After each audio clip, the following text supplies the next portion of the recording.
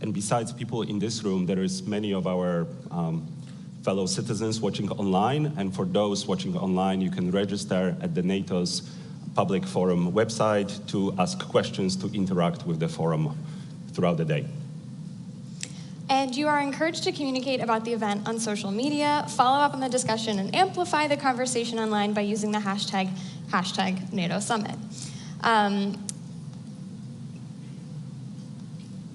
Also, I want to mention that we have a couple of content creators who are conducting interviews in the YouTube studio backstage: Sam Ellis, Victoria Reichert, and Marvin Newman. Wonderful. And this is, of course, a team effort. Working together with NATO Public Diplomacy Division, and the US government was a team of co-organizers, which I want to recognize today and right now: the Atlantic Council, CNAS, GlobSec, the Hudson Institute, and my home organization, the German Marshall Fund of the United States. I would also like to acknowledge our corporate partners. We are truly grateful for their support. I'd like to thank our lead sponsors, Google, who is also supporting the YouTube studio on-site, AWS, Microsoft, and Northrop Grumman, and our generous partners, Boeing, Dataminr, Leidos, Lockheed Martin, MBDA, Oracle, and Saab. So as you can see, it takes a village to organize such an amazing forum. And I want to recognize also our institutional partners, those behind me, who reached out throughout the alliance to make this forum happen and to let everyone know that this is a great program. So please also reach out to our institutional partners. And with that, to officially open the event, it is my great pleasure to invite on stage Marie Doha Besson-Sonnot, Assistant Secretary General for Public Diplomacy at NATO, and Amanda Mansour, Special Assistant to the US President and Senior Director for Partnerships and Global Engagement.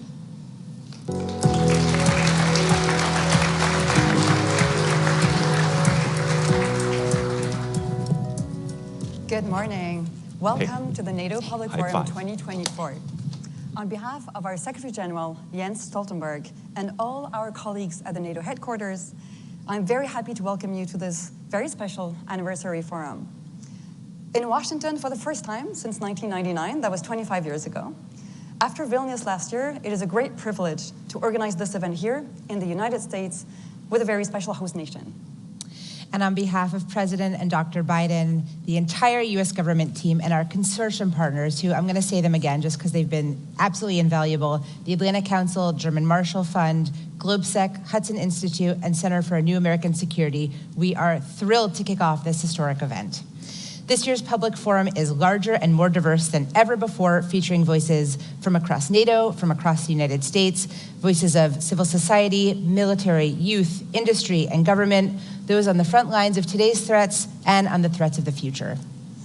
We have also partnered with institutions across the alliance to enable colleagues in all 32 allied nations and many partner nations, not only to follow the event, but also to engage with us live. So to all those attending the watch parties here in DC, back in Belgium, in other locations across the Atlantic, welcome to you too. And finally, a big welcome to the 4,000 followers who are already with us online. This event is indeed being live streamed. The United States is grateful for the opportunity to host the NATO Summit here in Washington, D.C. for a few reasons. First, it's NATO's 75th birthday, so happy Diamond Jubilee. And congratulations to the 1 billion NATO citizens for this incredible milestone, for the investment, leadership, and sacrifice that brought us here, and for the many accomplishments still ahead. Second, as you NATO nerds might already know, 75 years ago, the Washington Treaty was signed right here by the original 12 allies in Washington, D.C. And I'll note that last night, Secretary General Stoltenberg described the Washington Treaty by saying, "Never have so few words meant so much to so many." Last, but certainly not least, we are grateful to be this year's hosts because of the foundational role that alliances and partnerships play in US foreign policy. And there is no better example than NATO, the standard bearer for the world. Strengthening and modernizing our alliances has been one of the central projects of President Biden's foreign policy since he took office. So you can imagine how happy we are to spend a whole week with single-minded focus on just that. The Public Forum is definitely NATO's premier public event to connect friends and citizens across the globe to our alliance.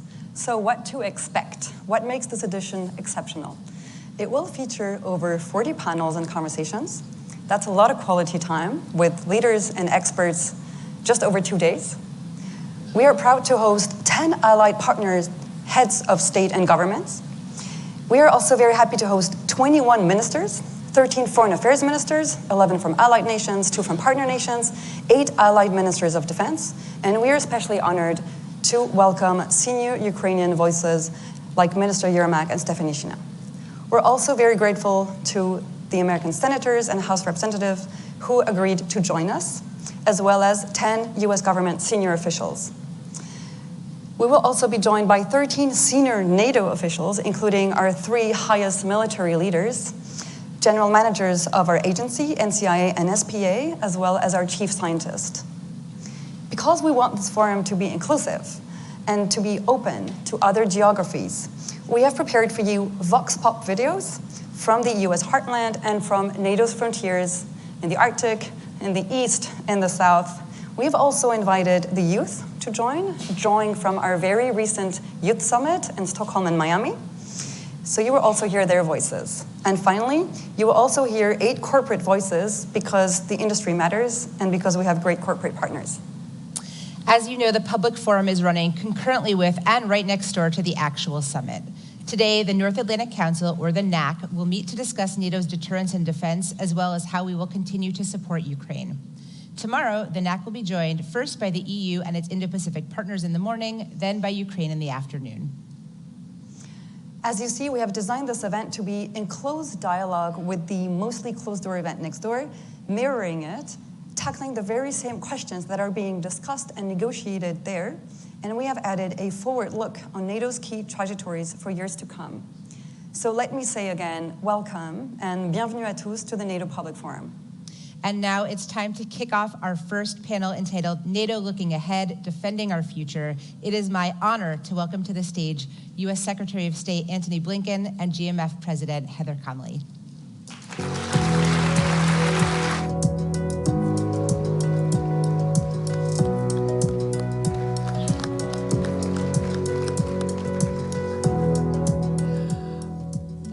Thank you so much, Amanda and Marie Doha. Warmest of welcomes to you, Secretary Blinken. And good morning, NATO Public Forum. You and I have an awesome responsibility here. You and I are sort of like the pace car for this 2-day race of the Public Forum. I'm counting on you, Heather. Well, I'm counting on you. So I guess we have to say, let's start our NATO engines and let's get going. And we have a lot of news to talk about, a lot of the most pressing issues on the agenda. But I just want to take a moment. I want to take a moment and honor this historic moment. So I looked back at those transcripts from 1949, and I discovered what the 51st Secretary of State said at the signing, Secretary Dean Acheson.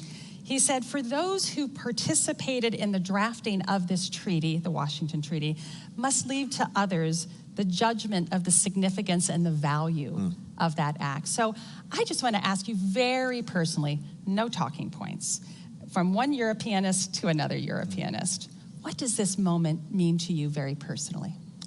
Well, first, good morning, everyone. It's great to be with you today. I don't think we've seen this kind of assemblage of, we heard the term, use it. NATO nerds. You're all here. We celebrate this. We celebrate it. And I proudly count myself among you, and have for more than 30 years now. Yes, sir. The moment means a lot of things. The moment means 75 years. Jens Stoltenberg said it yesterday. This is now the longest enduring alliance in history. That in and of itself is remarkable. But I think it's evidence that country after country, government after government, representing now 1 billion people, has seen the extraordinary value of this alliance. And I think it really boils down to this when you think about it, because when Dean Acheson was here, when our predecessors were here, they were coming off 2 world wars. And the absolute priority for them was trying to put in place the understandings, the arrangements, the structures to prevent another global conflagration. And NATO was at the heart of that. And what is at the heart of NATO? This extraordinary commitment that an attack on one is an attack on all is the strongest possible deterrent to conflict, the best possible way to avoid war, because Any would-be aggressor contemplating an attack knows that if they take on one of us, they have to take on all of us. And what we've seen over 75 years is a defensive alliance that's kept the peace for the citizens that it represents. And that in turn enables something else, because ultimately, NATO is not an end in itself. The end in itself is to make sure that citizens of the countries that come together in NATO are able to lead their lives freely, securely, to try to make progress, to try to hand down a better life to their children than one they had. And it starts with the security. If you have that, everything else becomes possible. Absolutely, thank you. Well, one of the pressing priorities at this 75th year is, of course, Ukraine. Last evening, we heard President Biden make some announcements about a new air defense package for Ukraine. So, Mr. Secretary, I actually want to start with that news. I hope you can help us unpack that and tell us a little bit more about the Ukraine package that we can expect at the summit. Well, you heard the President yesterday talk about the work that we've done and other allies have done to put together more air defense systems for Ukraine, notably Patriots, but also many other systems, because we know that's the key to so many things. It's a key to defending Ukraine's infrastructure. It's a key to defending its people. It's a key to defending its forces. It's also key to making sure that we're unlocking the private sector and economic investment in Ukraine that will also be essential to Ukraine's success going forward. But people need to make investments in secure environments. So these air defense systems, we know, have been job number one for Ukraine and as a result for the alliance that's supporting it. But this is just part of a comprehensive package that we're putting in place, that we've actually put in place since before day one, to make sure that Ukraine has what it needs to defend itself when it needs it. And I'm also pleased to announce that as we speak, the transfer of F-16 jets is underway, coming from Denmark, coming from the Netherlands, and those jets will be flying in the skies of Ukraine this summer to make sure that Ukraine can continue to effectively defend itself against the Russian aggression.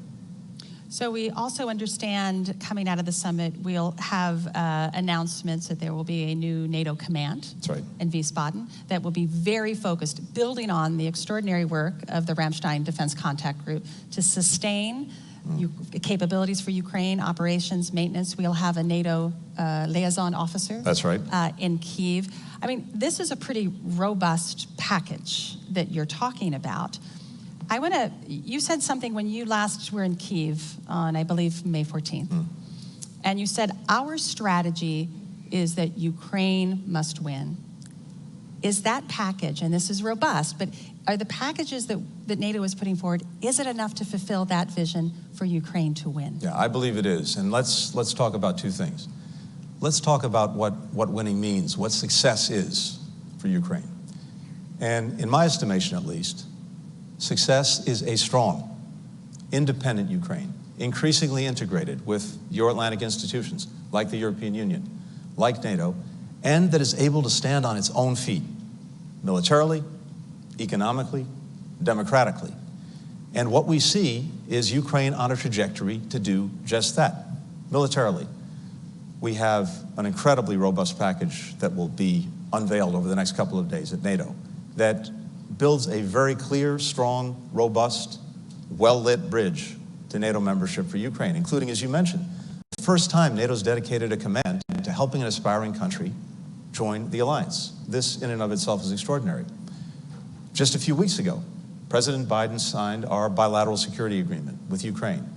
At the last NATO summit, on its margins, President Biden brought together more than 30 countries to negotiate and now sign these bilateral security agreements. What does that mean? It means that for the next decade, country after country has vowed to help Ukraine build its deterrent and defense capacity. That sends the strongest possible message to Vladimir Putin that he can't outlast Ukraine, he can't outlast Ukraine's partners. So the military trajectory is clear. The economic trajectory is critical, making sure that private sector investment is being driven into Ukraine. Our former Secretary of Commerce, Penny Pritzker, has been leading our efforts with so many other allies and partners. We just had a very strong reconstruction conference in Germany. But all of this is about making sure that investment is driven to Ukraine. I'm convinced that Ukraine has tremendous capacity, first, to develop a strong defense industrial base for itself, and for other countries, but also because of the extraordinary innovation of Ukrainian entrepreneurs, the Ukrainian economy, to develop a strong, robust economy. Of course, the air defenses are critical to make sure, as I said before, that investments that are being made, physical investments that are being made, are protected. And then finally, democratic deepening. The fact that the EU opened its accession process with Ukraine, the fact that NATO also requires, as Ukraine moves irreversibly along the path to membership, that it continue reforms, that's the strongest guarantee that the reforms that the Ukrainian people so strongly support will continue and will deepen. And that results in a Ukraine that is strong, that is independent, and that is the best possible rebuke to Vladimir Putin. Mr. Secretary, I'm so glad you talked about the well-lit bridge, because I think an enormous amount of energy is being expended upon verbal gymnastics in some ways, the irreversible path, the well-lit bridge, all of these terms. But what you've been talking about, the actions, the robustness, that speaks louder than words. That's exactly right. That's the relationship with NATO. But why are we so caught up? Why can't there be greater simplicity and clarity about this incredibly close relationship that Ukraine will join NATO? Help me understand why we're using all of these very creative words. Well, we have a lot of very talented people who have to spend a lot of time writing NATO declarations. We want to make sure they're fully employed. So that's the secret. So, as someone who's done that myself in the past, in all seriousness, by the way, please. Our colleagues are doing extraordinary work because, look, we have 32 allies. This is a democratic alliance, an alliance of democratic countries. Different countries have slightly different views on some of these issues, and part of our responsibility is to proceed with consensus. The greatest strength that we have, the most valuable currency we have as an alliance, is our unity, but that unity doesn't just happen. It's the product of conversation, it's the product of listening, it's the product of talking, it's the product of building that consensus, and it gets reflected in these documents. But Heather, you're exactly right. I think it's important to look at the words, but it's even more important to look at the actions. As I said a moment ago, the first time NATO's had a dedicated command to helping an aspiring country join the alliance. And that has very practical components to it that will, I think, speed Ukraine's accession to the alliance. And we talk about a bridge. It's nice to have an image, a metaphor. As my colleague Jim O'Brien likes to say, it's a bridge that's going to be strong, well-lit, and with this command, I think it'll be a short bridge, too. So I'm going to sprinkle another historical quote, and this was by President Truman the year following the signing of the Washington Treaty. At his inaugural address, he said, and I thought this is a good definition, not quite that word salad that we were talking about, the main objective of the North Atlantic Treaty is to erase any possible doubt and uncertainty that may be lurking in the minds of potential aggressors. Is that package enough to deter Vladimir Putin on Ukraine? That's the question. Does that provide sufficient certainty? Well, first, President speaking clearly, speaking directly, and we'll try to live up to that example as best we can. But look, the proof will be in the pudding. I believe it should. But at the end of the day, what is so important is delivering these practical results, showing that Ukraine has the capacity, that its partners have the capacity. I mentioned a moment ago the fact that the F-16s are on their way. The transfer is happening as we speak. They'll be flying in the skies of Ukraine this summer. That's another very important proof point because, again, it concentrates Vladimir Putin's mind on the fact that he will not outlast Ukraine, he will not outlast us, and if he persists, the damage that will continue to be done to Russia and its interests will only deepen. The fastest way, the quickest way to get to peace is through a strong Ukraine. Absolutely. To sort of twist President Truman's words a bit, I'm wondering if the aggressor is starting to put doubts in the mind of some NATO members. And what I'm speaking about is these brazen hybrid attacks. We've seen a series of them. In fact, quite extraordinarily, U.S. bases across Europe had to go on high alert this last week. This is starting to be of greater concern. What does NATO have to do to try to get to that problem? Because that is, undermining NATO unity. It has to do, and it is doing, what it's always done, which is to adapt. When we came into office, one of the most important things to do from the outset, besides re-engaging the alliance, re-energizing it, and as necessary, reimagining it, was to put forward a new strategic concept, the first one in a decade, to take account for the fact that we're in a dramatically changed security environment with not only new actors posing challenges, but also new means, new methods. That strategic concept reflects the fact that we have these hybrid threats. Since we put out the strategic concept, we've been working to turn it into real plans, real programs that demonstrate that NATO is capable and effective in dealing with exactly these kind of challenges. That's going to be carried forward at this summit. More to be said about that in the next couple of days. But I can tell you from the meetings that we've had to prepare for this summit, every ally is acutely aware of this. Every ally is acutely focused on this. The fact that we've seen attacks in recent months, arson attacks, sabotage attacks, attempted assassinations, misinformation, disinformation, cyber threats. These are not one-offs. This is part of a deliberate strategy by Russia to try to undermine our security and undermine the cohesion of the alliance. It's not going to work because we see it and we're acting on it. I think we need to start acting on it. It's so concerning that these are increasing for sure. Let me turn a little bit to the broader elements of the summit and working with our Indo-Pacific partners. The largest land war in Europe since the Second World War is not simply a concern to the Euro-Atlantic community. We now, this week, have Chinese military exercising with the Belarusian military. We have reports of North Korean trainers coming into Russia. This is now a global alignment of our adversaries from Russia to China, Iran, and North Korea. Can NATO play that bridge between the Indo-Pacific and the Euro-Atlantic? This is the third summit where our 4 Indo-Pacific prime ministers are here.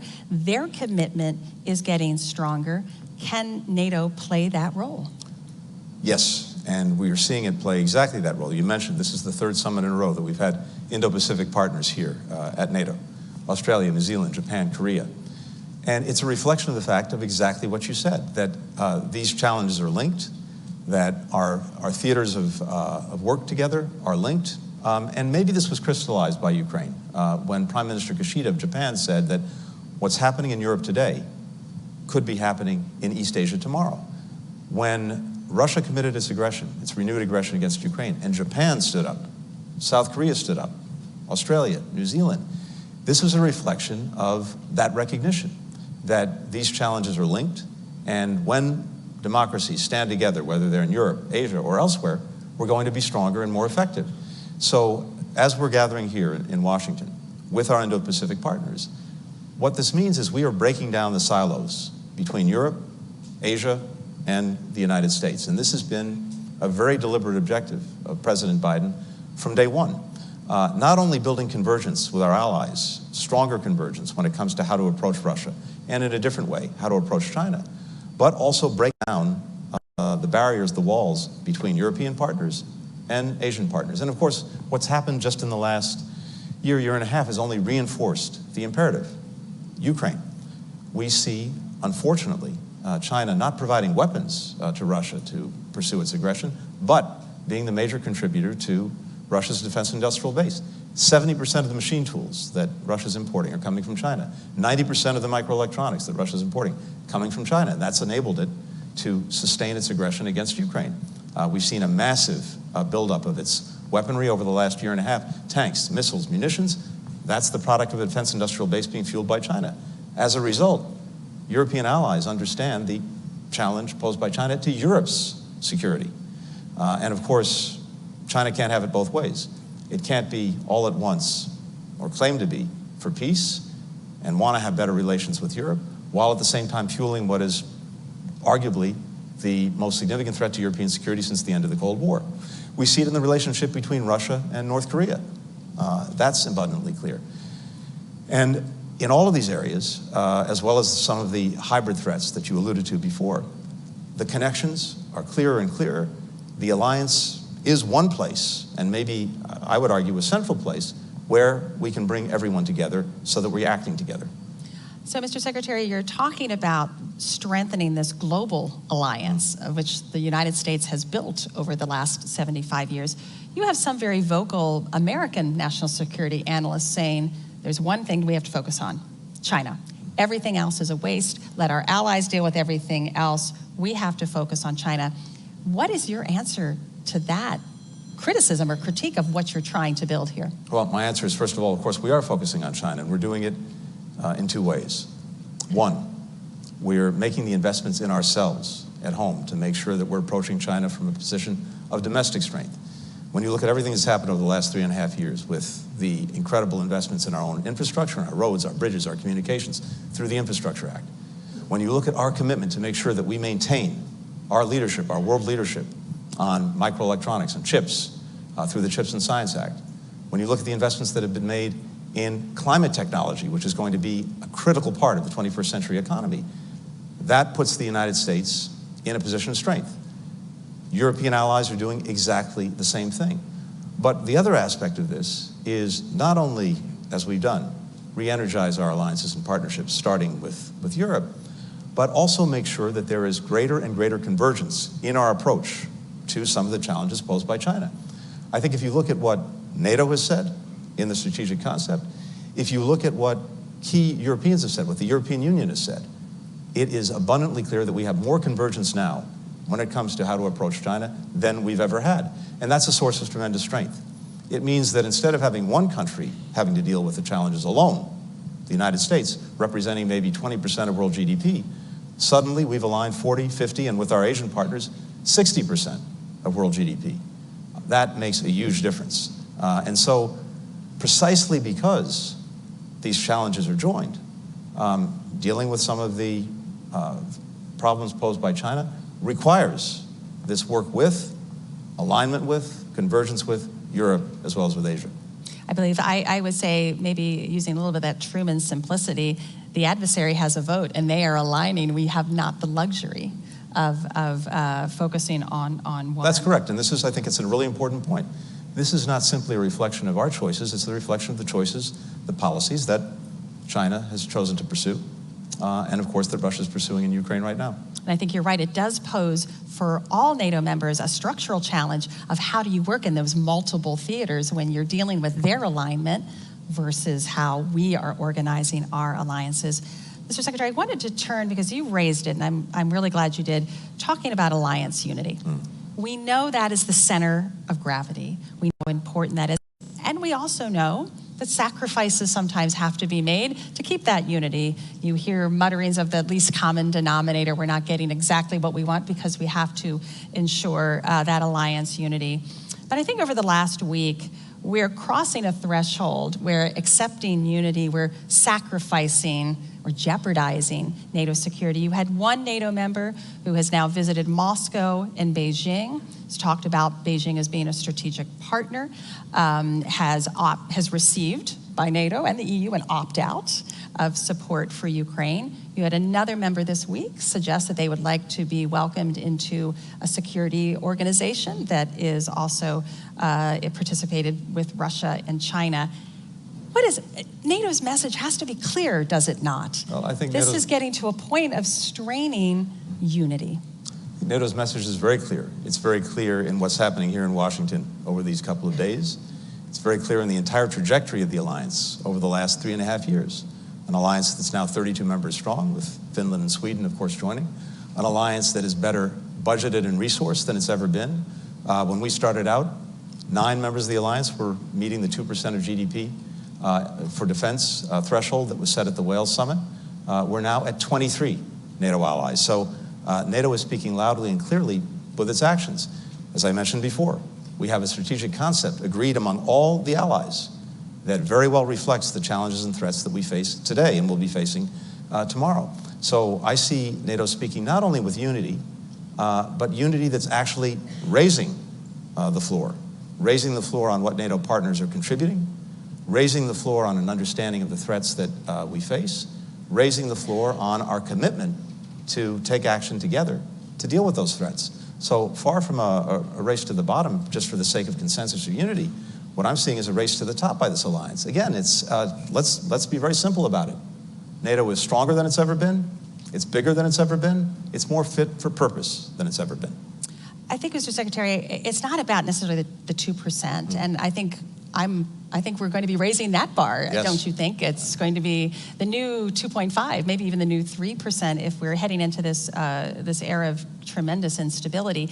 No, but I'm saying even a NATO member can spend 2%, but still be working to undermine the security of the alliance itself. So it's not just 2%. How do we get back to, again, that core of the Washington Treaty, the preamble? We defend democracy, we defend a certain set of values. When allies don't profess necessarily to uphold those values, what's the answer? I mean, this is about us. It's not about the adversary. It's about who we are. Of course, allies, as we speak, for the last 2.5 years now, have been defending those values, defending our democracy that's at stake in Ukraine. They know that it's not only about Ukraine, it's not only about the Ukrainian people, it's actually about the values that unite us and the basic principles that all of us have agreed on together with so many other countries around the world that were designed to try to keep the peace and protect against aggression. And NATO countries are standing up day after day to defend those principles, to defend those values. Now look, communicating with adversaries, with enemies, that's fine. Communications are important. You want to make sure that at least you're not misunderstanding each other. But of course, what's communicated is really important as well. I would hope that anyone, for example, going to Moscow now, makes very clear to Vladimir Putin that NATO's not going anywhere, Ukraine's not going anywhere, the European Union's not going anywhere, and that what we just saw the other day, a horrific attack on a children's hospital, is totally, totally, totally unacceptable, and Russia will continue to be ostracized as long as it engages in those kinds of actions. I would hope and expect that anyone going to Beijing makes clear what I said a moment ago, that continuing to fuel Russia's defense industrial base, continuing to allow the greatest threat to European security since the end of the Cold War to go forward, is something that is unacceptable to Europe. And that means unacceptable is a word. Actions follow that, including, as necessary, sanctions, including, as necessary, not allowing relations that Beijing might seek to improve to actually improve. So what we're focused on is what allies and partners are doing, and I tell you as an alliance, what we're doing is evidencing greater strength and commitment to the principles, the values that are at the heart of this alliance that I've seen. Are you confident those messages are being sent? I have confidence those messages are being sent. Right. But again, we come together as 32 countries. From the perspective of the United States, it's so important that we listen to each other, that we communicate clearly with each other, and yes, we develop consensus. But what I'm seeing again is a consensus that is moving us up, not holding us back. So we've welcomed, this is Sweden's first right. NATO summit. Great to come in. We've got this bolt of energy, I feel it, with Sweden and Finland joining. There's an energy in the Nordic-Baltic quadrant of NATO. How has it been to welcome those new men? They're seeing what's behind the curtain. How have you introduced your two new colleagues now into NATO? Tell us some good stories. Well, of course, Sweden and Finland have been NATO partners for a long time. They've contributed tremendously to the alliance, to our common endeavors for a long time. But to have them at the table is something I suspect most people in this room 3 years ago, I doubt anyone really would have imagined that.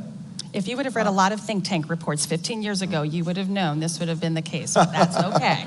Let it slip. I might have written one or two of those reports back in the day. So. See? But in all seriousness, you're right. I think it has added a jolt of energy. They're both remarkable partners. They bring so much to the alliance. They change the strategic equation in a very powerful way. But it's also a reflection of new realities that the entire alliance is facing. New aggression, new forms of aggression, a new determination to stand up together to combat it.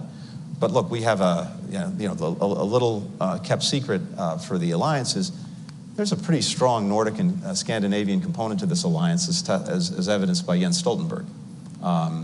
President Biden gave him the Medal of Freedom last night. And that was a very powerful reflection of the extraordinary leadership that he's demonstrated over a decade of incredible change for NATO, but a decade that he's managed with brilliance.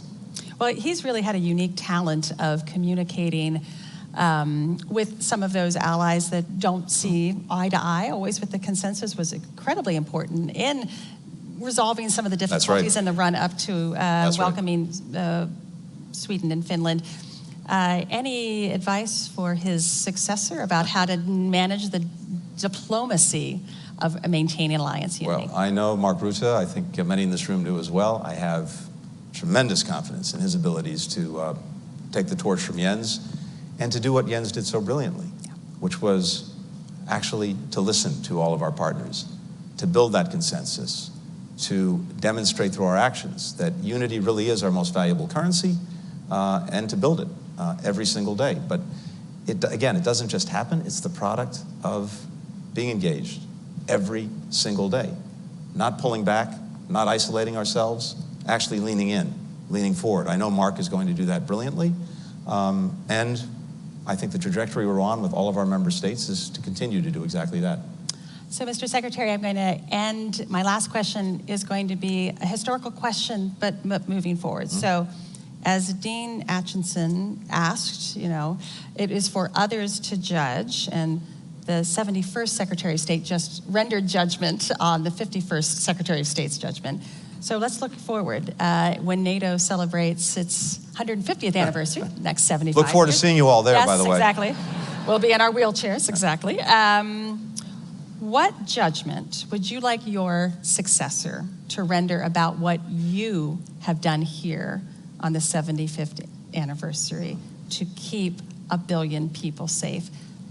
Will they know that we've done enough to advance the cause of freedom? Oh, the proof will be in the tests that are in front of us and how we meet them. But I hope that when we look back on this period in time, one of the conclusions that people will reach is that the United States was leaning in. We re-engaged our alliance. We helped to re-energize our alliance. We helped to reimagine our alliance so that even as we celebrate 75 years of the most successful defensive alliance in history, we were resolutely focused on the future and doing everything that we could in our time to make sure that that success for 75 years would continue and that the alliance would be adapted, focused, fit for purpose for our time and for the years ahead. Because again, I come back to what I started with, Heather. This alliance is a reflection of a commitment that leaders in all of our countries make to the people we represent. A commitment that we do everything possible to keep them secure, to prevent wars, to deter conflict, so that they can move on with their lives in freedom, in security. And so if we manage, as the result of the actions that we've taken over these last years and in this period, to do that in the years ahead, we will have succeeded. We will know we will do enough if Ukraine wins. That's right.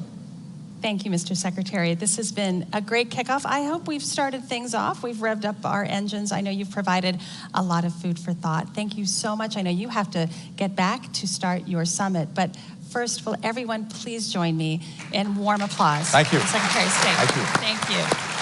Thank you.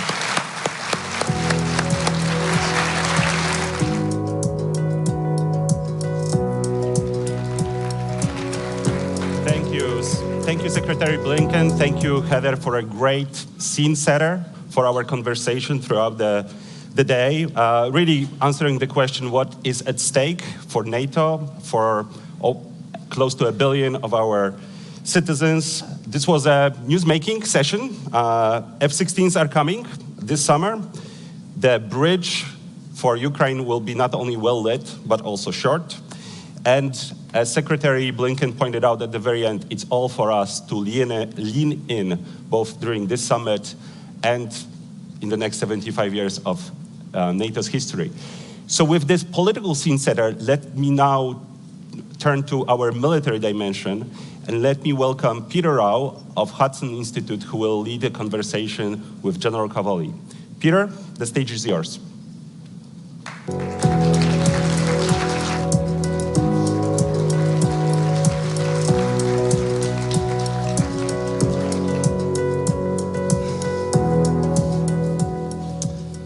Well, good morning. As mentioned, I'm Petr Rao, Senior Fellow and Director of the Center on Europe and Eurasia at Hudson Institute, and it is my high honor to be joined today by United States Army General Chris Cavoli, General Cavoli was commissioned into the infantry in 1987. He's had a long and distinguished career, culminating in his appointment to EUCOM, a position he took up on July 1st, 2022. And 3 days later, on our nation's birthday, July 4th, that's right, he became Supreme Allied Commander Europe. General Cavoli, welcome to the Public Forum. Thank you, Peter. At public conferences like these that focus on European security, we tend to talk a lot about deterrence, how to preserve the peace that the alliance has forged for us over the decades. Yeah. But there tends to be less focus on warfighting capability, the ability to actually win a war should deterrence fail. So to rectify that imbalance a little bit, let me ask you, how confident are you that the alliance could be able to conduct high-intensity combat 10, 20, 30 days into a war with Russia should deterrence fail? No, I'm quite confident. So we have, over the last couple of years, based on the work of my predecessors, one of whom is sitting right over there. Hi, Scap, how are you, sir? We have been building out a strategic concept and then the enablement of that strategic concept for the deterrence and defense of the Euro-Atlantic area. So it started with the strategic approach, and then it's come down through a couple of major documents. In the last couple of years, what we've done is turn those into concrete plans. Traditional, classical operational plans that describe how we're going to defend specific areas of the alliance and what we're going to use to do it and what the sequence of events is. This is a big shift. The alliance had gone for many years without plans since the end of the Cold War, real significant plans to defend the territory of the alliance. That has produced a whole range of changes for us. As you know, after the end of the Cold War, the alliance refocused on out-of-area operations and crisis management. These tended to be smaller scale operations done on a predictable basis, so it allowed for a cyclical force generation model. All of this gave us the opportunity to economize, especially in terms of higher headquarters and enabling organizations such as logistics brigades and long-range fires and things like that. All that's coming back now as a result of the plans. The plans have given us a force structure requirement that's guiding the way we resource the plans and the way NATO's militaries, the national militaries, compose themselves, what sort of forces they build for us. It is produced in a very short amount of time. Instead of a cyclically available brigade or two, we suddenly now have 300 forces at the higher two levels of readiness against the plans, 300,000, even more depending on how you count. That's because we've been able to amalgamate and incorporate national defense plans into the NATO defense plans so they complement each other. And it's produced an ability to be forward postured. As you know, we've got 8 battle groups on the ground, forward postured, that blend with national host nation forces in their Article 3 responsibilities. So it's a very effective method. We have the right number of troops forward right now. We've been practicing at large scale our ability to reinforce. As you know, those battle groups need to be reinforced when the time is needed up to the brigade level. We've been rehearsing that. We've done extensive readiness checks to make sure they have the right amount of ammunition and so forth. And as we go forward, we've continued to do these large-scale exercises where we practice the subsequent reinforcement of specific areas. Steadfast Defender this year, over 90,000 soldiers. So I'm very confident in our ability to do that. We have some weaknesses that we have to work on, and we will. Those DDA family of plans were, of course, ratified at the last NATO summit in Vilnius. How far along are the allies in resourcing those plans? Quite far along. So, you know, all of this reorientation from out-of-area operations onto large-scale collective defense of the territory of the alliance is a profound shift, right? It's a very, very big shift. National militaries have to go through that shift on their own. The U.S. military has been undergoing it for several years now. And for the alliance, it's a big shift. It's challenged a lot of the ways we did business during the last 35 years. One of those is the way we generate force and the way we source our operational plans. The way we did it was frankly designed to put together very small organizations on a very predictable basis. Now, we've had to turn the system around. Instead of what will you make available, the question is, if we got into a large-scale fight, what would you not make available? We assume you'll make most of your military available. My deputy, Admiral Keith Blount, is the one who came up with this reformulation of the question, and it immediately refocused our allies in the way they contribute. So several allies have contributed their entire military force structure, save just a tiniest amount, to NATO's plans. As a result of this, for the most part, in capital platforms, in large ground units, we're pretty much where we need to be. We have some gaps in specific places, especially at enablement and logistics, that sort of thing. And those we're working on through the NATO defense planning process right now. My colleagues at Hudson Institute who track the war most closely have suggested that Russia has shown some adaptability on the battlefield and have learned some lessons along the way. Is NATO learning lessons from the war in Ukraine? And are you confident that our learning curve is ahead of the Russians? Yeah, so I think the first thing to remember is that NATO consists of nations' militaries, right? So those nations are studying very intensely the war in Ukraine, and each of the nations is, our member nations are developing and evolving new techniques and working on new technologies. But we as an alliance also study it very closely. We have a couple of different organizations that study the war in Ukraine, and we're about to set one up with our Ukrainian colleagues in Poland. The JTEC is going to come together, and that will really be an information exchange center for lessons learned. Then we incorporate those into our future doctrine. My friend Philippe Lavigne, who I hope is here someplace, the Supreme Allied Commander for Transformation, writes future concepts that are largely informed by what we're seeing in Ukraine. And then, of course, inside the alliance, we use our exercise program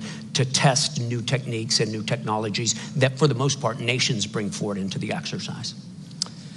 But it is quickly evolving. Your colleagues at Hudson are right. The Russians are very cleverly adapting to technologically and procedurally to many of the challenges that they run into in Ukraine. One thing that's less discussed are SACEUR's peacetime authorities. Sure. But that has evolved somewhat since Tremendous. the onset of full-scale hostilities in Ukraine. Are your authorities commensurate and sufficient to prepare the alliance in a period of high tension prior to the full onset of hostilities? And perhaps for the audience, you could just lay out what those authorities are. Yeah. So SACEUR's authorities were pretty circumscribed during long periods of peace, which is fairly appropriate, right? At the beginning of this conflict, my predecessor, Todd Walters, petitioned the NAC to activate the 5 graduated response plans, which is a form of planning process that we had. When those were activated, General Walters suddenly got significant authorities to move folks around. For example, he got the authority to deploy parts or all of the very high readiness joint task force on his plan. He got the authority to perform specified enhanced vigilance activities throughout the AOR, so he could name an operation and then conduct it, defensive operations. As we came through the new family of plans, one part of the modernization of NATO's collective defense has been to change the way we grant authorities to SACEUR. And instead of going one by one through an incredibly arcane manual like this thick that gives one authority at a time, what we've done is we've bundled authorities together and we've attached those to certain alert states. And some amount of the alert state I'm allowed to declare, like up to alert state yellow, and just inform the NAC, and that gives me certain authorities. And then for higher levels of alert, the NAC has to grant that in a deliberate political move. So I have the authority to do everything I need to do right now, I believe, in the run-up to a period of conflict, to include deploying forces to deter the conflict, and then to be in position and be ready if the alliance should invoke Article 5. Yeah, I do think we've made a huge amount of progress in the past couple of years on that. Because it's so rare to have the opportunity to interview SACEUR, I asked a few of my colleagues for a question, and so I've gotten one from them. Can't they just raise their hands? They dare not show up given the question. I'm just kidding. Oh, no. The NATO force model is replacing the NATO response force. And at Tier 3, the new force structure is expected to field 500,000 troops in 30 to 100 days. Such a large-scale deployment at high readiness will require a thorough inspection mechanism. Do you have any such measures in mind, like SNAP exercises? Yeah, we sure do. We've already got a readiness program inside the alliance. The question is how vigorously is it exercised, and is there any compliance mechanism inside it? Compliance in the alliance is always, up to nations. It's a political act how high a level of readiness they want to maintain. But I do have the authority and the systems necessary to go inspect readiness. We're changing some of the things we look at, right? So as we look in Ukraine, we've put in an increased emphasis on stockpiles and munitions and supplies on hand and readily available. We've extended the logistical systems necessary to deploy and to resupply to our troops. Instead of just looking at the sharp side of the sword, we're looking at the whole sword now. And we've developed teams that will become active very soon that will go out and check readiness based on my authorities to inspect the readiness of the forces under my command or that are to be under my command in a time of crisis. Yeah. We have a minute and a half left, so I'll ask you one final question. You mentioned the battle groups earlier. The president last night at the Mellon Auditorium discussed the 4 that were in existence prior to the full-scale invasion, the 4 new ones that have been put in place in the southern eastern flank of the alliance. We've seen what can happen under even short-term occupation by Russian forces in places like Bucha and Irpin. How confident are you that the forward land forces concept can guard against such a contingency in, say, the Baltic states? Well, the forward land forces concept is not the totality of our plans to defend, right? It's the beginning of it. It's the stuff that's in place. And it's only one domain. Those are just land forces. We have air forces, we have other forces, right? It's just the beginning. All of that gets reinforced at time of crisis, and in the case of a conflict, all of that would become reinforced. I'm very confident that it can defend forward. The plans are specifically designed and the timetables are specifically designed to defend every inch of the alliance's territory. And I think when we look at what happened in Ukraine, in places like Bucha, in Irpin, and places like that, Izium, I have a moral authority, a moral responsibility to defend every inch of our territory and all the citizens on it. General Cavoli, thank you for being here. Thanks, Peter. It's great. Thank you, sir.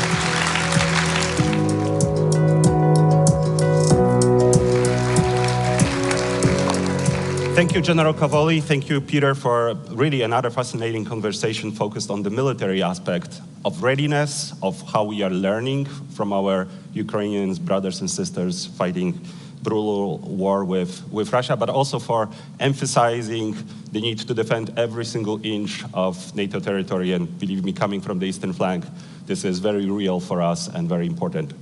Now, let me welcome Frederiksen, CEO and President of the Atlantic Council, for a conversation with the Secretary of Defense, Lloyd Austin. Frederick, the stage is yours.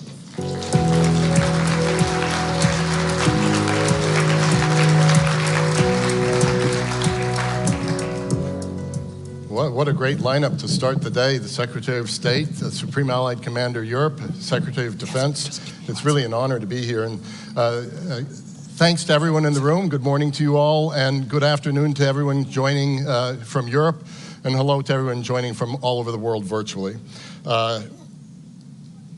Since its founding in 1949, since NATO's founding, the United States has played a pivotal role in safeguarding transatlantic security, and the Secretary of Defense has always been at the center of that. As one of NATO's founding members, the U.S. has proven to be a critical part of the alliance's collective defense and its adaptability to deter evolving threats. And they have been evolving.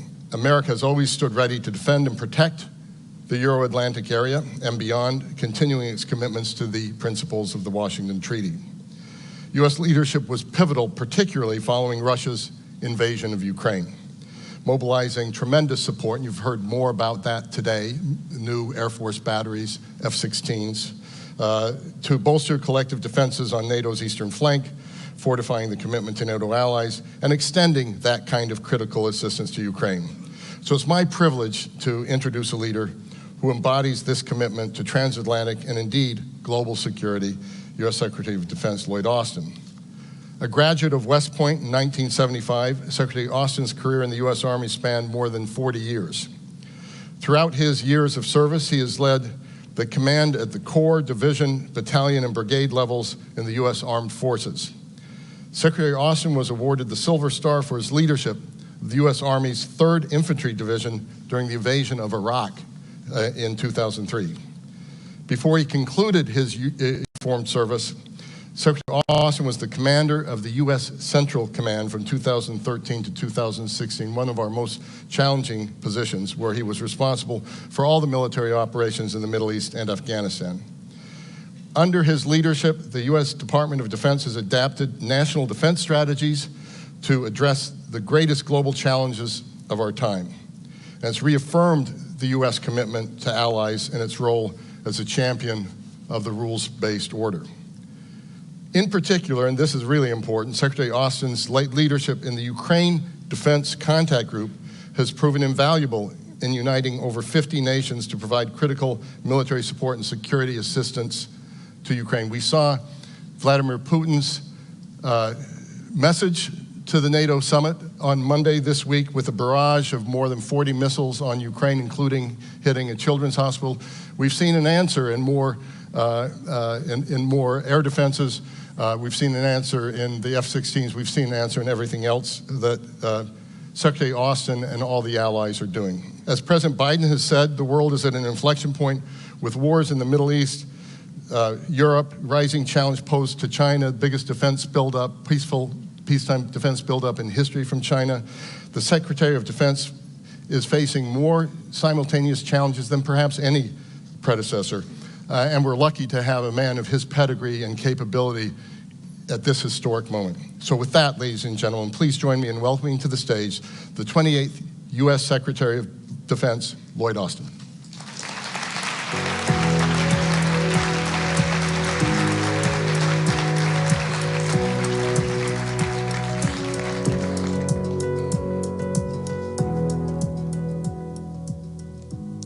Well, good morning.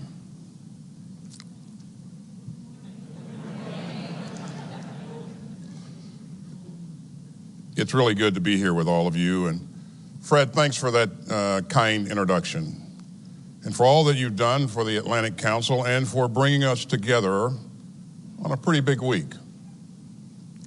It's a huge honor for the United States and President Biden to host this historic summit in Washington, just down the road from the site where the original 12 NATO allies signed the North Atlantic Treaty 75 years ago. And together, we're marking one of the great success stories that the world has ever known.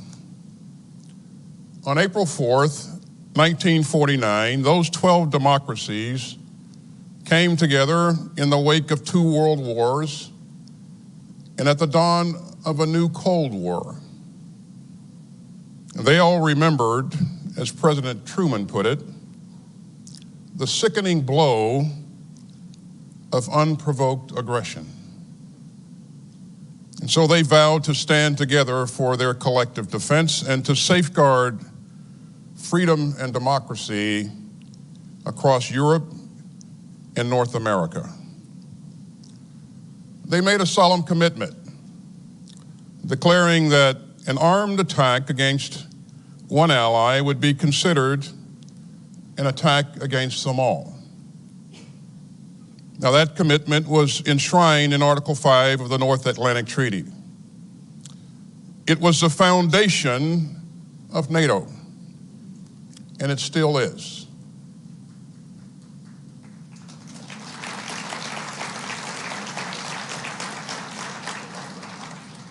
And on that bedrock, we have built the strongest and most successful defensive alliance in human history.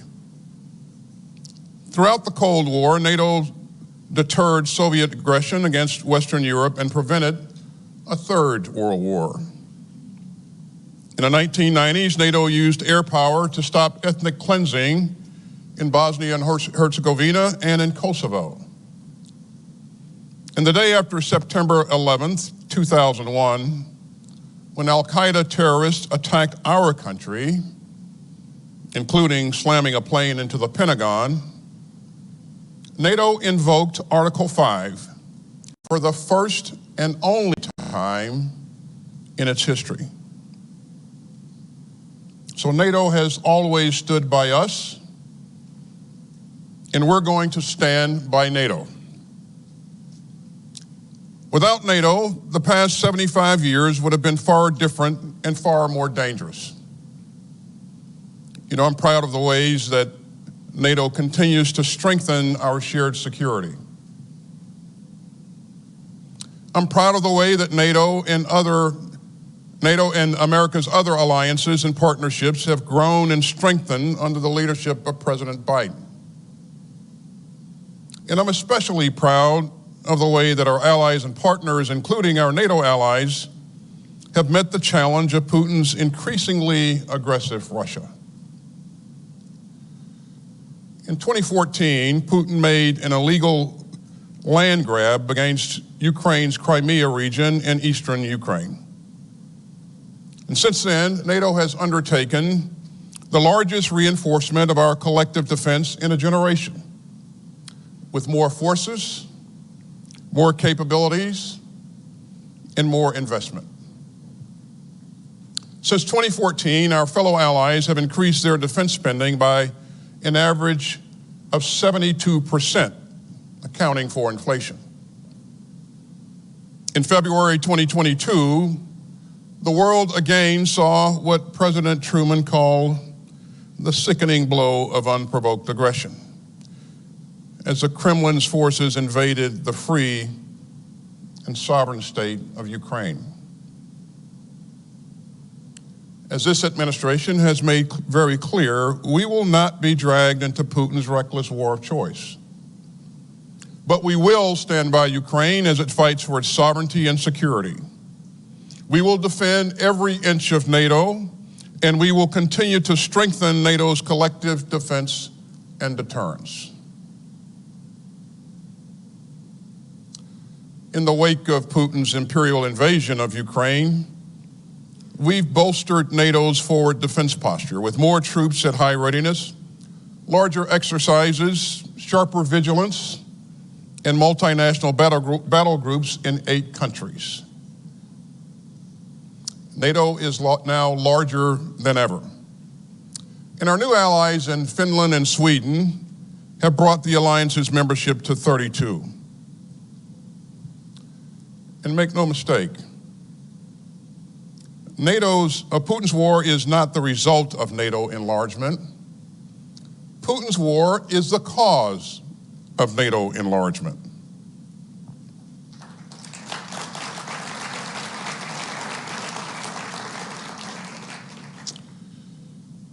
Over the past 3.5 years, we've also seen an historic increase in annual defense spending across the alliance by almost $80 billion.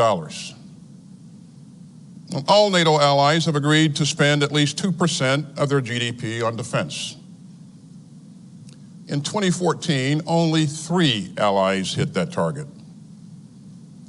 In 2021, only 6 allies did so. But this year, a record 23 NATO allies are meeting the 2% defense spending target. Now, our NATO allies are not just spending more on their own defense, they're also spending more on America's defense industrial base. That means platforms and munitions built in America. And that's helping to revitalize production lines across our country and to create good jobs for American workers. Now, all of that progress is a testament to U.S. leadership and allied solidarity. But it's also a testament to the leadership of our outgoing Secretary General, my good friend Jens Stoltenberg. Throughout a decade of challenge, Jens has guided the alliance with skill and steel. And we are all deeply, deeply grateful. Now, we're going to keep building on our progress, and we've got an ambitious agenda this week. First, we'll continue to implement NATO's new family of plans, the most robust since the Cold War. And that will significantly improve our ability to deter and defend against any new threat.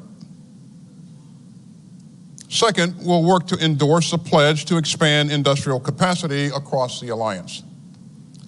And this will help us scale up military production and send an important long-term signal to industry. Third, we'll deepen cooperation in support of Ukraine's self-defense. We'll launch a new military effort to help coordinate some aspects of security assistance and training for Ukraine. And we're poised to agree on a new financial pledge to Ukraine. As another sign of our deep commitment to Ukraine's self-defense, a coalition of countries has been working tirelessly to provide F-16 fighter jets to Ukraine. And today, President Biden, alongside the Dutch and Danish prime ministers, is proud to announce the transfer of F-16s is officially underway, and Ukraine will be flying F-16s this summer.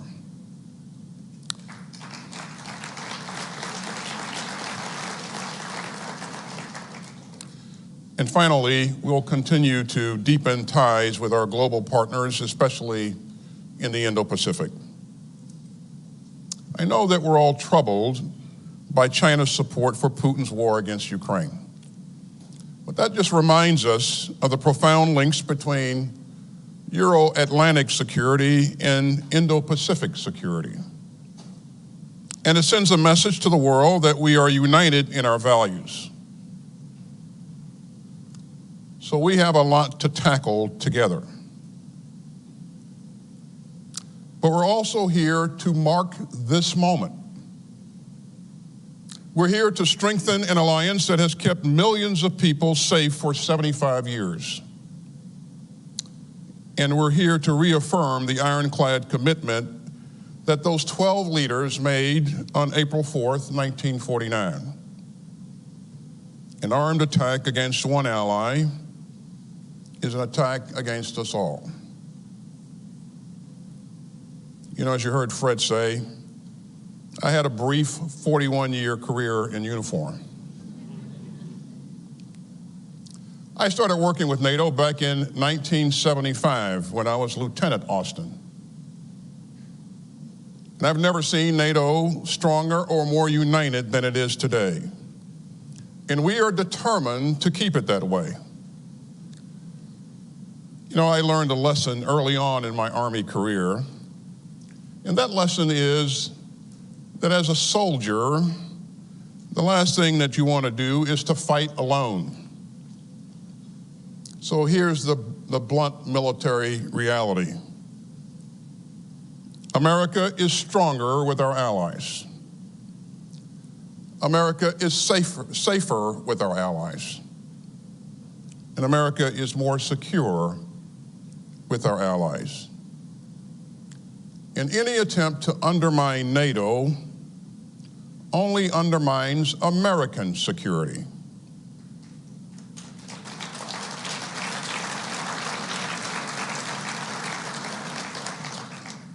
So we are here this week to strengthen NATO and to strengthen American and allied security for the next 75 years.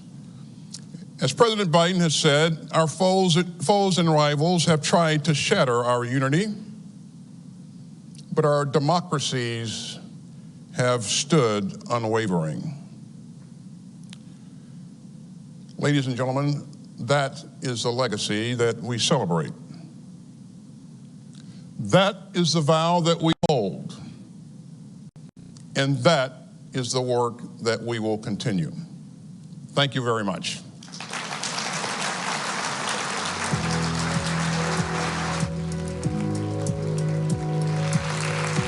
Secretary Austin, thank you so much for the speech, for your thoughts, for your leadership as well, for really underpinning and emphasizing the message that the last thing that a soldier would want to do is fight alone. With that, for our guests online, please tune in for conversations with Doug Lutt, U.S. Ambassador to NATO, and Rachel Rizzo. And for all of us here, there is a coffee break. Please be back at 10:35 and enjoy the conversations. Thanks.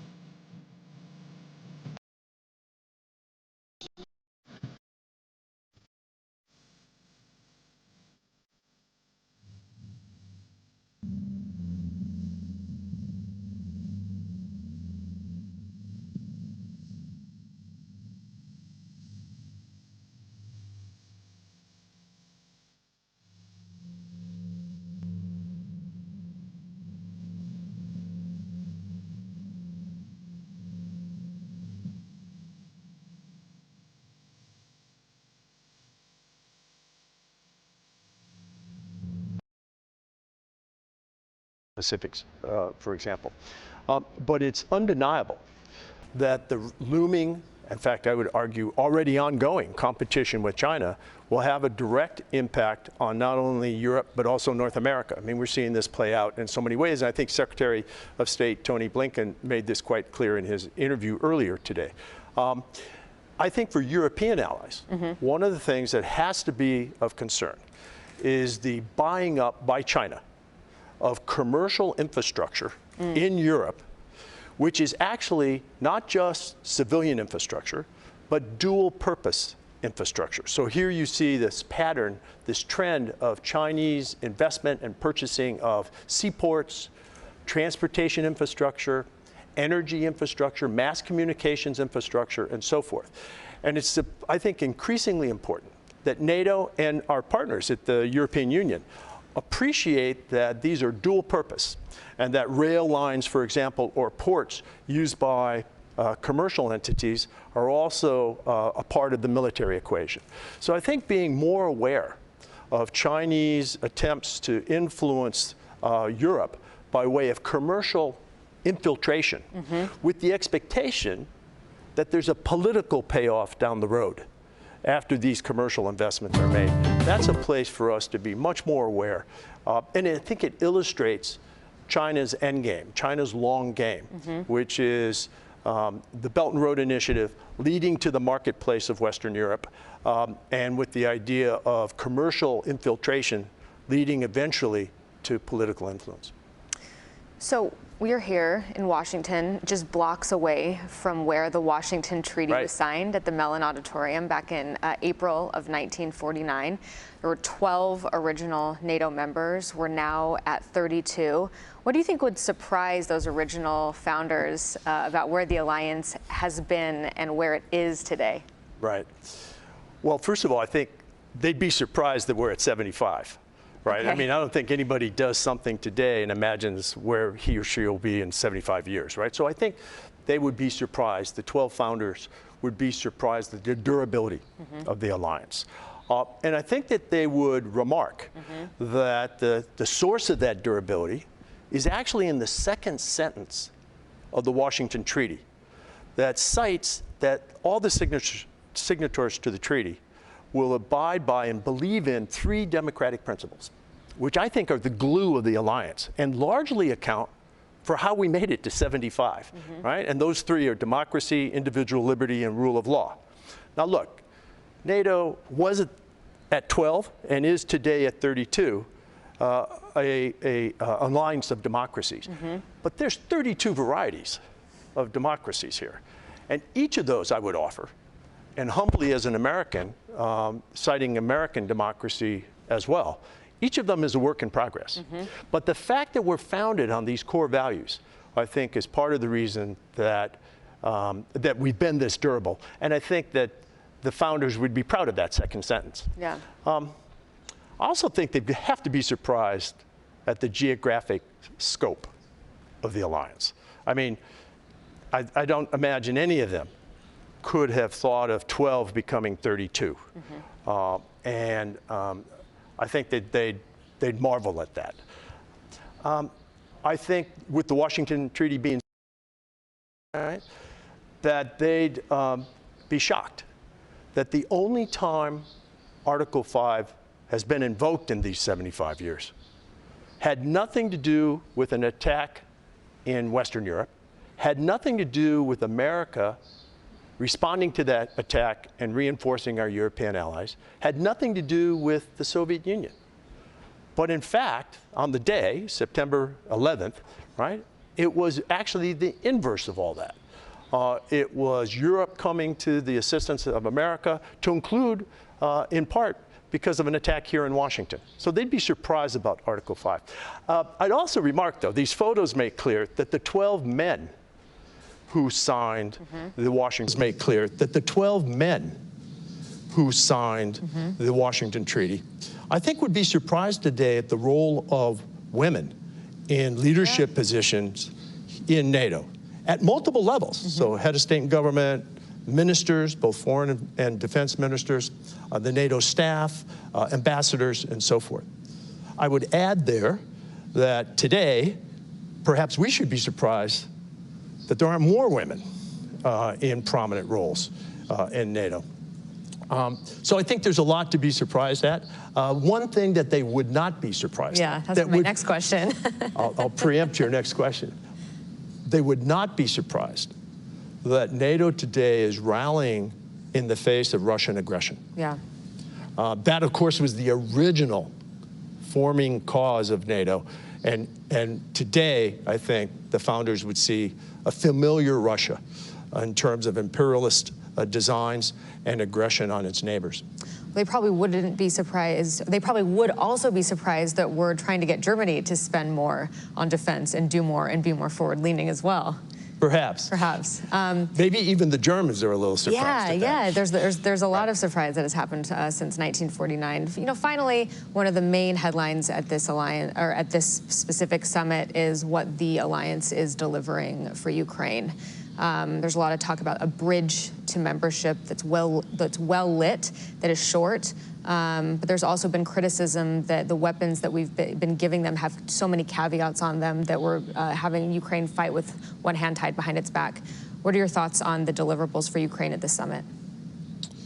Well, I think that the military deliverables and the political deliverables, these two parallel tracks or lines of effort for Ukraine, are predictable and quite candidly, quite modest. Yeah. I would have liked to have seen even more progress on military assistance and on fulfilling the commitment that Ukraine politically will eventually become a member. The bridge metaphor works in part, but I'm not sure it's completely satisfactory. Look, I think everyone here at the summit this week was stunned by just the blatant aggression of the most recent Russian attack on Kyiv and other cities, to include the tragic attack on the Children's Hospital, right? It's important for us to remember two things. First of all, that attack originated from inside Russia. Mm-hmm. And the base from which that attack was launched is essentially in sanctuary, because it is beyond the ability of Ukrainian indigenous capacity to strike it. And we have placed limits on the geographic range of the systems we've provided Ukraine.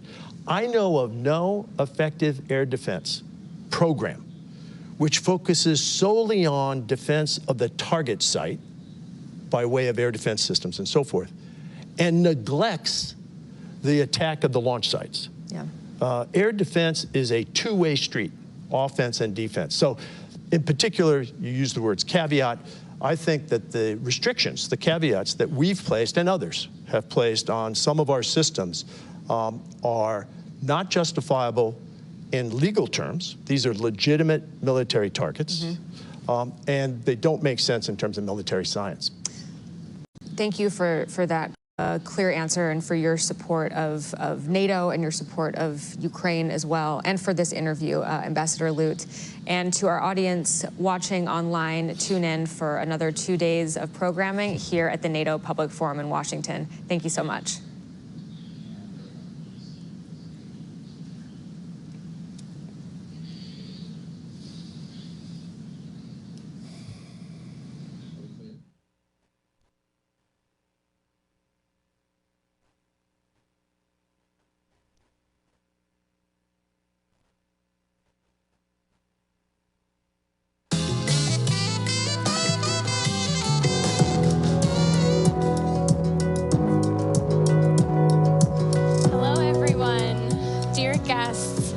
Before we resume our live conversations, we will be viewing a short video. Over the next few days, you will be viewing several videos created by the organizing partners of the forum, bringing in voices on the ground from across the alliance on a variety of issues. Please join me now in viewing the first such video from the U.S. Heartland.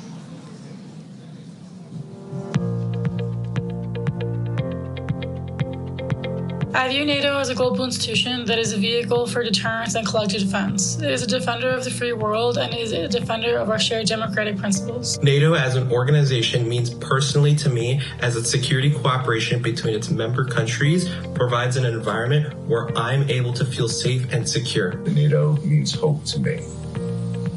Hope that through strength of unity, we will no longer have world wars and have to send our young people to fight in them.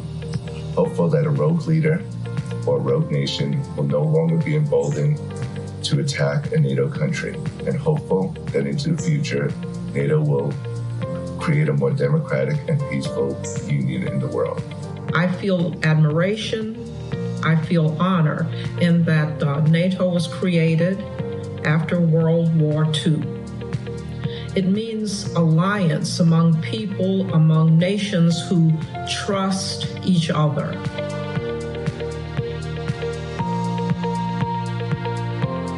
Apart from the obvious aim of peacekeeping and deterrence, it plays a crucial role in facilitating a coordinated effort to combat counterterrorism and cybersecurity. It is adapting to new threats, such as responding to disinformation campaigns and the weaponization of AI. In its 75-year history, NATO has been successful in providing and guaranteeing the security of its countries from foreign intimidation. I'm especially admiring the creation of NATO. Out of war came peace, and there were ideals of peace and harmony for the world in 1949, 75 years ago.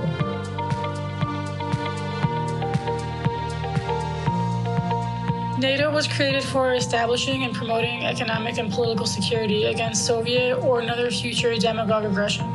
It's unfortunate that 75 years later, we are standing more or less in the same predicament with modern-day Russian military hostilities in Europe.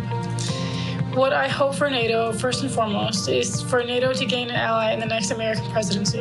And secondly, for nations in Europe to rise to the occasion and to meet the continued Russian aggression with the severity and seriousness it demands in order to protect Europe. Finally, a unified show of support in the future will demonstrate to other authoritarian leaders that NATO will not allow malicious leadership to trample on the will of the free world. What I wish for in NATO's future is to act as a bulwark of democracy in these trying times of uncertainty, economically and politically. As the future comes forward, we want that trust to be continued, and if it is at all destroyed a little bit, we want it to come back.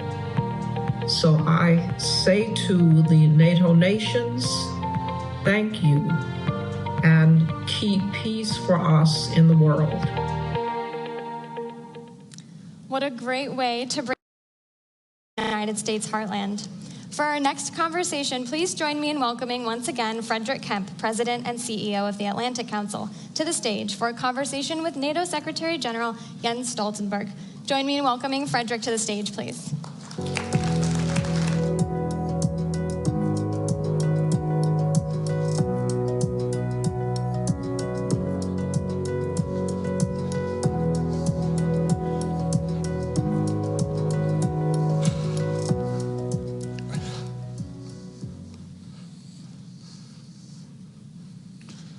Good morning. It still is morning. It's great to see you all here in person. It's wonderful to have so many people here online from all over the world, and of course across all of our allies in Europe as well. So it's my honor to introduce someone I've known a long time now, the NATO Secretary General Jens Stoltenberg. And I'm going to moderate a conversation with you in a moment, something you've called a pivotal moment for our alliance. I was going to start by saluting you on something I didn't know about, which is your great arm, because you threw out the first pitch of the Nationals game, and it was an amazing. Yeah. I was there in the heat, sweating while I was watching you, but it was an amazing salute to NATO. But having been at Mellon Auditorium yesterday evening, one of the most moving events I've been at, I'll instead quote President Biden, what he said to you as he gave you the Presidential Medal of Freedom, to a standing ovation, a really remarkable moment. He called you a man of integrity and intellectual rigor, a calm temperament in moments of crisis, a consummate diplomat. And I think the consummate diplomat, a person who can engage with leaders across all spectrums and across all nationalities. And I just want to salute you on behalf of everyone in the audience for more than a decade of the most extraordinary leadership. So let's start with that.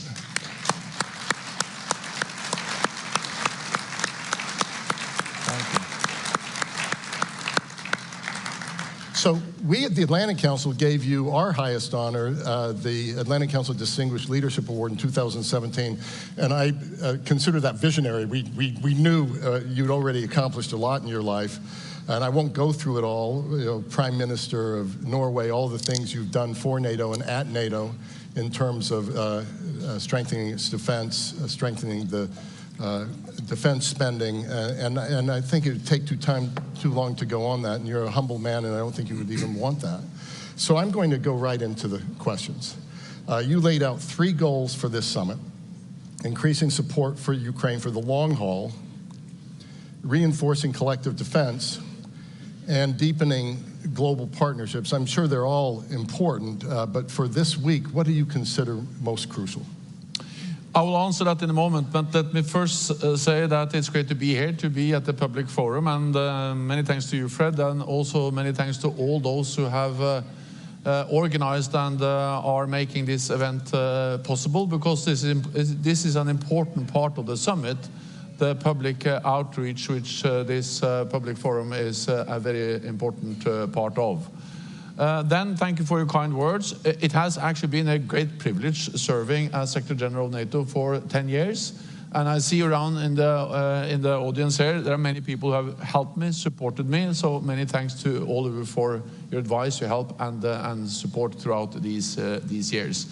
Then, on throwing the first pitch, that is the most difficult task I ever committed as Secretary General of NATO.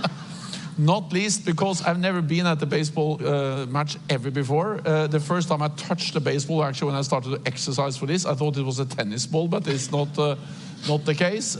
So it was a very steep learning curve, and I think my future is not in baseball. I think my future is in something else. I was going to say in the introduction that it showed that NATO always sets lofty targets. Yeah.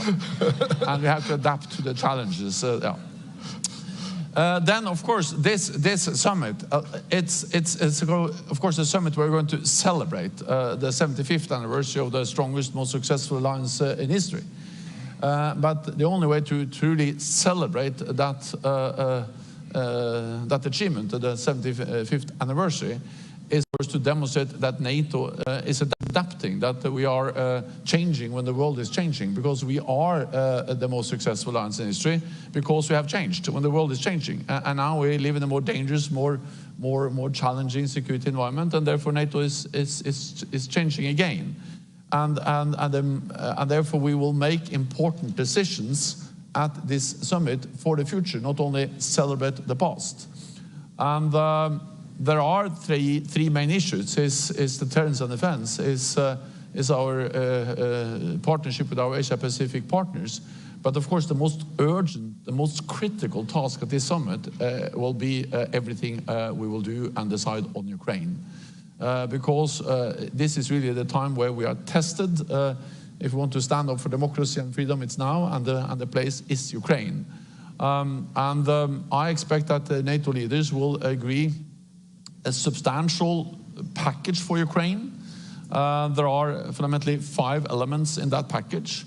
One is that we will establish a NATO command for Ukraine to facilitate and ensure training and delivery of security assistance to Ukraine. It will be 700 personnel. Will take over much of what the US have done so far in leading the coordination of security assistance and training. It will be a command in Wiesbaden in Germany, but also with logistical nodes or hubs in the eastern part of the alliance, to ensure that we have a more institutionalized framework for our support to Ukraine. Then it will be a long-term pledge to support Ukraine, not least to send the message to President Putin that he cannot wait us out, Because the paradox is that the stronger and the more we are committed for a long term to support Ukraine, the sooner this war can end. So that's the thing we have to do. Then we will have, and we have already seen some new announcements of military immediate support with the air defense systems, with F-16s and all the things that allies have and will announce. We have the bilateral, that's the third, also the announcement of more military aid. Then we have the bilateral security agreements, 20 agreed between NATO allies and Ukraine. And then the fifth element of the package for Ukraine will be more interoperability. We will have a new joint training and evaluation center in Bydgoszcz in Poland. We will have the comprehensive assistance package to help Ukraine implement reforms on the defense and security institutions to ensure that the armed forces are more and more interoperable with NATO. And together, the NATO command, the pledge, the bilateral security agreements, the announcement of new military support and interoperability, these 5 elements combined constitute a bridge to NATO membership for Ukraine. And later on today, we will see the language which we will agree in the NATO declaration on how to ensure that Ukraine is moving closer to NATO membership. So these are the 5 important deliverables on Ukraine that I expect allies will agree later on today. Not to press you on what's actually going to be in the document, because of course you can't reveal that, but we saw at the Vilnius summit, hearing it again in Washington, that allies closer to Russia or more eager to provide NATO membership sooner for Ukraine. And no doubt the bridge and all the elements of the bridge are pretty impressive, including the new command. But are Ukraine's NATO membership prospects sufficient? We did our own wargaming with our Estonian partners in the Estonian government. We found almost under any scenario Ukraine was safer in NATO, that Russia would respond in a way that would be less provocative with it in than outside. What's your thinking on that, and have we gone far enough with Ukraine? So first of all, the language you will see later on today in the NATO declaration, or the declaration for heads of state and government, of course that language is important because language matters. It sets an agenda, it points a direction. But of course, action speaks louder than words. So in addition to the language in the declaration on membership, which again is important, I think that what we actually do together with Ukraine is as important. And therefore, the fact that we now have a NATO framework, we'll have a NATO framework around the support. The fact that we have a long-term NATO commitment when we agreed the pledge. And also the fact that we actually are delivering more weapon systems to Ukraine. All of that is helping Ukraine to become closer to NATO membership. Because when we now deliver F-16s, we don't only deliver F-16s, we deliver the training, the doctrines, the operational concepts that will actually move Ukraine closer to being fully interoperable with NATO on more and more areas. So again, language is important, but the elements in the package I mentioned, they are actually changing the reality, enabling Ukraine to be to come closer to membership, so we can then, when the time is right, when we have consensus and the political conditions are in place, so when an invitation then is issued, they can become members straight away. I cannot give you a date because, as you know, there has to be consensus in this alliance on membership. But what I can say is that when the fighting stops in Ukraine, we need to ensure that that's really the end. Because what you have seen is a pattern of aggression. First, Russia annexed Crimea. We said that was unacceptable. After some few months, they went into eastern Donbass. We said that was unacceptable. Then we had the Minsk I agreement with the delimitation of the ceasefire line. That was violated, and Russia pushed the front lines further east, further west in Donbass in 2014. We had Minsk II, and the Russians waited then for 7 years, and they had a full-scale invasion of Ukraine in 2022, because Minsk II was in 2015. So we have seen a pattern where they've taken slices of Ukraine. So if there is now a new ceasefire, a new agreement, then we need to be 100% certain that it stops there, regardless of where that line is. And therefore, I strongly believe that when the fighting stops, we need to ensure that Ukraine has the capabilities to deter future aggression from Russia, and they need security guarantees. And of course, the best and strongest security guarantee will be Article 5. So therefore, I believe that a way to ensure that it stops is actually NATO membership. Thank you for that very clear answer.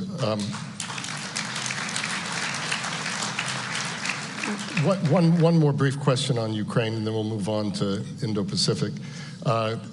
In a press conference you had with President Macron a couple of weeks ago, you noted recent gaps and delays and how they've led in funding and weapons and led to battlefield consequences. You said, quote, "We must give Ukraine the predictability and accountability it needs to defend itself." So 2 questions. Is everything you've talked about today that's going to be agreed enough? And secondarily, not just with uncertainties in US politics, which exist, but also uncertainties in European politics, do you worry at all about the sustainability of that support over time? So first of all, you are right that I have referred to, I also did that in Kiev in a meeting with President Zelensky earlier this spring, to the fact that during this winter and the early spring, allies didn't deliver on their promises to Ukraine. We saw the delays in the US, months agreeing a supplemental, but we also saw European allies not being able to deliver the ammunition and the support they have announced.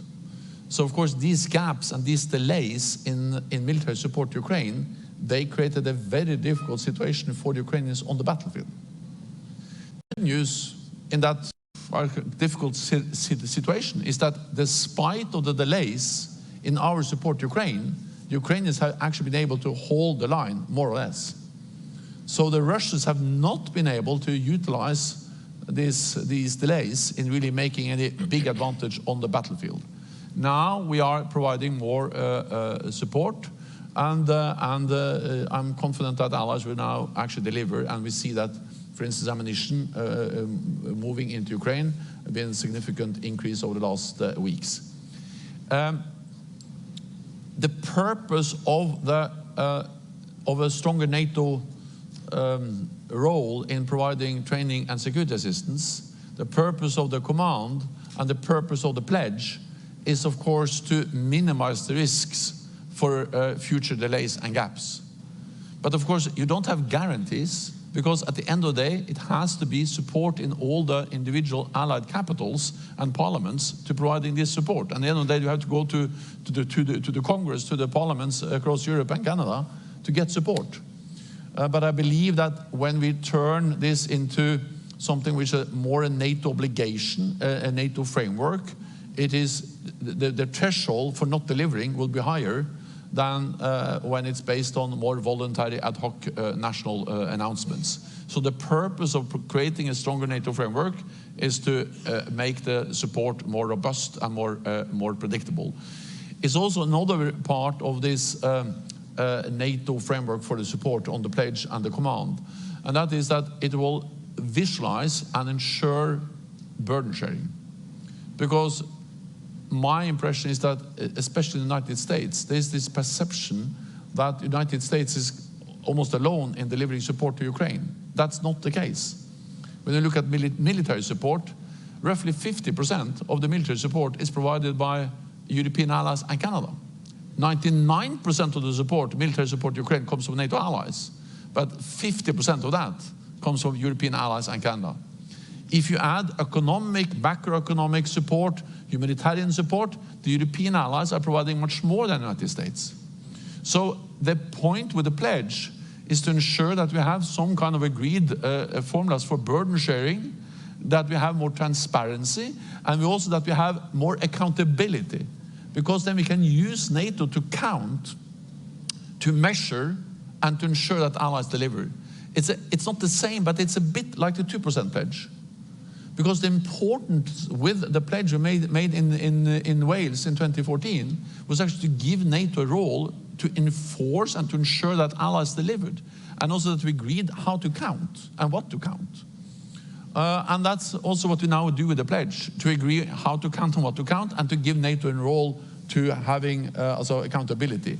So again, there are no guarantees, but by giving NATO that role, I think the likelihood for allies delivering what they have promised will increase, and the likelihood of new gaps will decrease, and that's the purpose of giving NATO a stronger role. Thank you, Mr. Secretary General. Let's go to China. This 2022 strategic concept, NATO strategic concept, recognized China as a challenge for the first time and the broader rules-based system. You've noted that Russia imports 90% of its microelectronics from China, which goes into military. Secretary Blinken today talked about 70% of machine tools that help the military coming from China. You've also said that if this doesn't change, as they're fueling the greatest armed conflict in Europe since World War II, allies need to impose a cost. Is it time for that? And what cost can NATO and NATO countries actually impose? So first of all, I think it's important that we recognize the reality, and that's the first step towards any action. And that is that not only are Iran and North Korea important when it comes to enabling Russia's war aggression against Ukraine, but China is the main enabler. Because, as you refer to, they are delivering the tools, the dual-use equipment, the microelectronics, everything Russia needs to build the missiles, the bombs, the aircraft, and all the other systems they use against Ukraine. Well, I have said that foreign allies are willing to go, but I strongly believe that if China continues, they cannot have it both ways. They cannot believe that they can have a kind of normal relationship with NATO allies in North America and Europe, and then continue to fuel the war in Europe that constitutes the biggest security challenge for our security since the Second World War. So this is a challenge for the alliance. Let's see how far we're willing to go as allies. So we're getting close to the end of time, so just two other brief questions. First, Indo-Pacific 4, Australia, Japan, South Korea, New Zealand are here. Third time taking part in NATO Summit, but it's going to be the first NATO joint document with this group. Can you give us some insight into what might be in it and any concrete outcomes? Yeah, so first I would just say that the fact that we now are engaging so closely with our Indo-Pacific partners, Australia, Japan, New Zealand, and South Korea, that reflects a change in NATO, because that was not the case a few years ago. And as many of you may know, the first time we mentioned China in an agreed negotiated document in NATO is at the NATO Summit in London in 2019. And in the previous NATO strategic concept, China was not mentioned with a single word. Now China has a prominent place in the strategic concept we agreed in Madrid. And the fact that we now are engaging so closely with our Indo-Pacific partners reflect, of course, the fact that we have to take China seriously when it comes to the challenges it poses for our security. And the war in Ukraine is perhaps the most obvious example, or as the Japanese Prime Minister said several times, what happens in Ukraine today can happen in Asia tomorrow. We are now working with our Asia-Pacific partners how we can do more together with them. We will agree some flagship projects. That's about technology, it's about support Ukraine. But we are also working, for instance, as part of our defense industrial pledge, how we can ramp up defense industrial production and cooperation with these countries. They are big, some of them, on defense industry. We can work closely with them to ramp up our combined defense industrial capacity. We can exchange more information. And I also welcome the fact that more and more allies are now also conducting joint exercises. Recently there was a big air exercise. Allies are also more and more actively also looking into how they can also have more naval exercises with our Asia-Pacific partners. Because NATO will remain an alliance of North America and Europe. We will not be a global NATO. NATO will be North America and Europe. But this region, the North Atlantic region, we face global threats. And the reality is that's nothing new. Global terrorism, international terrorism brought us to Afghanistan. Cyber is global. Space, which is becoming more and more important for our armed forces, is truly global. And of course, the threats and challenges that China poses to our security is a global challenge. So this region, the North Atlantic region, faces global challenges. We will remain a regional alliance, but we need to work with our global partners, the Asia-Pacific partners, to address these global challenges. That, I guess, will be a very important issue at the next NATO summit. I will not be there, but I'm certain it will be a great... And that brings me to my final question. This is your swan song summit. Yeah. And as you prepare to step down, I think everybody in the audience, everybody virtually, would love to hear what gives you the most hope stepping down from this, but also what gives you the most concern. So first of all, I'm an optimist, because the reality is that we are very different in this alliance. We are different countries with different history, different culture from both South Atlantic, and we have different parties. And we are always very concerned that when a new party comes into government, they will make bad things for the alliance. And if you read the history of NATO, we have been concerned about that from the beginning. There were big concerns in NATO when we had when you actually got a democratic elected government in Portugal in 1975. They were concerned we're not going to be committed to NATO. There were concerns when you had some left-wing parties coming into government in some European countries in the 70s. When I formed my government in 2000, and my second government in 2005, there were big concerns that we had a left socialist party there. It went quite well, to be honest. And now there are big concerns again. But the reality is that despite all these differences, which are part of NATO, we have proven extremely resilient and strong. Because when we face the reality, all these different governments and politicians and parliamentarians, they realize that we are safer and stronger together. And that's a very strong message. And that's the reason why this alliance prevails again and again. As I said in my speech yesterday, we cannot take it for granted. It's not a given. It was not a given in 49. It's not a given now. It's not a given in the future. But the reality is that we have so strong common interest in standing together. So therefore, I'm optimist for the future of this alliance. That was the first question. The second I've forgotten. I think I answered both of them. But I will only say one thing, and that is that I remember very well when I became Prime Minister in 2000. First of all, I attended my first NATO summit in 2001. That was a very different guest list. It was President Bush, newly elected. It was Gerhard Schröder, Tony Blair, very different people then than now. So I think it's time for me to leave. But second, also, I remember then my predecessor, when I became Prime Minister in 2000, she told me, so Gro Harlem Brundtland, the Norwegian Prime Minister, she told me, Jens, you have to remember that most of your life you will be former Prime Minister. And now I have to acknowledge that most of my life I'll be former Secretary General of NATO. But that's not so bad. And I will hang around and see you, and I look forward to then perhaps be a part of this audience next time. Thank you so much.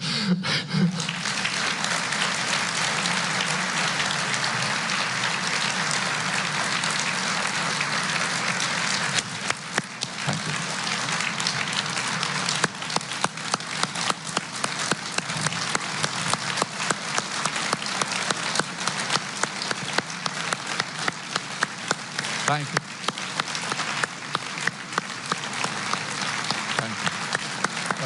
Thank you. Mr. Secretary General, nothing more need be said. No, thank you. Thank you.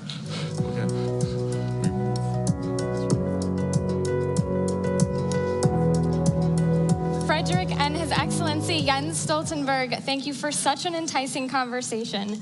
I personally loved the commentary on the first pitch as a baseball fan myself. We can be safely assured that the Secretary General is focused surely on transatlantic security and not baseball.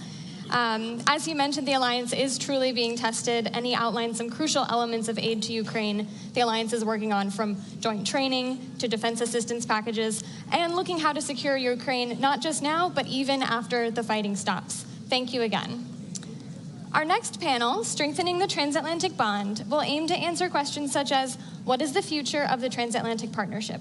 How can Europe and North America cooperate more efficiently? How can the transatlantic bond be affected by recent elections? Now, please join me in welcoming to the stage Mr. Robert Vasch, President of GlobSec, and the panelists.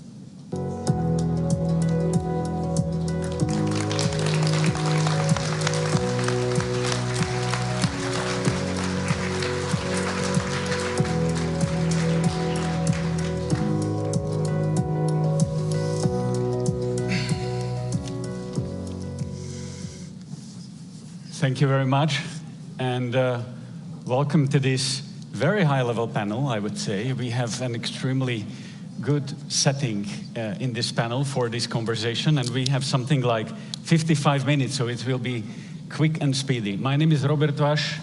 I'm the president and founder of GlobSec, and I'm extremely honored that I have the opportunity to partner in the consortium with our American friends and with the White House to organize this forum as the only European partner. Yesterday, thank you. Yesterday we were celebrating the 75th anniversary of the alliance in the Mellon Auditorium, in the same room where the Washington Treaty was signed. It is undoubtedly the largest, most successful, and longest enduring military alliance in the history of mankind. We are also celebrating 20 years of enlargement of NATO and the 25th of enlargement of NATO, and actually countries of Central Eastern Europe joined NATO 20 and 25 years ago. And I think that was a symbol of Europe whole, free, and at peace. Something that was not automatic, something that leaders needed to take hard decisions, and they needed to make bold decisions to make it happen. And 20 years later, I think it's a success. And the story of the enlargement is connected also to GlobSec, because we have organized our first conference 20 years ago, exactly in the year when we joined NATO. We have here, and I'm happy that I'm joined here in the panel by Petr Pavel, the President of Czech Republic. Welcome. Hello.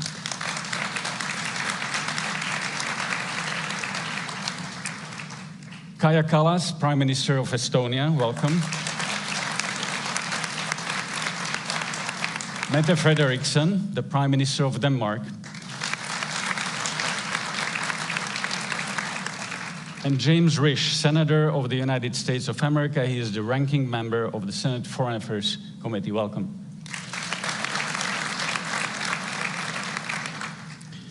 As we celebrate the 75th anniversary of NATO, and all these anniversaries that I mentioned, at the same time we are facing the most difficult challenge for the alliance, and that's the Russian aggression in Ukraine.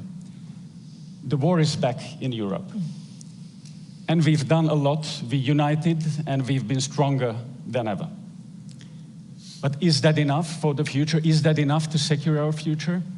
Are we up to the speed? Because Russians are speeding up as well. In Ukraine. So these will be the questions and the conversations we'll be talking about today. So let me turn to you, Prime Minister Kallas, first. You come from, and by the way, congratulations on nomination to be the High Representative of the European Commission.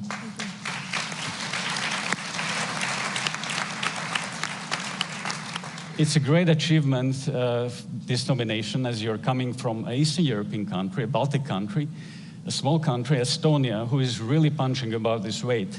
And that shows how a small country can be influential on the world stage. So congratulations to it. You have demonstrated incredible determination to whatever it can to support Ukraine, understanding that if Ukraine does not succeed, Estonia and the rest of us in Eastern Europe can be the next. And you've been one of those who wanted all NATO countries collectively to be even more serious about our ambitions about our collective defense. Emmanuel Macron at the GlobSec Forum last year in Bratislava said that NATO is not brain dead anymore, that it was revived by electroshocks in the East. And he also said that we should have listened to you more in the Central Eastern European countries. So what is your message now? What the other leaders from Western Europe and the United States should listen right now? First, I want to correct one thing, and that is I never say that the Baltics or the eastern flank is next, because we don't have any second or first class countries in NATO. We only have NATO countries. So if Russia decides to move on and really uses power to attack, then it's going to attack NATO and not single countries. And this is actually one of the narratives that Russia wants us to buy. Because they constantly separate, like the Baltics and the Warsaw-backed countries are separate, from the NATO. Like it's not like Germany or France. No, we are in NATO, and that's why we have the Article 5, and that means that attack on one is attack on all. But you're correct in that sense that these.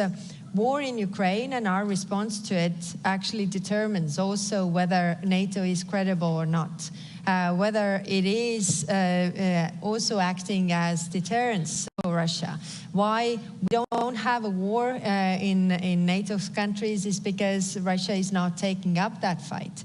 Why Ukraine is having this war is because they are in the gray zone. They are not under NATO's umbrella. And therefore, my conviction is that Ukraine will have to become a member of NATO when we want to have, get rid of conflicts and the areas of gray zones, because gray zones are sources for the potential conflicts, and I don't think it's good for the peace. Thank you, Prime Minister, and I will come back to you in the second round. But let me move to Prime Minister Mette Frederiksen. Denmark is a great example how a country can rather seriously change its approach to defense and rise up to the challenge.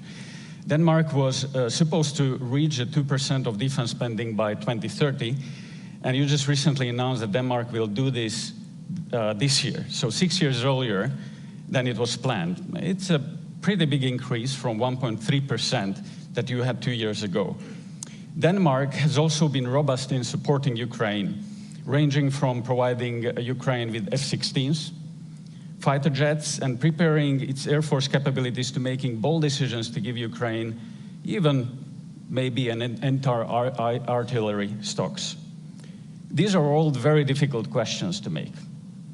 At home, you say no, which is good. It's a good leadership. It's not difficult. But my question is that how long can we sustain these decisions? Are we in the risk of Ukraine fatigue in the future? And how do we prevent it?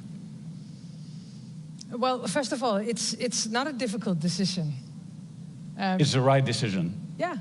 You have to do what is the right thing to do. And doing the right thing is never difficult. And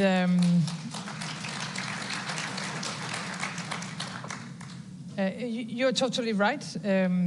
We decided many months ago to give away our entire artillery to Ukraine. Why? Because it's better used in Ukraine than it's used in Denmark. And we have to do the same now with air defense. We have a lot of air defense systems in the NATO alliance. It's better used in Ukraine than it is used, especially in the western part of NATO. The eastern part is a different case. And we said from the very beginning of the war that we are going to stand with Ukraine for as long as it takes, and with what it has to. The measures we have to take will be taken. I'm very proud of everything we have done collectively. And we have a stronger NATO, we have a stronger European Union now than when the war started. But we have to admit that we have been moving too slow. I think we have to speed up, we have to scale up. And we have to take a decision, do we want Ukraine to win the war or not? And I see no signs in Russia and in the Russian behavior that they are going to stop with Ukraine. When I watch Russia through the last years, but also now, not only in Ukraine, but also in the West Balkans, what they do in Europe with cyber attacks, hybrid attacks, disinformation. Look at what they're doing in Africa, in the Middle East. They're trying to destabilize everything we believe in. Everything we believe in. And therefore, asking me, it's not enough to provide the Ukrainians with what they need to defend themselves. We have to provide them with what is needed so they can beat Russia and push Russia back. And I think this is the main, it has to be the main discussion on the table also in the coming days. And you are right, when I came to office 5 years ago, we were spending 1.3 on defense. Now we are spending 2.4. And are you sure it will be enough in the future? I cannot say yes, because we have to put it the other way around. And let me just conclude by saying what you have said from US for many years now to us in Europe, you have to be able to protect yourself. You have to spend much more money on deterrence and defense. You have been correct. And we have to admit from a European perspective that we were depending on you. We're still depending on you, and never leave us alone. Never. We have to fight together also in the future. But you were right that we have to be able to defend ourselves. And putting that question on the table, then you cannot say 2% is enough. Then you have to put it the other way around. Exactly. So Ukraine is,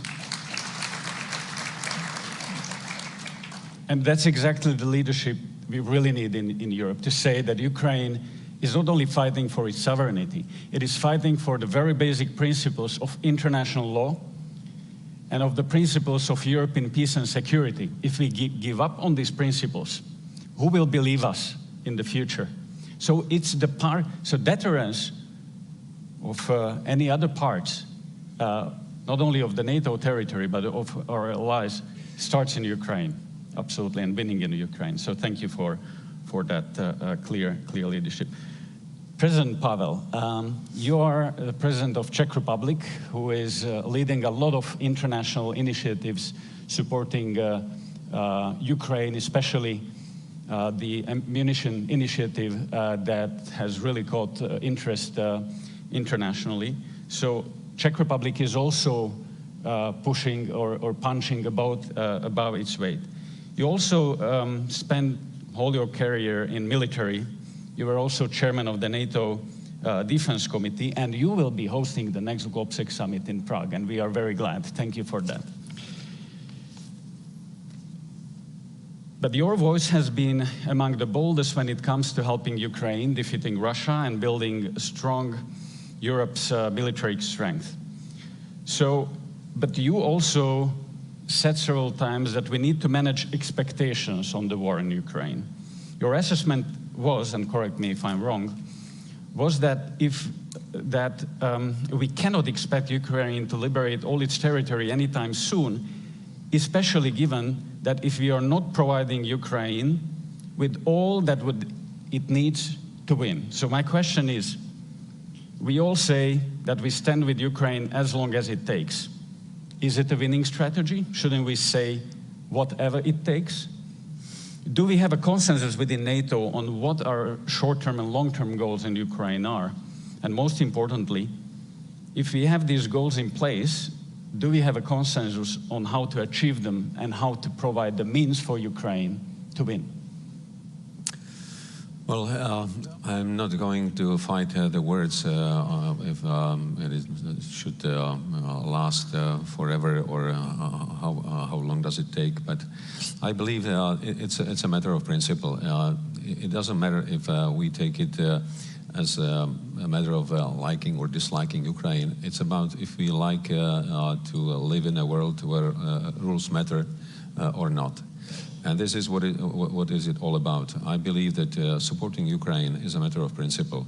We want to live in a world where also smaller countries are protected, where they have the guarantees to live up to their aspirations.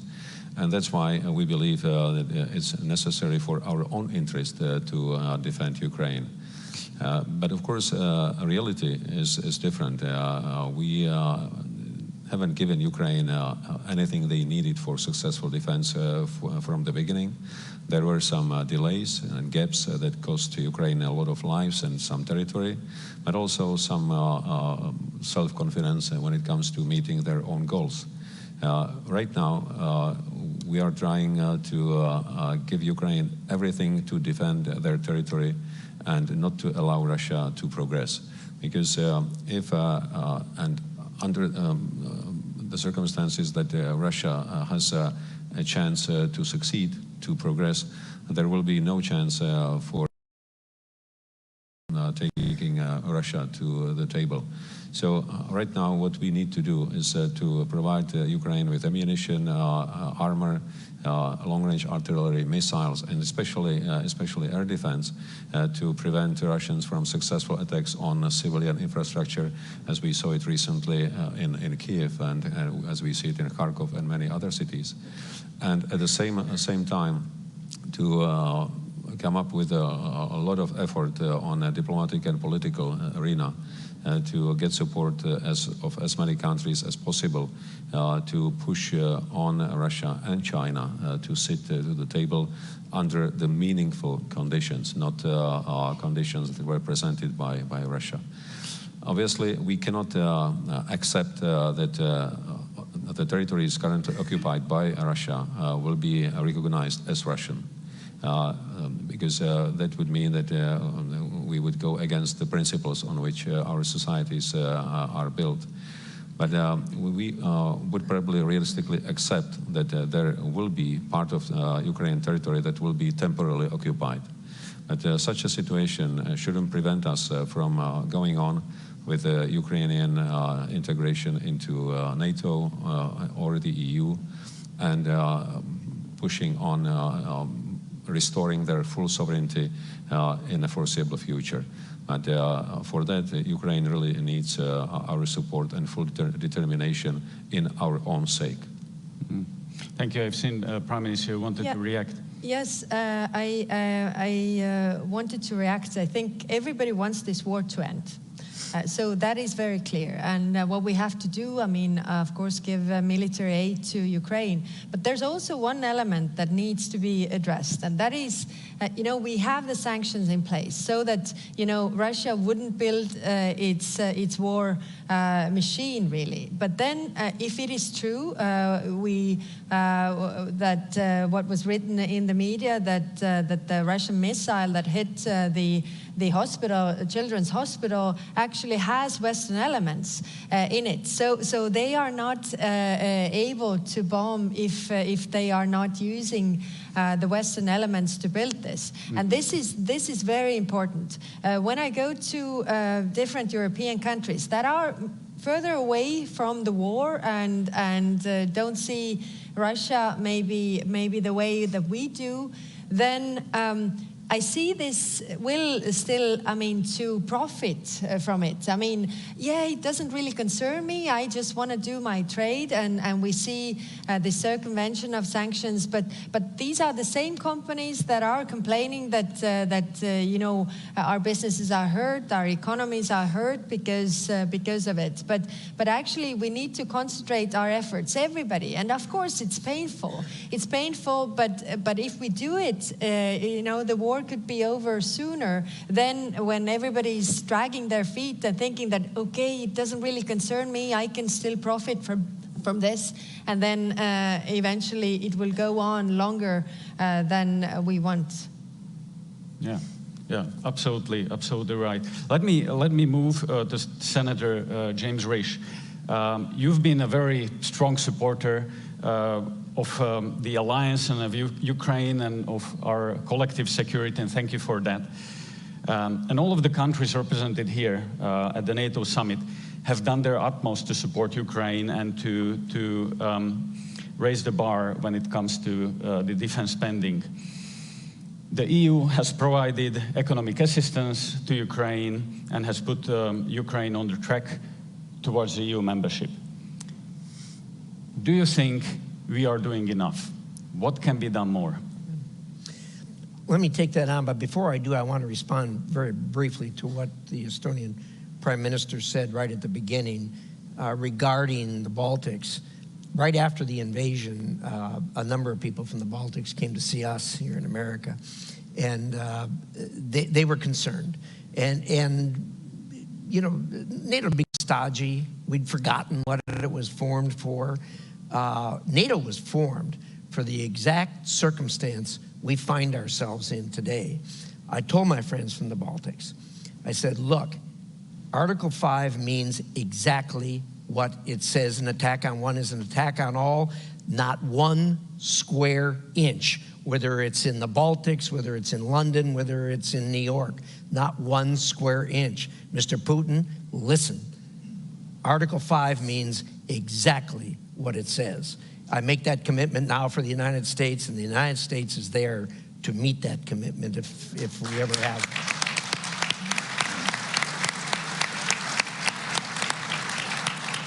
So let's take on that question. Are we doing enough? That's kind of a general question. I mean, enough for what? You've got to state what your objective is, and if the question is, are we doing enough to reach the objective? Well, you reevaluate that every day, whether you're doing enough or not. I would say that we are a robust democracy in the United States, just like the European countries are, and there are people who dissent from the view that we should be doing something in Ukraine. They have, in the United States, I think people are not as in tune with how we got to where we are as far as Ukraine is concerned. You have to go back to December the 5th of 1994, when the Budapest Agreement was entered into. We made a commitment. On that date, Ukraine was the second largest nuclear-armed country on the planet. It was the policy of the United States then, it's a policy of the United States now, and always has been, that as few countries have as few nuclear weapons as possible, so you have less of mischief on the planet. We said to the Ukrainians, as did the British at the same time, give up your nuclear weapons. They're going to cause you a lot of troubles for a lot of reasons. And if something happens, we'll be there. We said that, we meant it, and we have to keep that commitment now. And we have all the Europeans to help us do that because of concern over, because of Article 5. So, you know, are we doing enough? We need to continue to do more. The people who are dissenters in the United States always point to the fact, well, the Europeans aren't doing enough.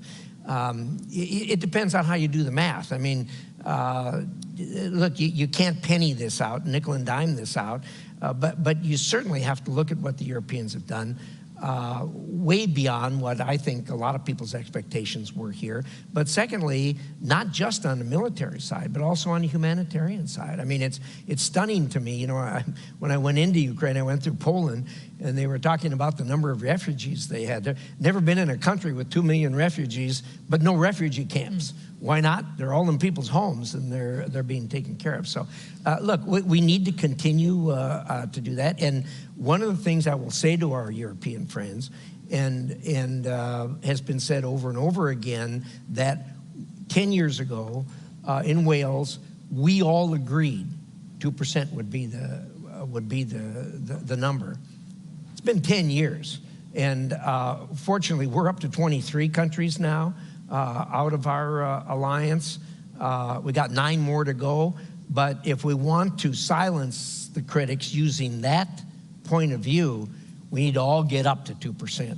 And frankly, now that this has happened, and a lot of us always hoped this would never happen, but now that this has happened, 2% probably isn't enough. We have been stunned. I think all of us have been stunned by the weakness and the holes in our industrial production when it comes to defense. We're going to have to do more. Yeah, absolutely, absolutely right. Mr. President, you wanted to react. Yeah, with my experience from NATO, and especially NATO Military Committee, I would like to add an argument to what has been said on the account of defense spending. I think we should also pay attention not just to the figure, how many % of our GDP are we spending for defense, but how do we meet our capability targets? Because this is what matters for real and credible defense. Strategic commanders will not take a chart with the percents once they are confronted with the situation. They will count aircraft, ships, combat units at required readiness.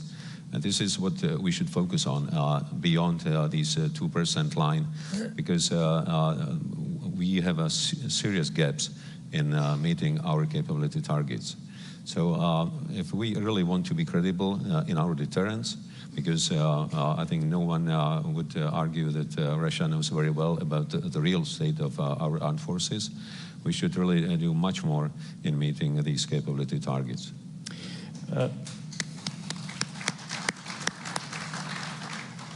I will give you the word in a second, but I would like to follow up on what you said, because we at GlobSec in several reports, we've been saying that there are several transatlantic gaps.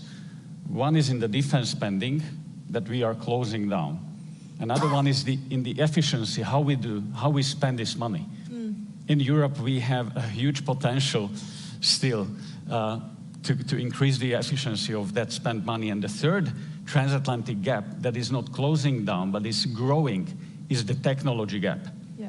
US is much faster in the technological innovation than Europe, and Europe is lagging behind. This is going to create serious troubles in the future if we don't act now. And NATO has started with the Diana, with the Innovation Fund, etc.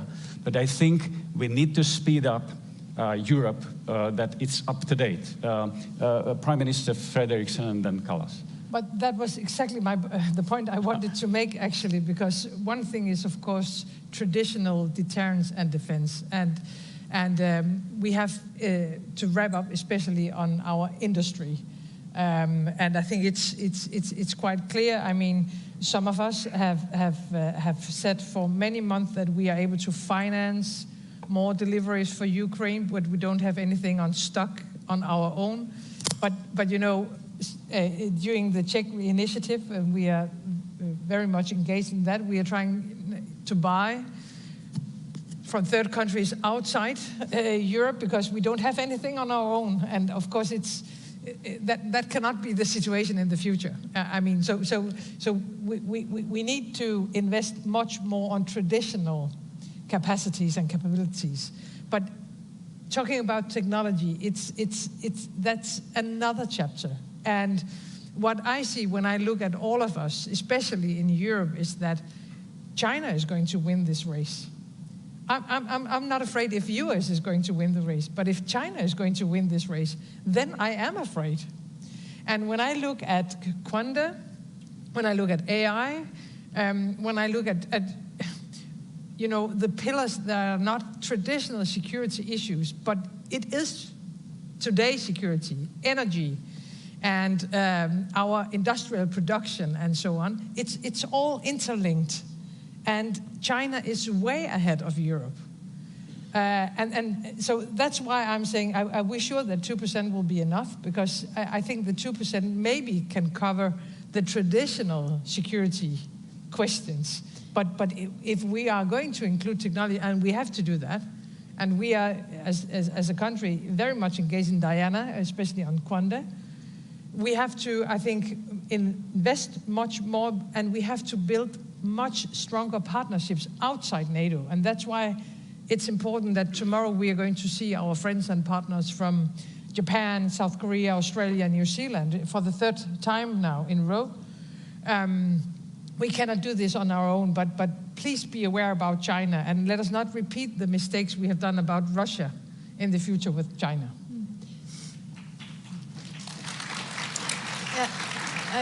I wanted to build on that because innovation is the key, and I think there's actually also the possibility take the costs down and be more effective.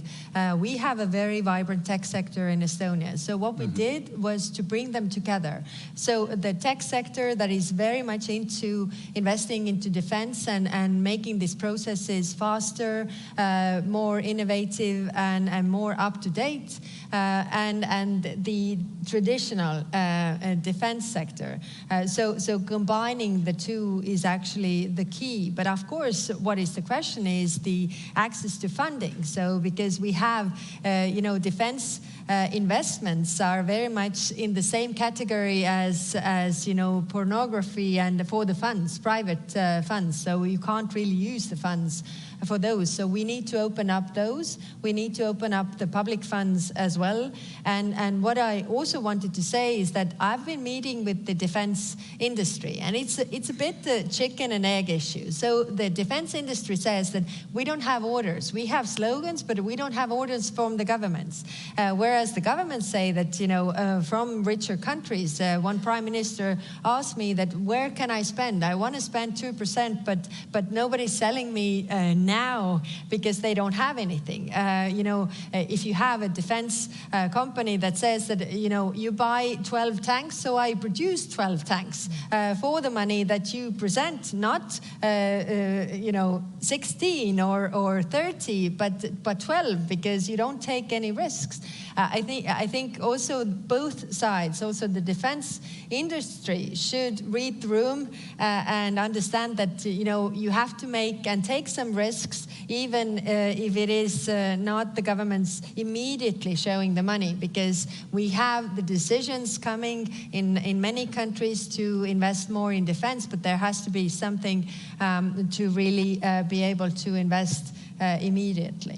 You have opened up a very important question, which is the European defense industry. And how do we make sure that the defense industry is up to the speed? How do we get the funds, necessary funds, not only from governments, but banks, European Investment Bank?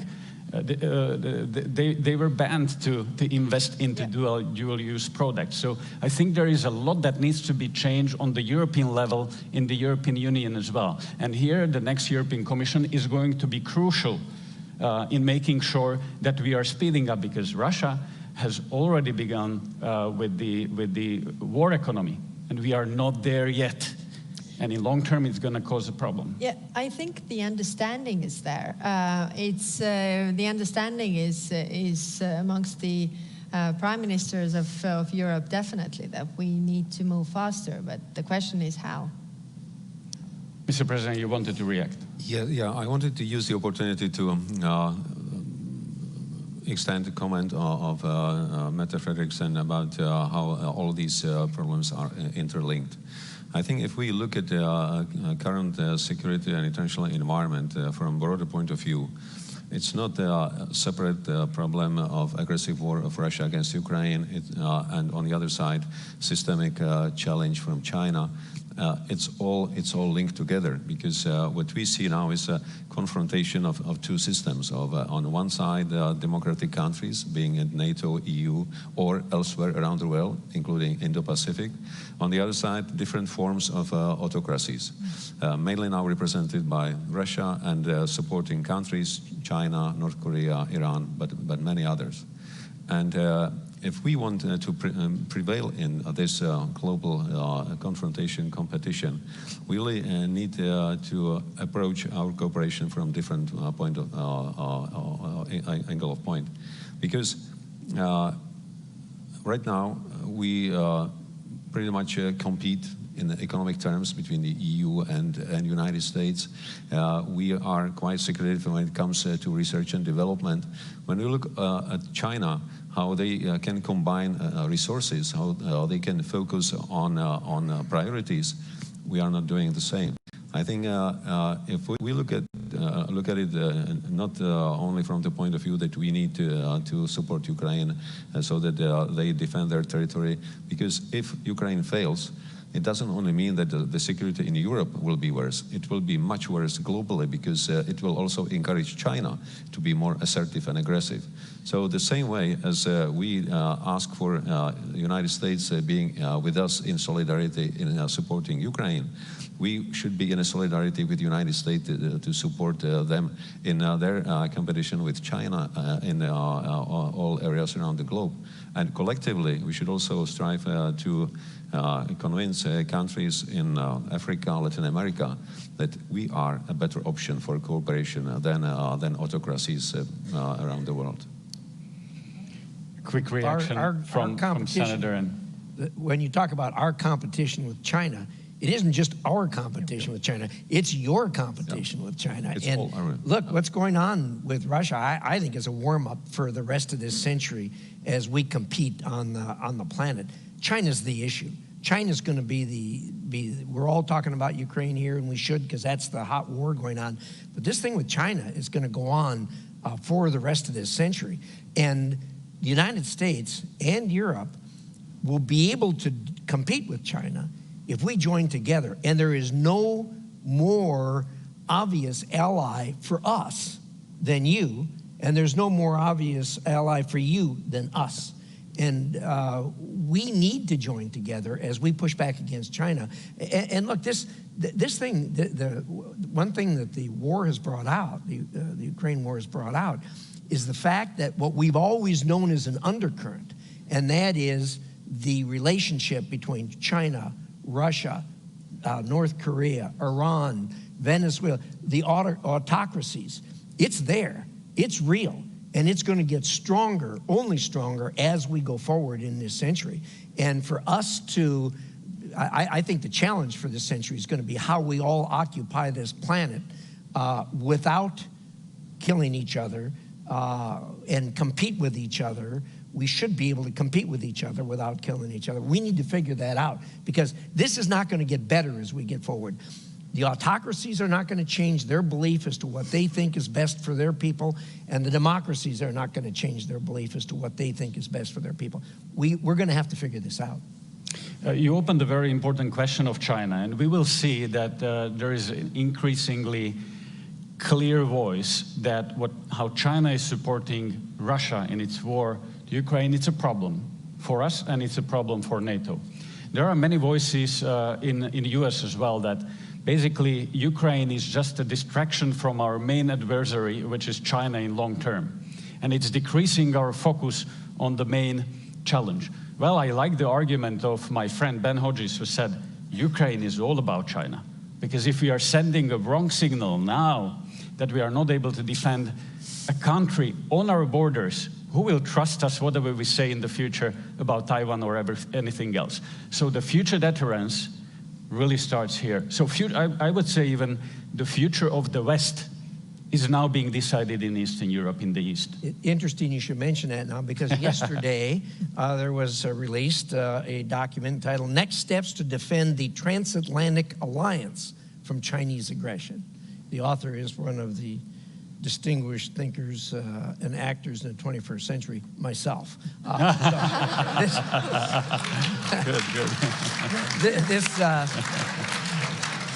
This is a follow-up to a report I did a couple years ago on the same subject, and it is becoming a hotter and hotter item as we go forward. So thank you for that commercial. We will all read it. It is free. But I want to move to a question from the audience, and I want to enlarge the question, but I've seen you really want to react on China. It's just one thing is the signal, and I totally agree. If we let's be honest, if we let Russia take Ukraine, that will, of course, invite many others to do similar things. One thing, I mean, that's basic knowledge, and it no matter what, it's a bad idea to allow Russia to take a European country. So I mean, that should conclude the discussion about Ukraine actually. But the other thing, and I think that is extremely important, that the triangle between North Korea, Iran, and Russia is something we have to have as top of mind now. And there is nothing that integrates the three of them, except for one thing, that they don't like us. That's what combined those three, and they are willing to do, I guess, what it takes to defeat us. And I think we cannot only look at the triangle, we have to see how China is connected to that triangle. This is the new reality. And therefore, I mean, it's good we're talking a lot about Ukraine, but we have to talk about Russia. Mm-hmm. Ukraine is just one example. It's a terrible example, and they are paying the highest price. I mean, they are losing thousands of good young men and women. So they're paying the highest price, therefore we have to talk about it, but it's just a part of something bigger.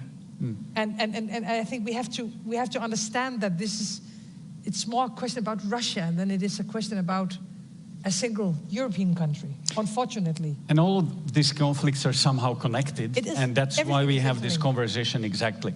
So let me turn to the questions from the audience and online audience who are watching and listening us. There's a question from Matt Burton.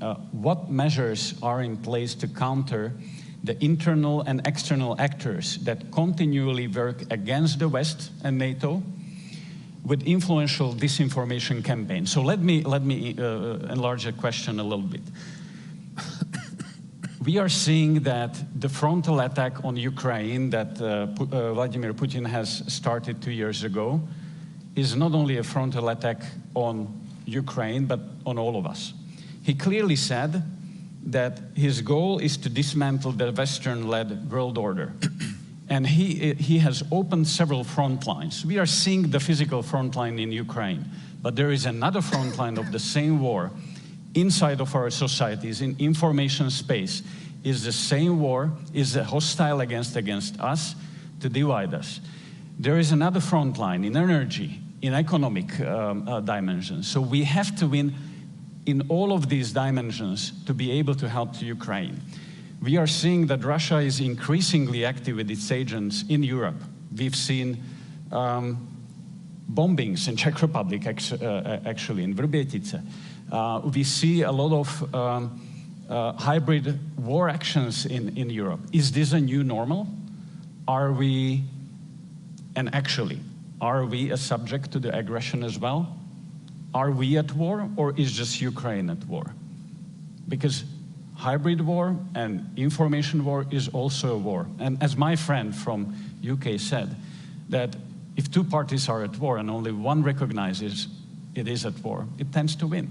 So shouldn't we recognize that there is a war that is waged against us in information space, hybrid, cyber, and many other domains? Because unless we clearly say that that's a situation and we appreciate the long-term impacts of that, we are not going to be able to win it. So that's my question to all of you who would like to be. Well, there is a shadow war going on. That is clear in all those domains that you mentioned. So the question for us is, what is our response really? I mean, because we see all these events all across Europe and the Western Hemisphere, but we treat those events as isolated events, not connected to each other. I mean, there's a fire in a warehouse, so it's treated as a fire in the warehouse, although we have intelligence that actually, you know, Russians want to set the fire in that warehouse. So the question to us is, what is our response? Is it, because it's also, it could also be a provocation, because, you know, Russia wants us to react very strongly. So how to find the balance is a big question. I think we have to raise the awareness. We see this in our intelligence, but I'm not sure that everybody does see this in the same way. And then the question is whether, you know, we are being the frogs that are being boiled, because every next time they're bolder and we don't react.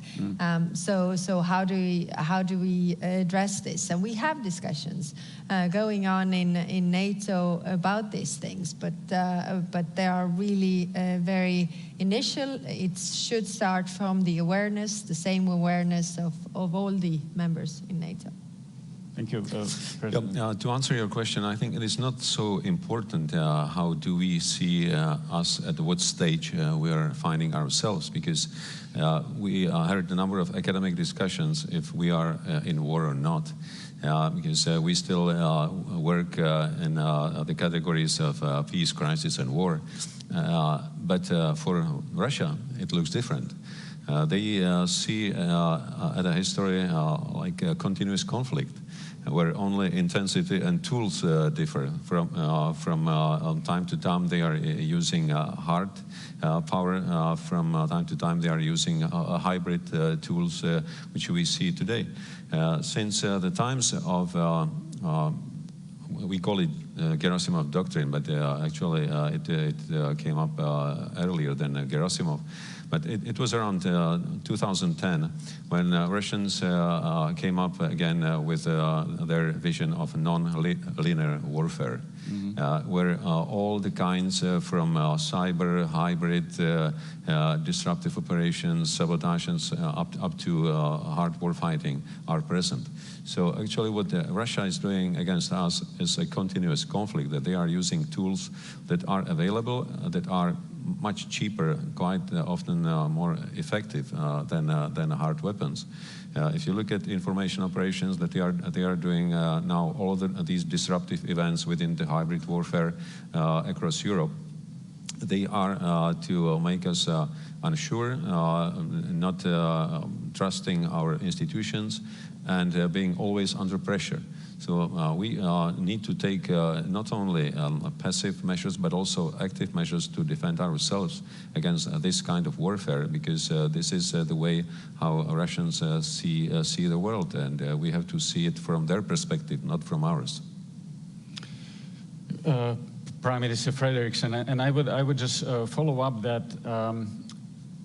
Of course, we need to watch very closely all the disinformation campaigns that are going on in several countries in Europe with the goal to divide us and to also alter the political conversation.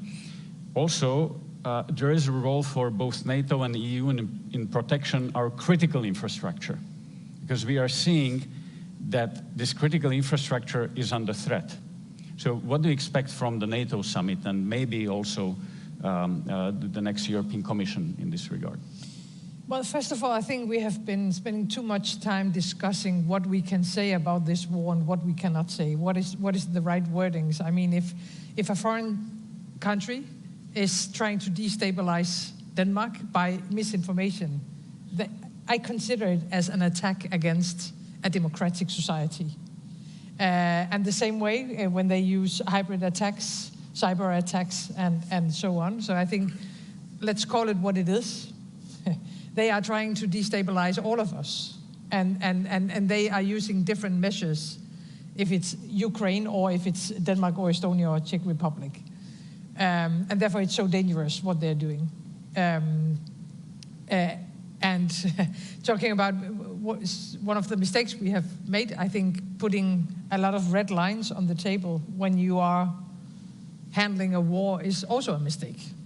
I mean, it's simply giving the enemy two good cards on when you are, all the time telling Russia what we are not going to do or what we are not going to accept, instead of putting it the other way around, that we are willing to do whatever it takes to defend Europe and to defend our alliance and to defend the world order that we believe in and that we have built since the end of the Second World War.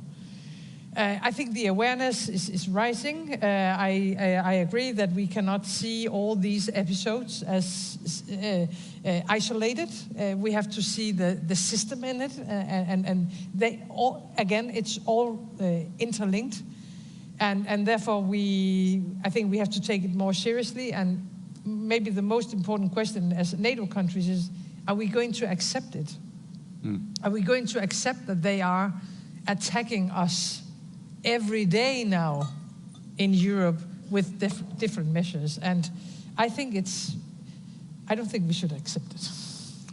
Thank you. So we are running out of the time, and I have plenty of questions, but let me ask one, and that's that NATO has proved to be very vital 75 years. Politicians are coming and going. We have elections everywhere. And there is an important election coming up in the United States. And we've seen that many of the conversations in supporting Ukraine, NATO, etc., are also not only in US, but also in European countries. There's somehow domestic conversations about, and they are connected with domestic conversations on economy, etc.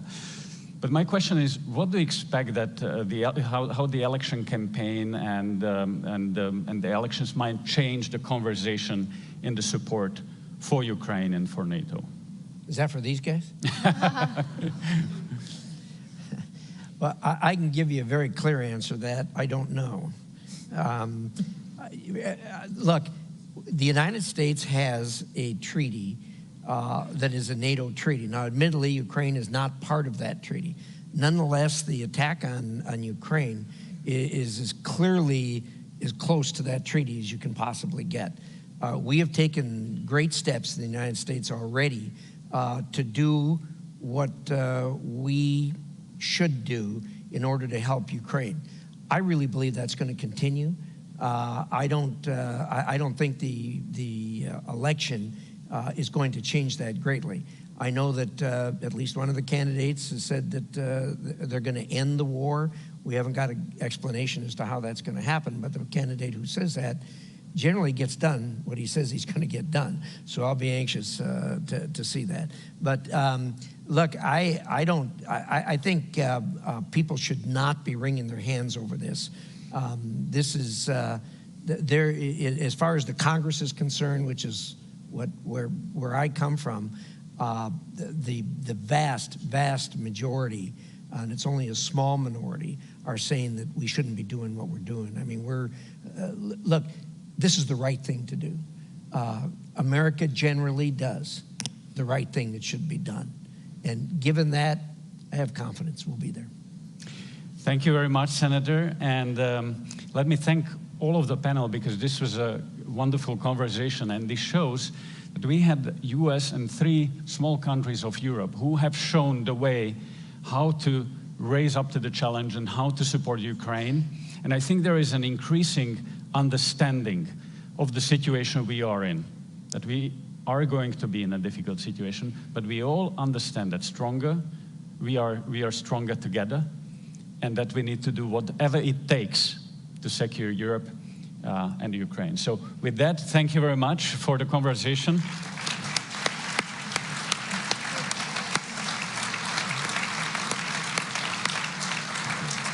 And I wish you a nice rest of the day. Thank you.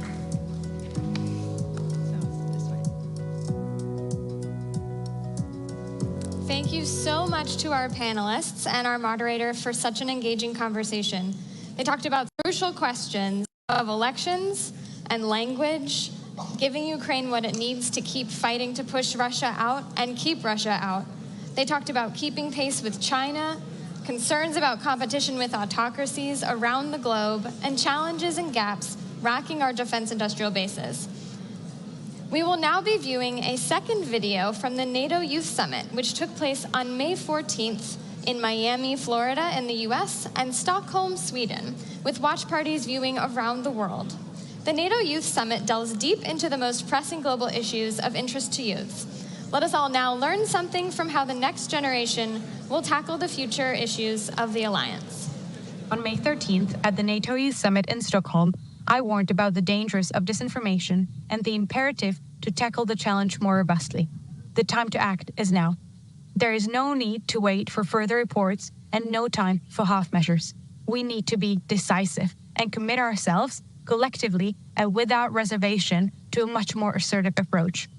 Winning the information war is foundational to our security, and as NATO youth, we say without hesitation that our leaders must rise to the challenge. In the 75th year of our Transatlantic alliance, we celebrate our steadfast commitments to peace and to security. Our ability to maintain unity and effective deterrence is more crucial than ever. And our success in doing so will serve as the ultimate testimony to the strength of our common values. Emerging technologies can significantly enhance our defence capabilities. However, they also introduce new risks. Cyber attacks, AI-driven disinformation, and the development of autonomous systems all pose serious threats to global security, stability, and to the democratic ideals which unite us as allies. With the rise of AI, cyber threats are becoming a more increased threat. Just like a double-edged sword, while AI enhances our capabilities, it also creates new security challenges. AI's ability to analyze vast amounts of data can strengthen our defenses, but can also be exploited by malicious actors. Therefore, NATO must adopt proactive strategies to create robust security measures. Quantum computing, sensing, and communications could revolutionize defense, cybersecurity, and help strengthen our deterrence against Russia and China, which has already made achieving quantum supremacy a national priority. What NATO's leaders should think about now is how the organization can become a facilitator to bring together the expertise and strengths of allied nations to drive quantum innovation and empower its application in allied defense. The time is now to make sure that NATO and member states remain at the forefront of quantum innovation and realize its potential. When we talk military tech or innovation or countering disinformation, those are all reactive actions or actions that will help us win a potential hot war. But the most important strategic question that we have to find the answer to and start working proactively with is, how do we change the will of the Russian people? If we really are committed to the desire to live in peace with all peoples and all governments, we have to change the will of the Russian people to stop being aggressive towards its neighbors, as well as funding international crime and terrorism, so that we can achieve a sustainable and stable peace and save succeeding generations from the scourge of war. Our democratic values are victims of the self-imposed red lines. Our democratic values are victims of the appeasement of dictatorships. As we face the largest war in Europe since World War II, with Ukraine at its forefront of protecting democratic values and paying the highest price with the lives of its people, we find ourselves trapped by these self-imposed red lines. It's not time to appease the axis of evil any longer. Without adherence to rules, everyone's sovereignty and territorial integrity are under the threat. It's time to demonstrate the strength and unity of democracy. Ukrainians have been remarkable in defending their country, but they need your support. But do not support Ukraine just enough to survive. Support Ukraine to win. We know that decisions in democracies take time, but time in Ukraine is not measured by days, hours, or weeks. It's measured in human lives. Therefore, do not let political games and individual interests get in the way of decision-making. Therefore, I urge you to be bold, to be brave, and to be decisive. The biggest gift for NATO's 75th anniversary would be a victorious and free Ukraine. Thank you. What a great way to highlight the individuals and issues that will be shaping tomorrow with our youths. Now, please join us for lunch, where we will all be able to discuss these pressing issues before resuming our programming. For those of you joining us online, you will now hear a series of interviews. The first from His Excellency Alexander De Croo, Prime Minister of Belgium. The conversation will be moderated by Elena Kudsko, Vice President for Policy and Programming of Globe. We'll hear from His Excellency Kyriakos Mitsotakis, the Prime Minister of Greece, which will be moderated by Nadia Shadlow, Senior Fellow at the Hudson Institute. And finally, we'll be replaying the earlier conversation between Rachel Rizzo and Douglas Lute on the history and geography of NATO. Enjoy. And a few notes for our in-person audience and those of you in the plenary room. We kindly ask that you refrain from saving seats, as it is disruptive in the room and impedes the flow of traffic. Also, please be mindful and do not leave your personal belongings in the plenary room during pauses in programming. Our programming will resume at 1:15.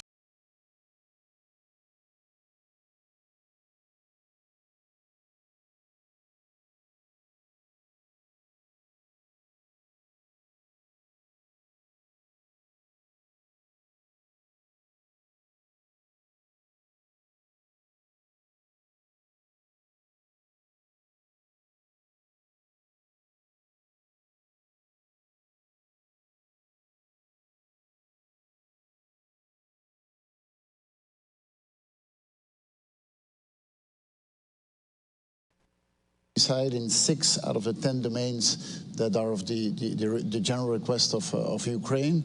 It is about military capacity, but it is also about reconstruction. It is also about humanitarian support. So it's a very broad scope. Of course, a lot of people talk about is the delivery of the F-16. So we have committed to at least 30 F-16s that will be delivered between now and 2028. That is contingent on the deliveries of our new planes, which are the F-35s. And we hope that we would have deliveries. I mean, we will aim to have deliveries this year of a couple of F-16s. We will do that. And there's not that many countries that do it. The Netherlands does it, Denmark does it, and Norway. We are already involved in the training mission with our planes. And we hope that we will deliver a few this year. With the 30 that we committed, we will be the biggest contributor to the fighter jet capacity of Ukraine. And of course, the sooner they arrive, the better. Obviously, the sooner they arrive, the better. Of course, we have to maintain our own defense capacities. Our F-16s are being used today, for example, in the Baltics, for Baltic air policing, to protect NATO territory, for almost daily trials from the Russian side to see how much we defend. So we really have to balance that. Well, the earlier the F-35s are delivered, the earlier we can deliver. And what's the timeline on those ones? So we have 4 that we have now for the moment already. They are in the United States here for training purposes for our pilots, and we will start getting those during the course of next year. We are living definitely in very uncertain times. Everything is uncertain, and things are increasingly challenging given that half of the world is going through elections. Yeah. And Belgium is one of those countries who just had elections. There's going to be a new government in Belgium, but people do want certainty. Both our populations want certainty to know that the governments can deliver, but also for Ukrainians, it's important to know that we stay committed to the course and we deliver what we promised. Yeah. Are you certain that your new government is going to stick to the pledges that you've made? I really have no doubt on that. And we have a long history of these type of commitments. And these type of commitments were always maintained, even if you get new governments. And really, the public debate that we've had over the past months related to our election about Ukraine, there was really almost no doubt, no difference between the different parties. So I'm really confident that the agreement that we signed, and we signed that agreement, I mean, that is something that needs to be respected, whichever government is there. So yeah, democracy leads to changing governments. That's how democracy works. But stability and long-term commitment with our partners is something that we will respect. This is very reassuring to hear. We all have a lot of doubts how long we can carry on for, that the public getting tired, but it's good to hear that regardless of the government, Belgium can stay the course. But you address an important element, is indeed the support from our home citizens. And you know, you can do all the public policy, all the foreign policy in the world, you can do all the military training in the world. You can only do that as long as you have the support of your home population. And this is something that I think we need to put much more effort on, is to explain why are we supporting Ukraine, why it is so important to do so. It is important, of course, for the Ukrainians that are fighting for our values, for our security, but it's also a very important signal we give to the rest of the world, is that we Europeans, we will defend our way of life, and we will do so together with our American friends and other NATO friends. And it's more important than ever to explain what we are doing and to maintain the support from our home population. I'm not saying that because I feel that it is under pressure, but the moment you lose it, it's too late. And of course, the other side is doing everything possible to make sure that there is no public support, trying to sow doubt and make sure that we do not stay committed. Support for Ukraine is one side of the dimension. The other side is, of course, our commitment to our own security, and that comes with defense spending as well. A lot of allies are coming to Washington saying that they will deliver the 2% pledge this year. I think it's 23 out of 32 this year. Belgium is not there yet. How do you explain that, and are you going to get there? So we're not there yet. We have increased our military spending with 30% over the past 3 years. So it's very significant what we have done. We have a path set out by 2030 and 2035. True, it will take us some time to get there. But to me, that's one dimension, and it's one dimension that we need to deliver on.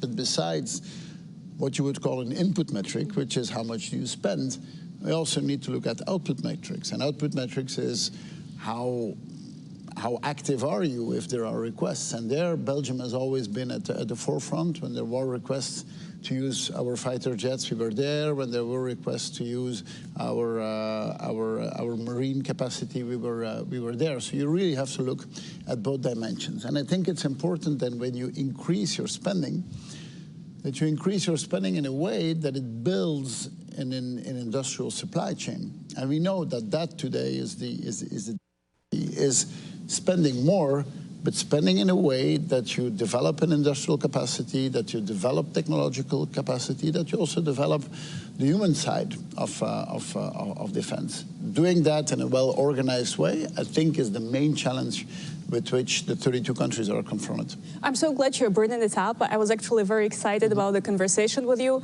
I know that you did MBA actually here in the United States, and this business mindset seems to be something that all leaders, political but also military leaders, desperately need right now. So what is your recipe? What Europeans can do better to increase defense capacity? What kind of investments it needed? What kind of change of policy would it take to get there? Okay.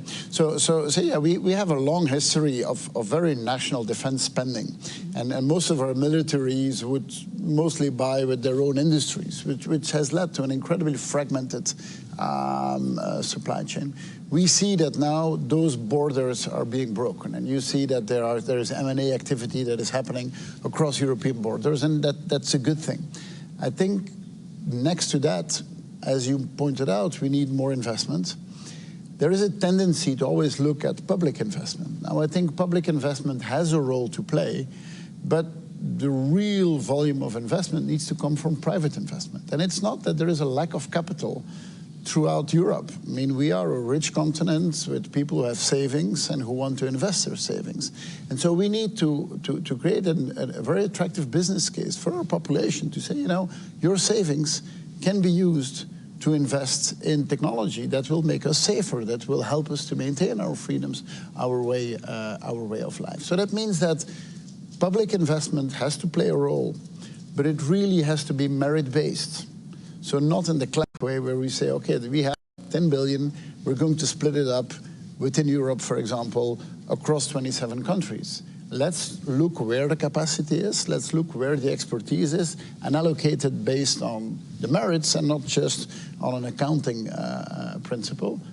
And that public investment should be used to leverage private investment. And getting the private investment going into those industries is how we will get there. So I'm not against public investment, but I think public investment should be something that is an accelerator to get private investment going. Right, and it's a bigger problem in Europe where we have not particularly well-functioning capital markets, but also when we're talking about investments in defense, we need to make sure that it complies with our own ECG standards. So there is a lot of work to do on this dimension. There is a lot of work to do, and our ESG standards, of course, date a bit from another era. Yeah. And the world has changed so rapidly. So yes, we need to adapt to that. But I mean, that is why the world is changing. I mean, if you look at NATO, what are the two pillars of NATO's success? And we're here to celebrate 75 years of NATO. The first pillar, obviously, is solidarity. Is we say we stand shoulder to shoulder and we will defend one another. But the second element, besides solidarity, is adaptability. The world has changed so much and so fast in the past 75 years, and an organization like NATO has only been successful because it can adapt. And it's quite clear that, again, we will need to adapt to a new environment. And I'm afraid we're running out of time, but I'll sneak in one last question. Yep. We've been covering a lot of ground here, but also at the NATO Summit. What do you think, though, is the blind spot, a particular challenge that we're not paying too much attention to right now, but we will regret it in the future? Well, so I think one of them was working on our own public support that we addressed. I think a second one is what we would call the southern flank, is what is happening in the Sahel, for example. I'm convinced that if there would not be the war in Ukraine and the dramatic violence in the Middle East, that we would be talking much more about what is happening in the Sahel. So this is something that we need to address. It's good that at this summit we've come up with an action plan, but I'm convinced that in the next years we will be investing way more into stabilizing the Sahel, into creating economic development there. All of that is necessary for us. If we want to live well, we need to make sure that our neighbors are living well as well, and that will need a big engagement from our side. Thank you so much, Mr. Prime Minister. I'm afraid I'll have to release you back to the NATO summit negotiations. We appreciate your time here, and thank you so much, everybody, for being with us today. 9, 8.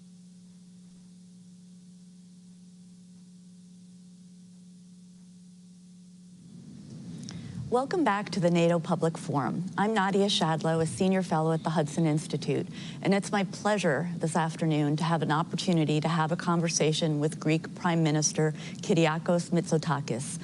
Prime Minister, it's really great to be here with you today, and since we only have a few minutes, I wanted to jump right in. When you became Prime Minister first in 2019, Europe looked different. And the challenges facing NATO seemed perhaps less intense than what we're facing today. So could you talk to us a little bit about whether or not NATO has been adapting enough since 2019, since 2022? I know Greece has been really in the lead in terms of modernization and adaptation, but I'd love to hear your views. When I became Prime Minister in 2019, no one thought that we would be faced with a war at the heart of the European continent. But this is what we have to deal with after Russia's unprovoked invasion of Ukraine. And I do believe that the alliance has adjusted and has tackled this momentous challenge as successfully as it could. Back in 2019, we were still faced with the question of whether enough European countries would meet the 2% commitment, 2% of defense spending as a percentage of GDP.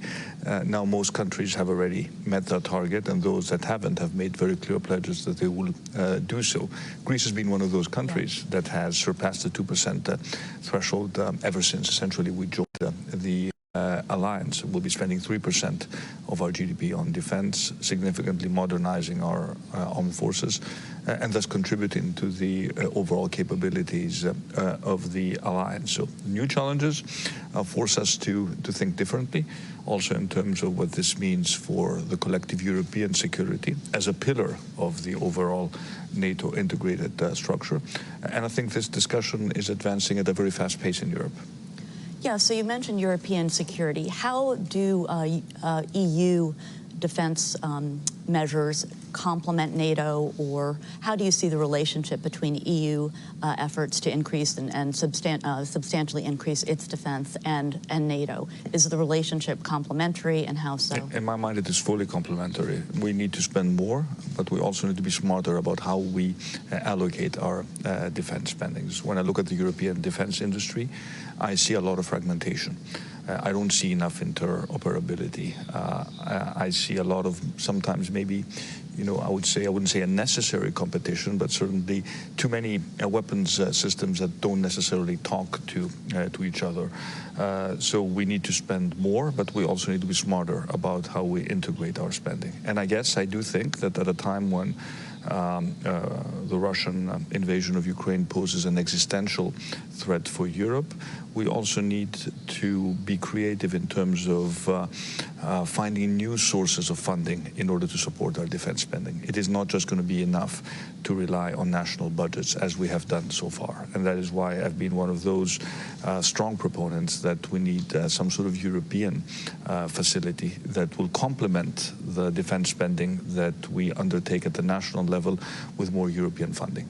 So this combination of public and private initiatives, in my mind, is going to be necessary if we build a solid European pillar when it comes to NATO's overall defense capabilities. So would that be some type of European fund, or how do you envision that mechanism? We have submitted with President Donald Tusk a proposal for a flagship European project, which would essentially be a European Iron Dome that would complement the existing air defense capabilities that we have, which could be, again, I stress the word could be because we clearly don't have agreement at this stage, which could be funded through some sort of European joint borrowing. When we faced COVID back in 2020, we took the momentous decision to raise 750 billion euros to address the economic downturn that COVID caused to all of our economies. And this money is currently deployed. This was a European facility. So it seems to me that if we have raised 750 billion euros for the green and the digital transition to support our competitiveness, to protect jobs, it would be reasonable if we could raise a significantly lower sum at the European level to strengthen our European defense initiatives. Right, and that would get us beyond always a discussion about the 2%, right? Also, it's ways to get to the 2%, but also ways to increase capabilities and integrated capabilities across Europe. And of course, also ways to strengthen also our European defense industry at a time when we talk a lot about strategic autonomy, when the issue of competitiveness is at the top of our agenda, bolstering European defense cooperation, European innovation. We've made some first steps at the European level in that direction, but we clearly need to do more. And speaking of doing more, Greece has done an incredible amount for Ukraine. You're one of the leading states in terms of providing the Ukrainians with missiles, with ammunition. What more do you think NATO needs to do quickly, and how can we get there, right? A key theme throughout this past year really has been speed and NATO's ability or lack thereof to get things to Ukraine fast enough. And that's been a problem we've had in the United States too. How do you think things might shift over the next few months, or what could be most meaningful to get us to act faster? Well, first of all, I think Europe has stepped up to the plate and has delivered. Back in 2022, I think many, including many in Moscow, would have placed bets on the inability of Europe to remain united when it comes to supporting. They were wrong. Europe remains united. We are providing Ukraine with European financial assistance, 50 billion euros. It's a significant package that we agreed a few months ago, but also member states are providing Ukraine with defense capabilities to the best of our abilities, and we will continue to do so.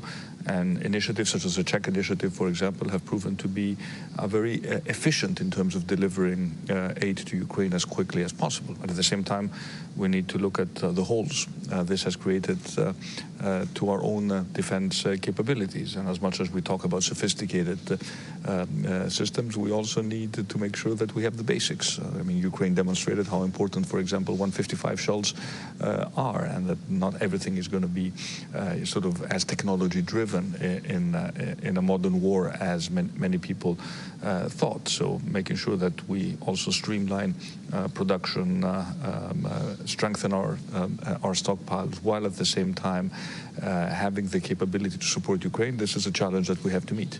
Right. Quantity matters. Quantity and quality, yeah. Can you tell us a little bit more about the Czech initiative that you just mentioned in passing? Well, I think the Czech initiative has proven to be an efficient way of transferring weapon systems to Ukraine. Many countries have joined that initiative, and as you pointed out, now it's just up to speed and making sure that the necessary transactions, whenever they involve, for example, sale of equipment, take place as quickly as possible. And it seems to me that this is one avenue which is worth exploring further. So as we close, what is your hope for the 75th Public Forum? What do you think, NATO, what would you like to see out of the 75th Anniversary Summit? Well, first of all, I think it is important to take stock of what we have achieved. NATO has been successful because it has been able to adapt and occasionally even reinvent itself. And this is exactly what we need to do now. For me, the most crucial aspect of NATO has always been the strength of the transatlantic partnership. And I think it is very, very important that we maintain this mutual commitment, but to also recognize that in an alliance we all need to do our own part. There are no free riders, and that is why meeting the 2% commitment is so important, at least for those countries that have always been very consistent with this target. And maybe at some point we will need to discuss about raising it. Maybe 2% is not enough. Maybe we need to get to 2.5% if we really want to deliver everything we want to do within the alliance. But the one thing which is certain is that at a time of great uncertainty, being part of an alliance that is strong, defensive, and capable of defending us all against external threats is as important as it has ever been. Well, thank you so much. Thank you. It's been a pleasure. Thank you. Thank you.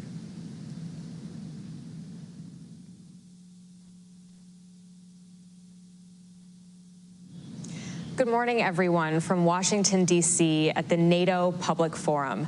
My name is Rachel Rizzo, and I am a non-resident senior fellow at the Atlantic Council's Europe Center. And today I am thrilled to have with me Ambassador Doug Lute, who served as the U.S. ambassador to NATO from 2013 to 2017. Ambassador Lute, thank you so much for being with us today for this interview. Well, it's great to be with you, Rachel. Absolutely. So we're celebrating a huge milestone here in Washington for this NATO summit, 75 years. Now, you've talked a little bit about how there's 3 different versions of NATO, NATO 1.0, 2.0, 3.0. Can you talk a little bit about that and your ideas around what that looks like for NATO? Right. So, 75 years is a long period of time to absorb. And so I think it's useful to unpack the 75-year history of the alliance, now the longest-serving alliance in modern history, right, into these 3 periods. And 1.0, 2.0, 3.0 is sort of a nod to the next generation, right? I count the first period, the first segment of NATO history, marking from 1949 for 40 years to 1989. And obviously the fall of the Berlin Wall, and then the aftershocks of the fall of the Berlin Wall in November of '89, which eventually 2 years later saw the dissolution of the Soviet Union. And during NATO 1.0, you had the bipolar global standoff between the West and the Soviet Union, most prominently with the Iron Curtain running north to south and dividing Europe itself. And this was a period of the zero-sum game. If something was good for one side, it was bad for the other.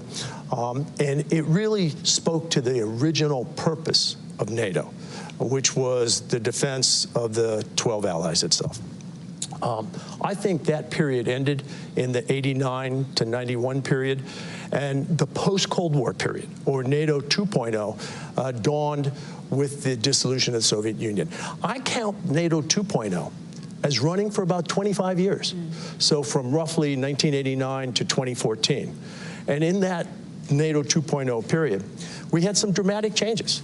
I mean, the original cause of NATO, the threat from the Soviet Union had disappeared, at least briefly. We'll come to that, right? And NATO began to question its purpose, its standing in the world, and so forth. And it found its feet. It did so by, first of all, enlarging its membership. So this was a period when the first Central and Eastern European countries joined the alliance. Now the first 3 are celebrating their 25th anniversary, also simultaneous with the NATO 75th anniversary this week. It also saw NATO look beyond its borders and make a very simple, logical statement, which is that the allies themselves are more secure if beyond our borders our neighborhood is more stable. And this ushered in the idea of NATO partnerships. This began, of course, in the early 1990s with Partnership for Peace, and now it's extended to some 40 partners that range geographically from Mauritania to Japan. And these diverse set of partners really bring a great value to the alliance. They give us not only insight into regions beyond our borders that are critical to NATO security itself, but they also gain by way of access to NATO military standards, essentially the gold standard of military interoperability, access to the NATO school system, and so forth. So this two-way street of NATO partnerships began in this NATO 2.0 period. And we even fashioned a partnership, as unusual as it may seem today, with the Russian Federation, the successor to the Soviet Union. I think that that partnership was well-intentioned. It was exploring the potential that NATO could actually have meaningful, reliable relations with its largest geographic military neighbor. And I think that that experiment, that exploration actually marked the end of NATO 2.0 with the Russian seizing and illegally annexing Crimea, destabilizing the Donbass, and so forth. And so I think in 2014, we really began to see a move towards NATO 3.0. And that's the period we're still in. Okay. And much of the substance of this summit has to do with this transition from NATO 2.0 to NATO 3.0 and how NATO will continue to adapt as we face new challenges. So we're at 75 years, the longest military alliance in history. The next big milestone is going to be 100 years.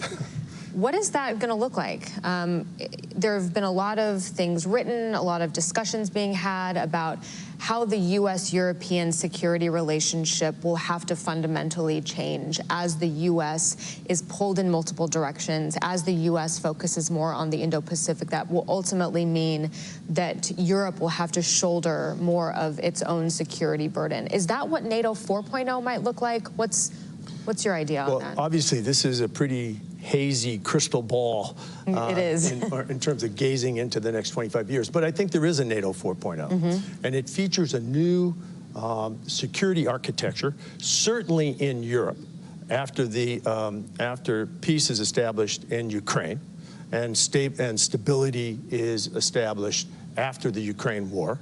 I think it has to account for the fact, the geographic reality, that Russia will remain NATO's closest neighbor, nearest neighbor, most militarily capable neighbor, and will have to settle on some sort of security architecture that provides stability on both sides. And I think increasingly, as your question suggests, it's got to account for the fact that security is perhaps more than ever, a global equation, a global dynamic, and will have to account for the looming competition with China, which NATO now formally recognizes by way of its strategic concept. And I think what that must mean is that European allies, with U.S. support, continued U.S. support, have to assume even more responsibility for security here in Europe. That doesn't mean the absence of the United States, but it means a more equitable balance from the roughly 70%, 30% distribution that we see today. So if I were to predict 25 years with some hazard, I'd suggest those are some cornerstones of NATO 4.0. One of the major meetings that's going to happen at this summit is alongside NATO's Indo-Pacific partners. And there's sort of a debate happening in Washington about the role that NATO has to play in the Indo-Pacific. Secretary General Stoltenberg has made it clear that this is not about NATO pushing itself into the Indo-Pacific, but it's a response to China's inroads throughout Europe. But there's also another side of that debate where people say, look, NATO's main area, its main theater of operations is the European continent. Its main adversary is Russia, and that's what it should be focusing on. What are your thoughts on how NATO should navigate this new geographical challenge when it comes to China and the Indo-Pacific? Well, I think the first point to make very clear is that the NATO treaty itself lays out the geographic confines of the alliance. So it is the North Atlantic area. And so NATO doesn't have a treaty obligation beyond the North Atlantic, so not into the Indo-Pacific, for example. But it's undeniable that the looming, in fact, I would argue already ongoing competition with China will have a direct impact on not only Europe, but also North America. I mean, we're seeing this play out in so many ways. I think Secretary of State Tony Blinken made this quite clear in his interview earlier today. I think for European allies, one of the things that has to be of concern is the buying up by China of commercial infrastructure in Europe, which is actually not just civilian infrastructure, but dual purpose infrastructure. So here you see this pattern, this trend of Chinese investment and purchasing of seaports, transportation infrastructure, energy infrastructure, mass communications infrastructure, and so forth. And it's, I think, increasingly important that NATO and our partners at the European Union appreciate that these are dual purpose, and that rail lines, for example, or ports used by commercial entities are also a part of the military equation. So I think being more aware of Chinese attempts to influence Europe by way of commercial infiltration with the expectation that there's a political payoff down the road after these commercial investments are made. That's a place for us to be much more aware. And I think it illustrates China's end game, China's long game, which is the Belt and Road Initiative leading to the marketplace of Western Europe, and with the idea of commercial infiltration leading eventually to political influence. So we're here in Washington, just blocks away from where the Washington Treaty was signed at the Mellon Auditorium back in April of 1949. There were 12 original NATO members. We're now at 32. What do you think would surprise those original founders about where the alliance has been and where it is today? Right. Well, first of all, I think they'd be surprised that we're at 75. Right? Okay. I mean, I don't think anybody does something today and imagines where he or she will be in 75 years, right? So I think they would be surprised, the 12 founders would be surprised at the durability of the alliance.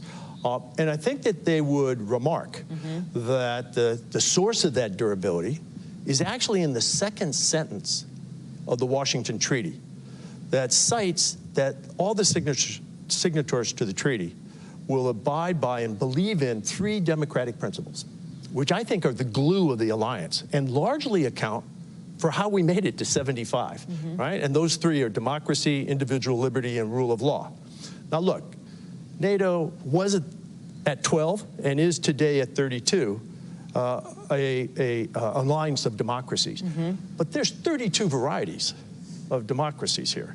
And each of those I would offer, and humbly as an American, citing American democracy as well, each of them is a work in progress. But the fact that we're founded on these core values, I think, is part of the reason that, that we've been this durable. And I think that the founders would be proud of that second sentence. Yeah. I also think they have to be surprised at the geographic scope of the alliance. I mean, I don't imagine any of them could have thought of 12 becoming 32. I think that they'd marvel at that. I think with the Washington Treaty being signed in Washington, right, that they'd be shocked that the only time Article 5 has been invoked in these 75 years had nothing to do with an attack in Western Europe, had nothing to do with America responding to that attack and reinforcing our European allies, had nothing to do with the Soviet Union. But in fact, on the day, September 11th, right, it was actually the inverse of all that. It was Europe coming to the assistance of America, to include, in part, because of an attack here in Washington. So they'd be surprised about Article 5.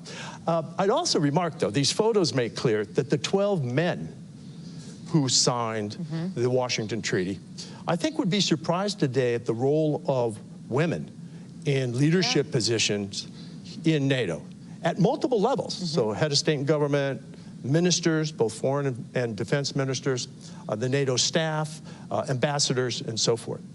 I would add there that today, perhaps we should be surprised that there aren't more women in prominent roles in NATO. So I think there's a lot to be surprised at. One thing that they would not be surprised at. That's my next question. I'll preempt your next question. They would not be surprised that NATO today is rallying in the face of Russian aggression. Yeah. That, of course, was the original forming cause of NATO. And today, I think, the founders would see a familiar Russia in terms of imperialist designs and aggression on its neighbors. They probably wouldn't be surprised. They probably would also be surprised that we're trying to get Germany to spend more on defense and do more and be more forward-leaning as well. Perhaps. Perhaps. Maybe even the Germans are a little surprised. Yeah, there's a lot of surprise that has happened to us since 1949. You know, finally, one of the main headlines at this alliance, or at this specific summit, is what the alliance is delivering for Ukraine. There's a lot of talk about a bridge to membership that's well lit, that is short. But there's also been criticism that the weapons that we've been giving them have so many caveats on them that we're having Ukraine fight with one hand tied behind its back. What are your thoughts on the deliverables for Ukraine at this summit?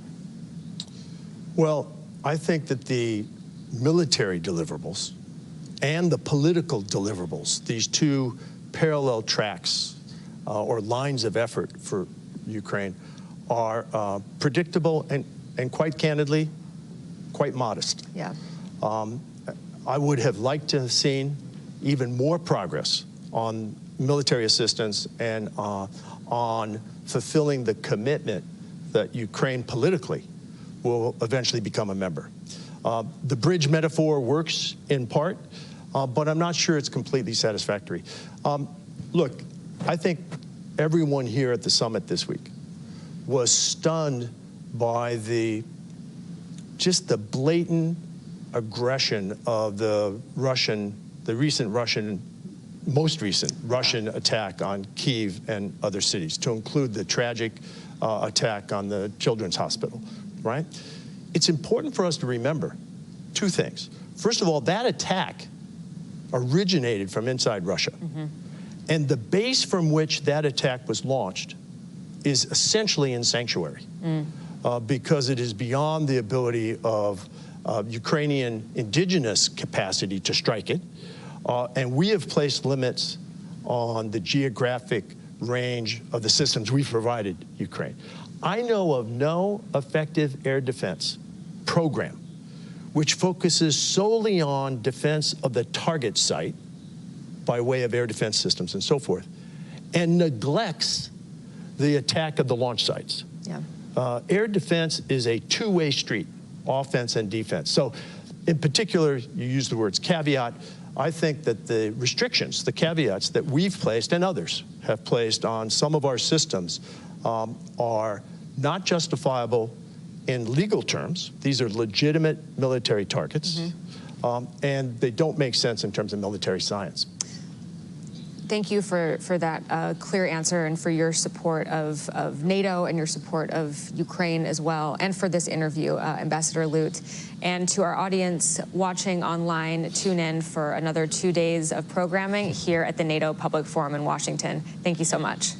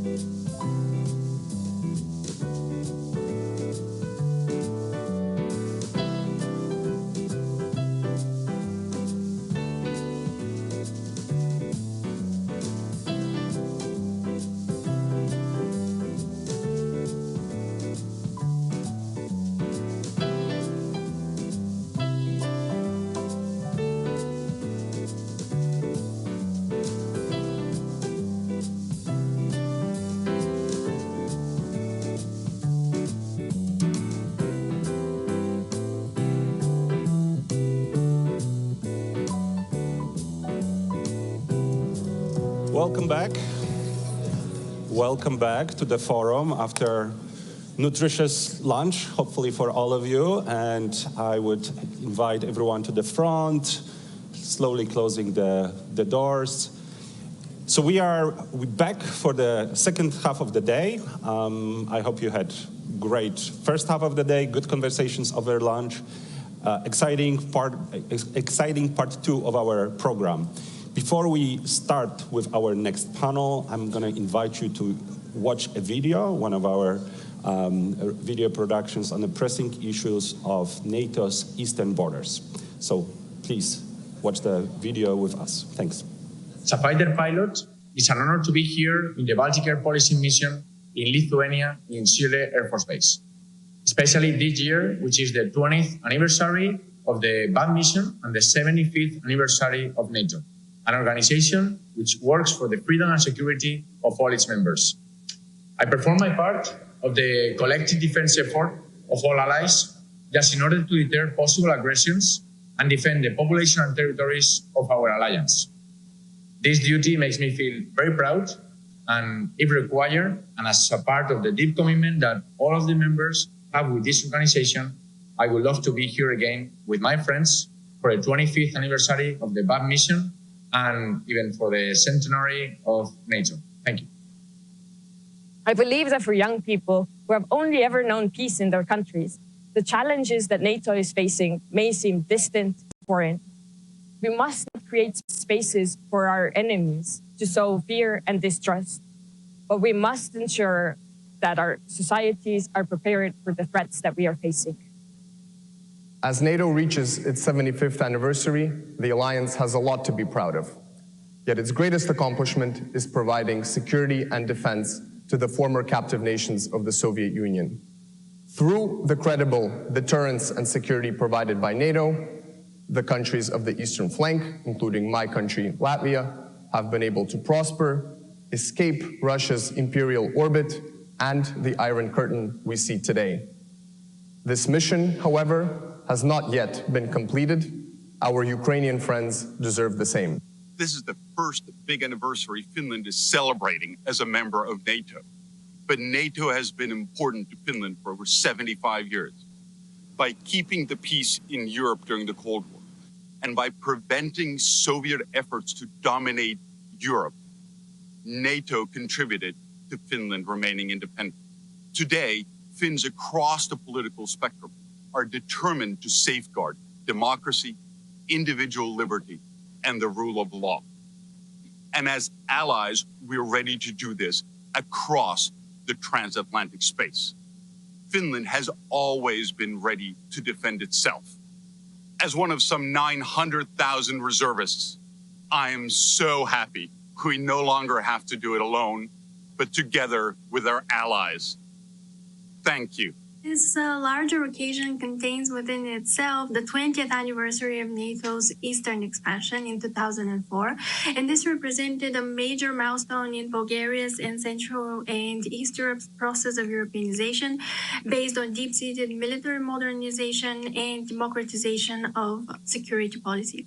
And moreover, as a country located on the southern and eastern flank of Europe, Bulgaria now enjoys an unparalleled level of security, which was, however, critically missing in its difficult past defined by wars and foreign authoritarian domination.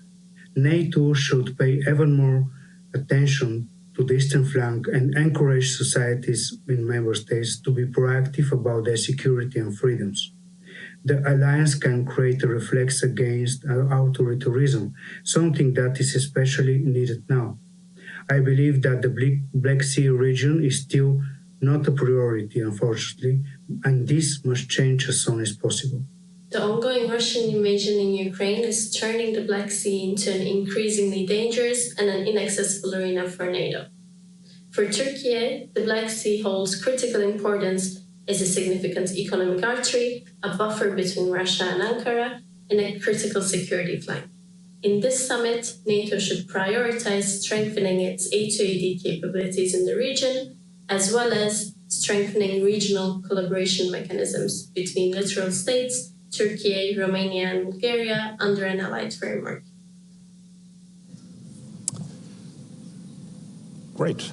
I hope you enjoyed the video. And now we'll have a conversation that fits, of course, very well with the theme of European security transformed, with, I must say, my favorite foreign minister, Radek Sikorski, not surprisingly, but one that will be moderated by a colleague from the Atlantic Council, Jenna Ben Yehuda. Jenna, the floor is yours.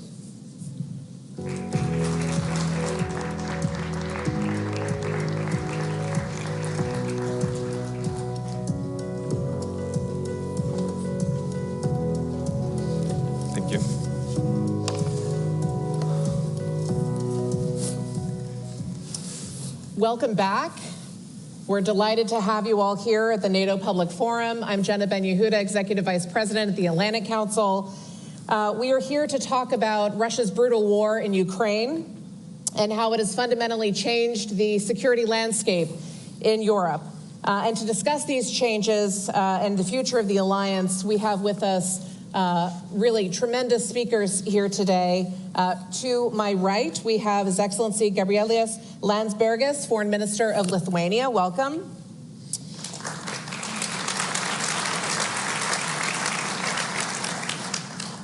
Foreign Minister, I almost promoted you. Radek Sikorski of Poland, thank you for being with us. Prime Ministers watch these things. We'll see what we can do. And Mr. Mikael Johansson, President and CEO of Saab, welcome. Thank you.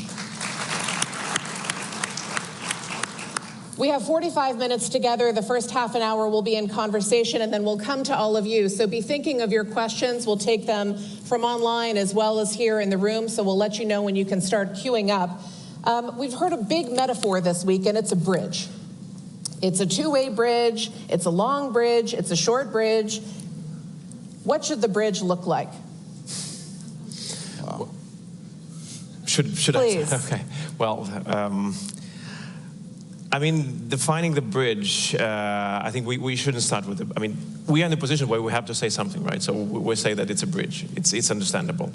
What we're looking for, and during the whole negotiations process for the declaration, we've been looking for the end goal of the bridge. A very clear commitment that would find itself coming from NATO, that we are serious about the invitation. The processes might take long. That's understandable. They might require reforms. It's required, for every country that joined, especially recently. That's understandable. But throughout the process, it was clear where we will end up.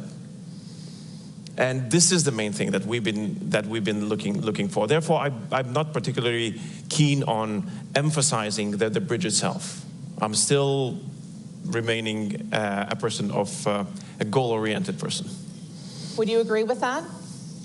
I'm not sure I'm good at literary metaphors. NATO was founded to deter an aggressive Russia in the guise of the Soviet Union.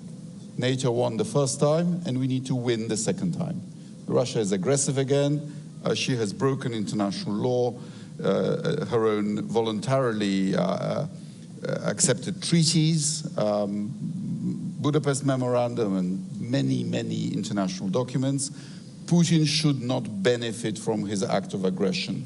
And it's our business to help Ukraine win this so that we don't have to spend the money and treasure and worse on doing the job ourselves. And so what does success look like in this context? What do you think is confidence building for Ukraine coming out of this summit? Well, success is that Putin makes a phone call to his defense minister and tells him to get out of Ukraine.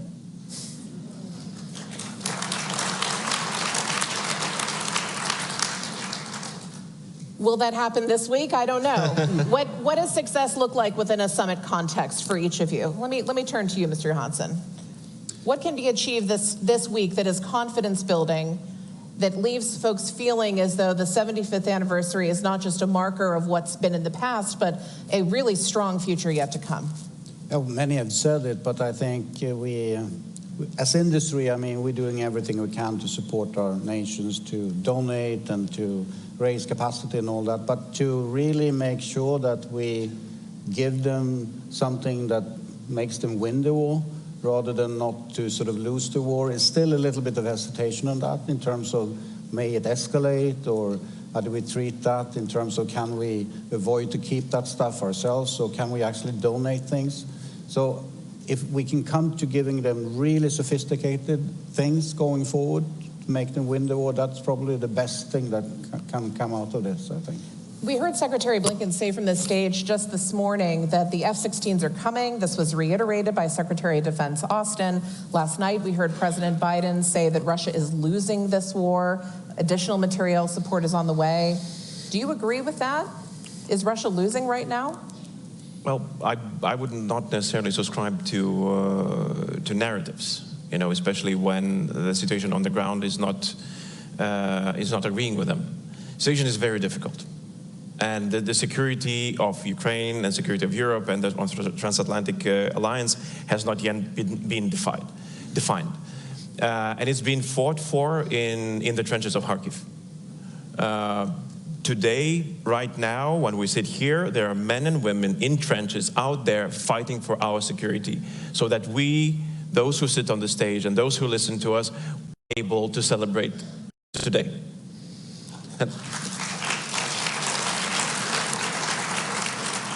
And it's, this passage of history has not yet been written. So it's, you know, we can help, and we are helping, and I hope that the things that we are doing today, that the decisions that will be made throughout these days, will add to that passage as something of a course to the victory, because there's no other alternative. You know, if it's not the victory, then it's lost. If it's lost, it's our loss. It's not, you know, just Ukrainian or anybody else. It's everybody who is here will lose that.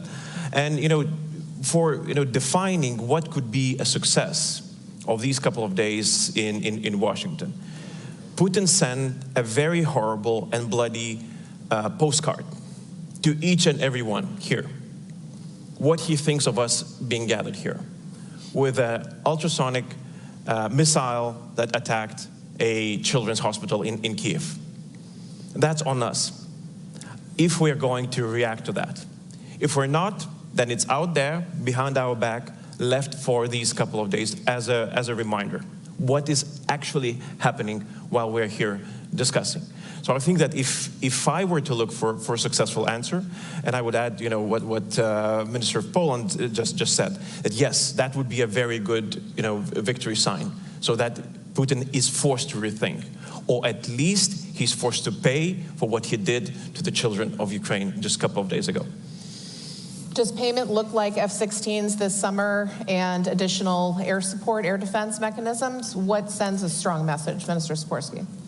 Well, the Patriots are on the way. The effectors to the Patriots are being produced. The F-16s are on the way. The American package is on the way. So things are happening. The Russians have regained initiative on the ground. They are making incremental gains at huge personnel losses. I think last year there was an opportunity to push them much harder. And the confluence of Ukraine delaying its mobilization and the American package being delayed did not help. It was perhaps an opportunity to settle the war quicker. But I believe that Putin has already lost, in the sense that his original war aims are unachievable. He wanted to have all of Ukraine as a vassal state. And I don't think he can take Kiev anymore. Even when he makes these outrageous demands that tantamount to Ukraine capitulating, he actually now talks about occupying chunks of Ukraine rather than all of it. So this is the real negotiation on the battlefield. Right. Ukraine won the Battle of the Black Sea. Russian aviation cannot move freely over Ukraine, so Russia has advantage but not air domination. And, you know, a few more Pyrrhic victories over places like Avdiivka and Volchansk and others, and Putin will also run out of personnel, of troops. Plus, do not be misled by Russian propaganda about how their economy is doing. This is, to measure what Russia is doing by GDP is silly. When you produce a tank instead of a motor car, and you send that tank into battle, and it gets destroyed, you have created a lot of economic activity, but you've also destroyed a lot of wealth. That's right. Wars end in all kinds of ways. World War I ended for Germany when they ran out of resources. And I think Putin is way on the way. So this is a good place to pivot to a conversation on industry, Mr. Johansson. One of the defining moments of this war has been the totally revolutionized role of industry. How has it changed for you as CEO of a defense company? Is it easier for companies to move? Has the acquisition process changed in a meaningful way? We've talked about things are on the way, on the way, on the way. Part of the challenge has been fielding them, getting it into theater. What's your impression of how things have shifted? Of course, I mean, it's a huge wake-up call. And I mean, industry, if I look at Europe, have been optimizing their capacity and capabilities to more or less a peace dividend sort of situation. And all of a sudden, everyone wants everything from us at the same time, everywhere. And this is, and then sort of a little bit of the problem ends up in our lap. Why can't you deliver in short lead times? And we are investing heavily. My colleagues, when I talk to them, all of us are investing heavily now to step up. And we start by boosting the capacity we have, the shifts and automation and production lines, and then we build new facilities and all that. This is not a walk in the park. It takes a bit of a time before we can actually raise the capacity. It has led to much more collaboration also in Europe between industries. But it's a whole ecosystem that we have to look at. It's not only us as primes, it's a huge amount of companies that have to come with us, and also commercial companies to get us the components and stuff. And this is maybe something that industries in Europe especially can do a little bit better together to sort of help the ecosystem come with us and not to saturate them in terms of we need powder, all of us, to do ammunition. And it's the same supplier of powder. And that means it's a problem. Yeah. But we are definitely stepping up. The problem is, are we doing enough as industries? Probably not. So the big discussion is now, okay, what do we need long-term guarantees? What kind of guarantees do we need to actually take the really big investments? Because I think we have a paradigm shift here in front of us, not sort of a step-by-step approach. But I can honestly say this has been, the last 3 years has been nothing like I've ever experienced before. Certainly. It's like crazy in terms of how fast we move. No doubt, and the numbers certainly bear that out. And if I could draw you out a little bit, you are also Swedish. So you were here as part of Sweden's first fully exceeded summit in that way, although Sweden's been a long-time partner. Minister Sikorski, of course, of Poland. We have, you talked about the gains in the Black Sea. Let's move to the Baltic Sea. There is an opportunity for Nordic-Baltic cooperation, which is obviously dramatically strengthened by the accession of Finland and Sweden.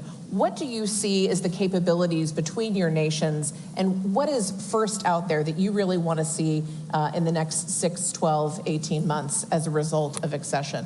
What can the Baltic do now that it couldn't before? I don't think we have a problem in the Baltic at all anymore.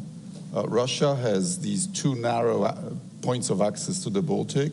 There are 8 NATO nations now around the Baltic.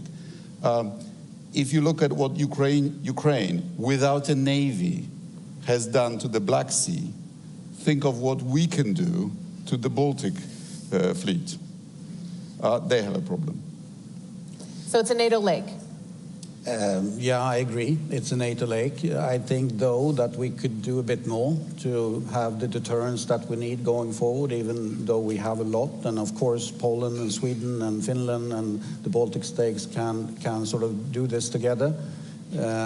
I strongly believe that what we lack, because we're inside the bubble, many of us are, of the Russian bubble of sort of the threats that they have. So we need an integrated air and missile defense system of real sophistication level in like an onion with several layers. That would probably be the best thing to invest in going forward now. One of the big conversations here in Washington, and I'm sure each of you have heard this week, is the talk of 2% and who is hitting that threshold. Poland has been there for 20-odd years. You're 4%, heading on 5%. There are still a number of NATO members, although fewer than before, who haven't yet met that threshold. We often talk about how we make the case about the imperative for Ukraine to be victorious in this war beyond Europe. What do you say to partners who aren't yet meeting that commitment within Europe? Well, the only thing that we can say is offer our example. And as Poland, as you mentioned, already in the past, we've just reached 3% in Lithuania by actually adding even some additional taxes to the people, because there is no other way to, how can we fund the procurement that is needed for our country. But when you look at the region, Nordic Baltic region, the countries around the Baltic, you would see that there is no big debate whether we should be funding our defense.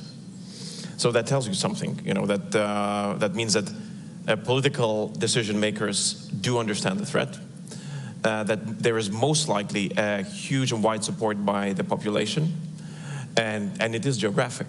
That means that for us, the threat is very real and very tangible. So with that, when we're trying to influence a debate that is taking place here, for example, today in Washington, it's not that we're saying, look, let's all of us find a way how to finance. We're saying, look, we are already doing this. A tiny Lithuania is 3%, 3.03%. Estonia is there. Latvia is there. We talked about Poland. Others are getting there, also to big numbers. It's not just empty political words. It's something that is very, very tangible. And here it connects to the industry. What is the biggest problem with industry? They've seen how we went through COVID, where everybody said, look, you just produce as many vaccines as possible because they will be needed, years and years and years on into the future. Many of them invested. And a couple of years later, suddenly, basically, boom, there's no big need. And many of industries, defense industries, are thinking exactly the same thing. Oh, yeah, okay, so you're talking that you're going to spend 3-4% right now. What will happen in a couple of years? The situation, geopolitical situation might be very different, because not everybody is saying that, look, this is a huge change, historic change that we're seeing globally, and this will stay for us for decades. Yeah, but industry is very practical, and they're saying, can we trust you that those 3-4% will stay there? And this is up to us, to politicians, to convince not just the public, but also the investors who are planning their investment and building new factories, new lines of production, that yes, Russia is going to be a threat. Other dictators are being emboldened. And unfortunately, for many of us, we are entering an unstable period in our history, and we have to be prepared for that. And that's why we are going to invest, and we are going to devote money, and you can invest into this or that factory. I think this is a really important point. Mr. Johansson, I'd love for you to respond to this. It requires massive capital investments to produce the kinds of systems that Saab is known for. Can you walk us through some of the decision-making as president and CEO of this company that you think about? What kind of investments will be there? What does the market look like years down the road? And does the EU align with this, with NATO requirements, or is there a gap there? Many questions at the same time, but let me try and say that, of course, our industry comes from a peace dividend period. So, of course, there is some hesitation on, okay, how long-term will this be in terms of how can we trust that you will never sort of dismantle again the critical mass that we need to keep a, call it a lukewarm production capacity, even if times go in a different direction. So, of course, that's the owner's perspective. I mean, return on investment is what we need to understand. So this is a business case. We're taking much more risks today than we did 3-4 years ago in terms of what the board approves and what the owners approve. So we're getting there, but we actually do not understand the aggregated demand situation that the politicians and the countries are looking for. What are the NATO new requirements on on capabilities in different regions. It hasn't been fully settled yet. If we knew that in a 10 to 15-year time period, of course, the investment perspective would be much more different. Looking at EU and Europe, of course, what the EU is doing is great in terms of initiatives, financial incentives to start having companies and countries collaborating. I support that 100%, but they don't put any money into it. You can compare it to the pandemic when you put like 700 billion euros in a fund or something to make companies work on that. And they did. But you put 1.5 billion euro in something which is important to say, that is, sorry, peanuts. If we really are serious about this long term, we have to show that. And then EU cannot guide what capabilities we need in Europe. That is a NATO responsibility, is my perspective. We have to be completely aligned. So member states, sovereign sort of decisions, and being part of the alliance is important planning here. And we need to understand the aggregated demand. But of course, EU can step up and put a huge amount of money in that fund, more than 100 billion euros, and then you will see things happening. That's what I like to see. So the rhetoric needs to be met by action and by resources. Minister Sikorski, we've heard a lot of rhetoric about the role of China. Europe is now fighting this battle to help Ukraine win against Russia. China has been a not insignificant player in this process. You heard the president last evening talk about that China can't have it both ways. You had Modi, Prime Minister Modi in India, in Russia earlier this week during the hospital attack, I believe. Should India get a pass too? What does it look like for some of these partners who are engaged in providing dramatic material support, especially for purchases of Russian energy? What should NATO be saying about that kind of extra regional engagement? I'll solve the China and the India problems for you in just a second. But let me just say that Napoleon Bonaparte, who is in our national anthem, said that a country that doesn't feed its own army is doomed to feed a foreign one. In Poland, we have a somewhat similar saying that every country has an army, either your own or a foreign one. Your own is cheaper in the long run. We are spending over 4% of GDP on defense this year. We have the 14th biggest defense budget in the world, and next year we'll go higher. We will do whatever it takes not to be a Russian colony again, irrespective of what anybody else does.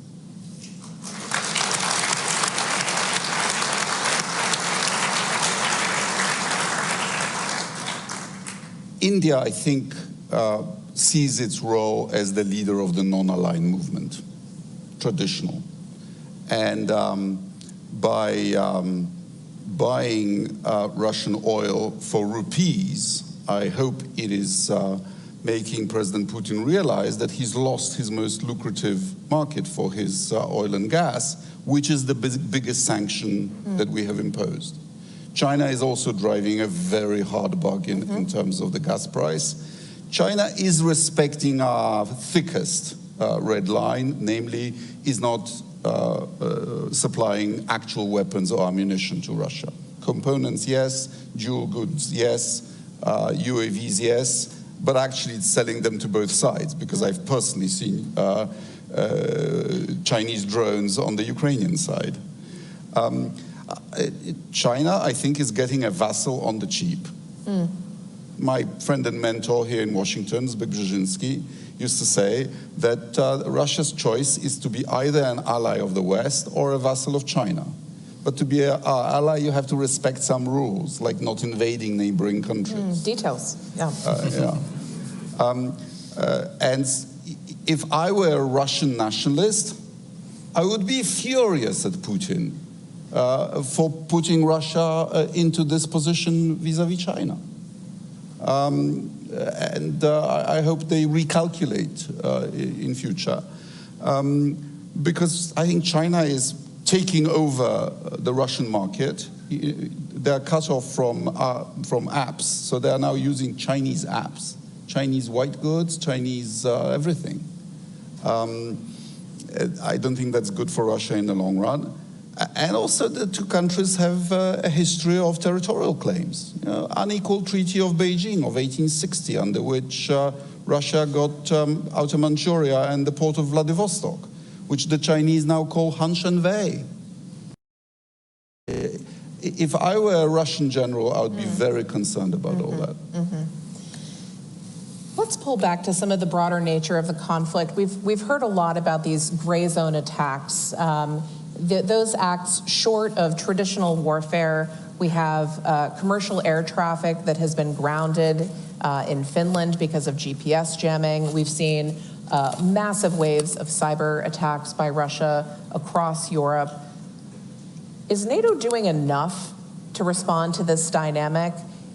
What should be done, and what does success look like? How do you really wrap your arms around this? Because it feels like a drip, drip, drip on a national level, but collectively is generating dramatic losses.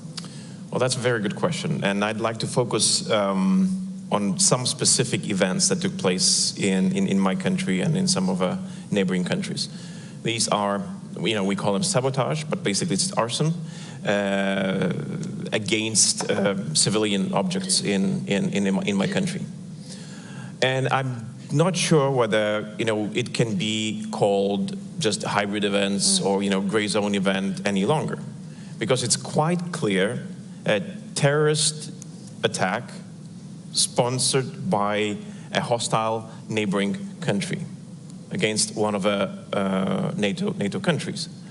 The problem is at this stage that when you're saying this, you immediately have to say what you're going to do about it. Right. And this is currently, and I'm happy that it's being addressed right now in the summit. It is the first time that we are going to address this in that respect. That we have to find an answer, and it has to be, Putin has to be notified. That we're just not just seeing, we're not just registering, but we are going to act. And in this, I'd like to remind that the only time that Article 5 was invoked was because of a terrorist attack. So we have to be very clear that we'll make no definition.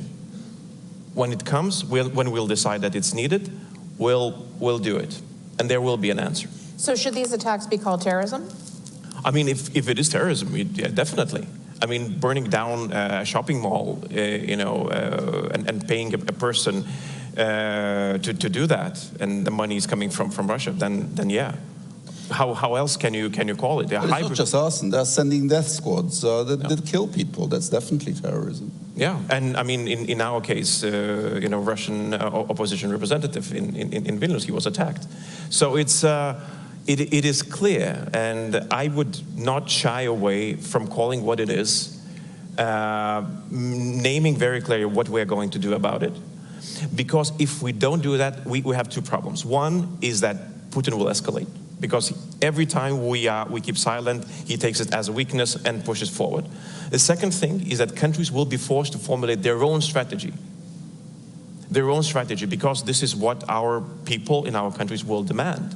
You cannot just expect the people just to be okay with something happening in your country. So therefore, this is one of the reasons why we're in this alliance, and we have to have a common answer to this. Please.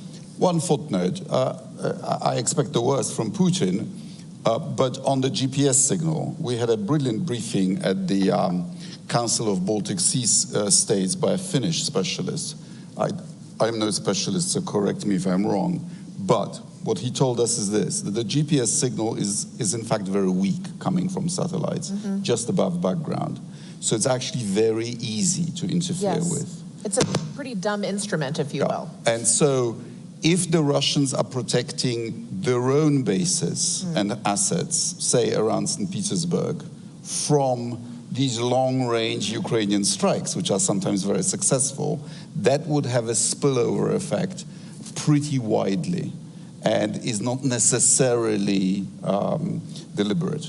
So, and Ukraine, of course, does it too. So when I was last in Kharkiv delivering products to the front last year, and there was a Russian drone attack on Kharkiv, the Ukrainians would switch on GPS jamming in order to make that job more difficult, and your Google Maps suddenly go crazy, and you have no idea how disorienting it is. Of course. Well, you raise a really important point, which is that there is an element of this where attribution becomes pretty fuzzy.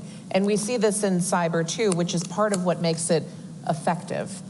It's damaging the system, but its origins may be unknown. And what I'm hearing is that naming it is critical. Is there some kind of proportional response element that needs to be clarified as well? Well, I think that what wouldn't work probably is that if every time Russia does something, we go against every single event, because their capacity, and they've shown that, their capacity is vast, and they can, they can wreak havoc in Lithuania, Latvia, Estonia, Poland, wherever they want, because with social media, they can reach very wide audiences, and find people who would do their job for them in those countries. But we have to create a very clear deterrence for these sort of events, so that then the next time they start planning, they know that there is an answer ready, prepared, signed on the table. And if you do this, this will be the answer. And now, currently, I mean, the easiest way, I mean, I've got this question so many times, like, what would you, suggest? Right. How do you manage this sort of escalation? Now we have a country that's willing to manage escalation for us. They're actually asking here in Washington today, allow us to strike deeper into Russian territory. We will manage your escalation for you. And they're saying, look, no, not right now. So I think that this is mistake. If we cannot find any other reason, no other reason, no children's hospital, no kindergarten, nothing for why to allow them to attack deeper into Russian territory, then at least this. Absolutely. If they attack us in any way that they think of, then let's allow Ukrainians to attack them. I understand that.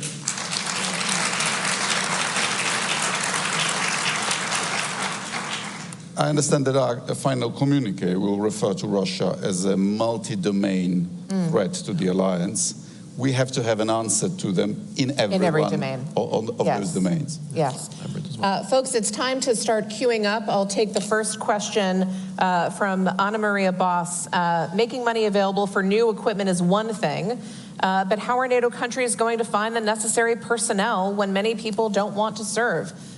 Huge manpower issues even within Ukraine. How do you respond to that?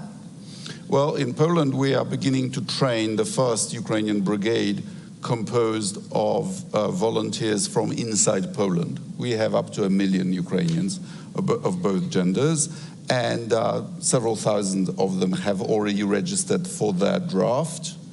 And interestingly, many of them do want to serve and rotate their compatriots, but they say, we don't want to be thrown into the battle without being properly trained and equipped. And we are going to do this for them, and they will then be available to the Ukrainian government as a unit, with the right to return to Poland after they've done their rotation. If every European country did that, Ukraine would have several brigades. Yes.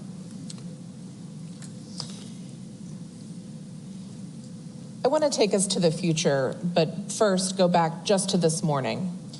We heard from General Cavoli on this stage that NATO's transition from out-of-area operations, Afghanistan and the like, to fighting now on the European continent, reshaping those plans, thinking about those capabilities, represents a really dramatic shift for the alliance, and it's taken years to get there.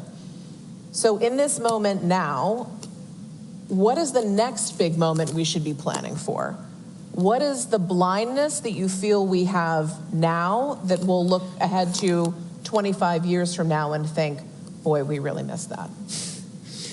Well, the blindness would be, I'm not necessarily saying that it is there, is the expectation that somehow this Putin will stop. And I have a sense that it is in the room in some cases. This expectation that, oh, okay, one day there will be negotiations and we'll prove to Putin, that he cannot continue, that if he does continue, then blah, blah, blah. We were unable to prove that in 2008. We were unable to prove that in 2014. I don't think that we have any, difference in our position to prove it now. That means that he will continue. And this is the message, and I'm returning back, then this is the message to the industry, this is the message to the electorate, in each and every country, and this is a message to all of us, that look, we are in this for a long run, and we have to prepare for this. This won't be over in 2 years, where we'll be back into some reality, pre-war reality, with Ukraine calm, us calm, and then again, all business as usual. That's it. There's no longer business as usual. Or, there is business as usual in our case, in the Baltic case, where we've seen Russia for what is. Yes. So for us, it is quite a natural state of mind, but it has to be wider. If we're expecting this, that is blindness. If we're expecting this, this is a mistake. Mr. Johansson, and then I'll come to you, Minister. I would say that if you look at, I agree, NATO is coming back to regional defense capabilities, and many of the countries, of course Sweden now being a new kid on the block, are waiting eagerly to get our capability targets from NATO. Now there are two parts that I think I would like NATO to discuss more, and that is looking at security of supply as a capability target, meaning that NATO could sort of decide where will we have in our sort of geography capabilities to ramp up production or production of drones, or who should take that responsibility? Because today you give different capability targets. I would like to see that as you give them security of supply type of capability targets. That would be great. Then more coordination, more alignment coordination on that future. in terms of setting up a regional defense again. Then, of course, the interoperability question is huge. And if we cannot come to a new architecture where there is a real multi-domain operation capability which everyone in NATO can hook up into, it will never work. So that's also a big thing going forward to make that happen. Those are the two things I'm thinking about. Minister.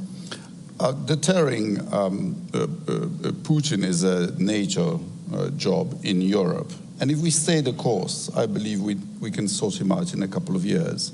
The emerging threat, I believe, is in Africa. The Wagner Group has now been renamed Africa Corps. And Africa Corps is trying to take Tobruk again. The Russians have no business in meddling in Libya and switching on and off the mass migration to try to destroy the European Union from within through the political process. This business of Russian mercenaries taking over gold mines and other African resources and then destabilizing Africa using their own money, this has to end. But I believe that this is a job that could be done by the European Union, that we don't need to beg the United States to solve every problem for us. We should have a reinforced brigade operational as an EU rapid reaction capacity in a couple of years. And from what I hear from the Pentagon, that at last they see the logic of relieving the United States for other jobs in other theaters. You made this argument in Foreign Policy Magazine recently. This is the 5,000... up to 10. Up to 10.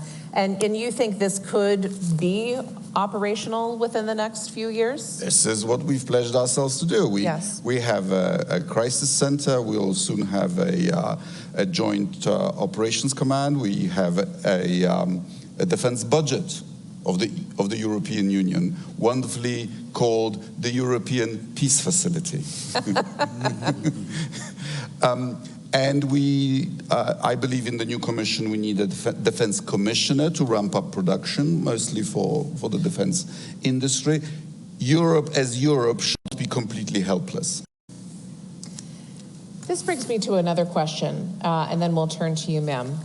How confident are you in U.S. leadership?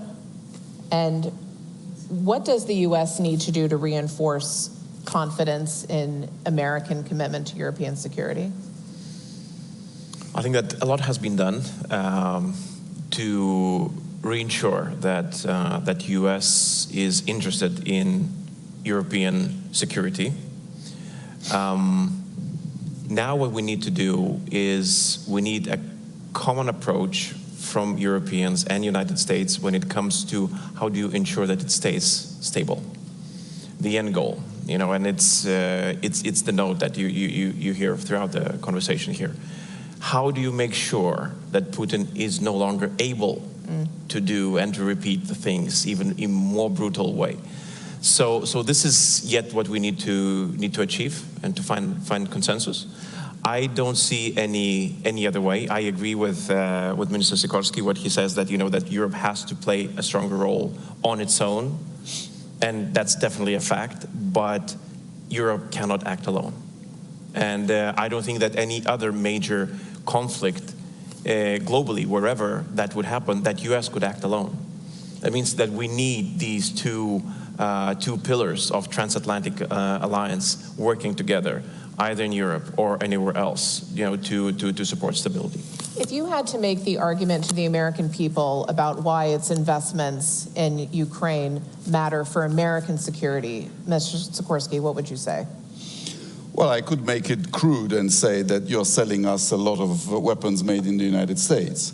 But I would make it more strategically by saying that if Putin captured Ukraine and used the resources of Ukraine, both human and industrial, to go further, then the price of deterring him would rise.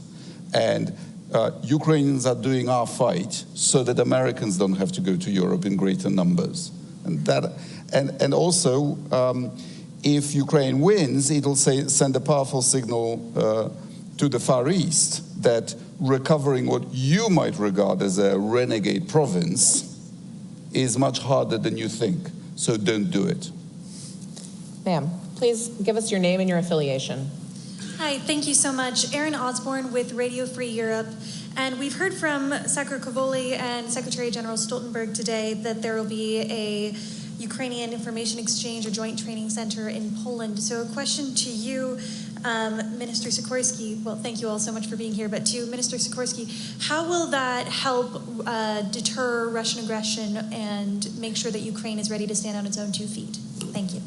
Well, I'm very pleased that JTEC, the Joint Analysis and Training Center, is coming to my hometown in Poland, which will be a second NATO institution in Bydgoszcz.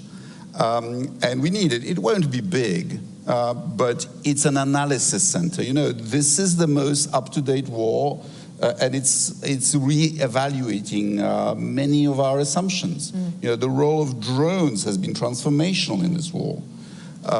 And we need to study it and then apply the lessons. And I believe that the people who will be, that in future, it won't be us training the Ukrainians. Ukrainians will be teaching us. Yes, indeed. And JTEC, I hope, will serve that. Sir, I'll come to you. Yes, thank you. My name is Adam Dudash from Tilburg University. First of all, thank you for the insightful discussion. You've discussed the impact of Finnish and Swedish accession on the Baltic and its waters. But what about the High North? Does NATO need to reevaluate its strategy in the Arctic in light of melting ice crafts that are going to allow, or are already allowing, Russian naval assets to move more freely in these waters? Yes, the melting Arctic. Well, Henry Kissinger once said that there is never a shortage of opinions in Poland. So let me give you my piece of wisdom on this. What a fool Putin is. With the Houthi attack on the Red Sea, with the problems in the Suez, he would now be making a lot of money servicing the northern route, the shortest sea route from Europe to the Far East. And instead, he's ruining his country. Mr. Hansen, would you like to respond? Ms. Saab has some technology that's weather-built.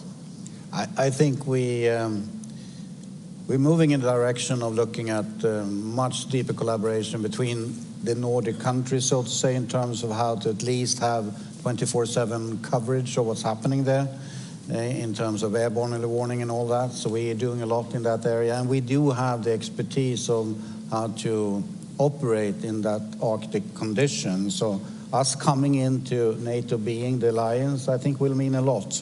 And we're already seeing movements in that direction. So that's one of the capability targets that I hope that now we as countries in the Nordic will get. So yes, when we will provide technology to do that. We are almost at time. I want to turn to each of you for a quick final word. What do you want folks to take away? What should they remember from this summit in this moment? What do you think is the key message that you want them to know from you? It's very easy. Ukraine has to win. Ukraine has to win. NATO prevailed in the confrontation with a much more powerful Soviet Union. We can prevail again. No, give Ukraine what they need to win the war, and industry is there to support. And the industry needs to give and sell and do contracts with Ukraine directly. We cannot only do donations, but I'm prepared to give everything we have to make them win the war. Please join me in thanking.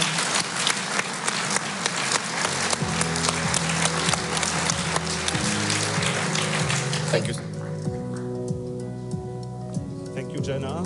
Thank you, ministers, for this fascinating, wide-ranging conversation focused on victory at the end. Looking forward to seeing you all. Don't run too far. I saw a lot of determination, a lot of leadership in the last conversation, and it was very well summed up by a statement of we'll do whatever it takes not to be a Russian colony again.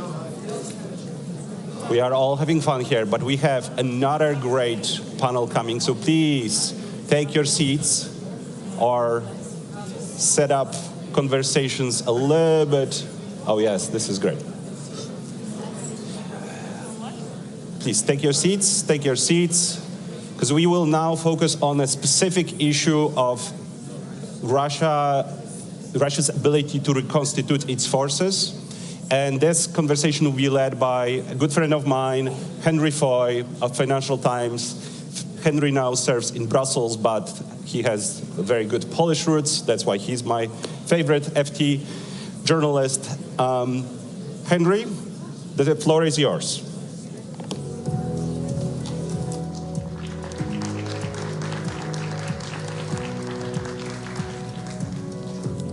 Hi. Are we ready? Yes, we're good. Oh. Hello, everyone. Good afternoon. It's really nice to be here and enjoy your air conditioning. It's tremendous to be out of that other room. We only have a short amount of time, so I'm going to get straight to it. We're very lucky today to have a great panel. Two formidable women. Baiba Braje is the Foreign Minister of Latvia and, of course, the former ASG at NATO.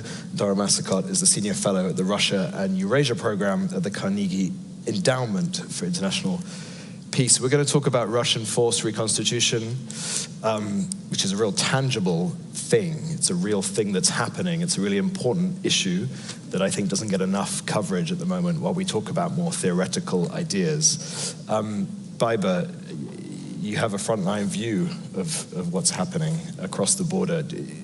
When you look at what Russia's doing to reconstitute its armed forces 2.5 years after the full-scale invasion, what do you see? What do you see? What are they doing differently now that they weren't doing before February 2022?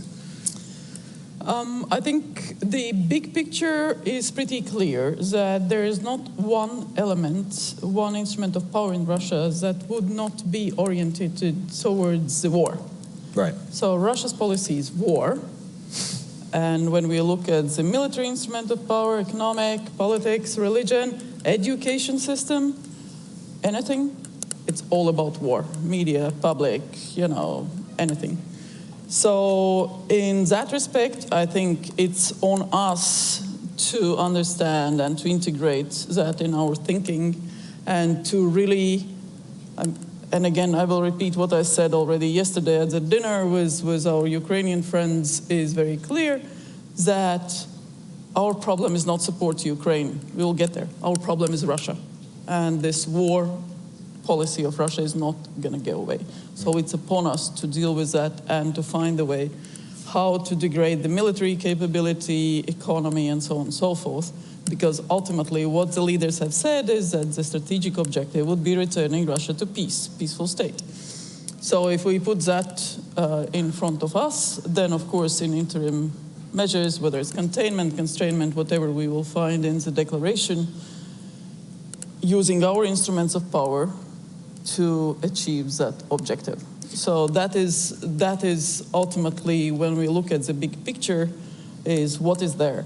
And then, of course, we are seeing that, yes, indeed, currently we have quite a number of bases at the NATO's borders. They are not back where they were before the war. Russians are fighting down in Ukraine. So in the short term, what we are saying is that there is no direct military threat to us. It's true. But it doesn't mean that Russia is not learning. Russia is learning, and it is integrating its lessons in Ukraine. It is changing its ambition. It is returning to a different command structure, at least on the paper. We know Shoigu's doctrine, the numbers, and so on and so forth. But for now, for the short term, there is no direct military threat to the allies, and helping Ukraine, strengthening our own deterrence defense, degrading Russia's capability is something that we just need to do. Dara, you see bandied around sort of 5 to 7 years, end of the decade, as sort of a rough idea for when Russia might be able to get back up to a level where it was before. But are we missing the point when we think about numbers? We should actually be thinking about structure, capabilities. How's Russia going about it differently now? So reconstitution is a little bit of the numbers, and there's also some qualitative aspects that I think we should discuss.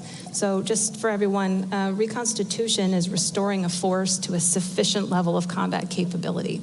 It's not just counting tanks coming off the line. It's also about personnel. It's also about proficiency in what they can do.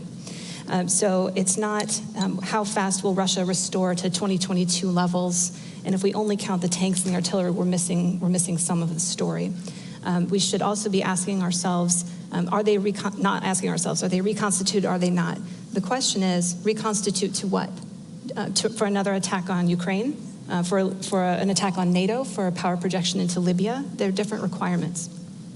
But if we were to talk about the timelines, I think about 3 aspects.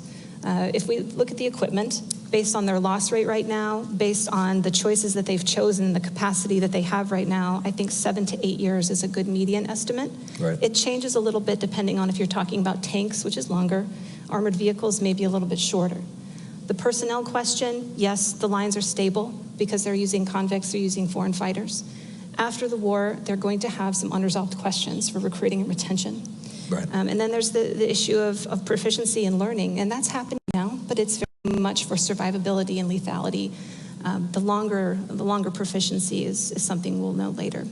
But I think last point, we should not assume that they're going to go back to what they were before the war. It's going to be different. They have changed, Ukraine has changed, we have all changed in various ways. Yeah.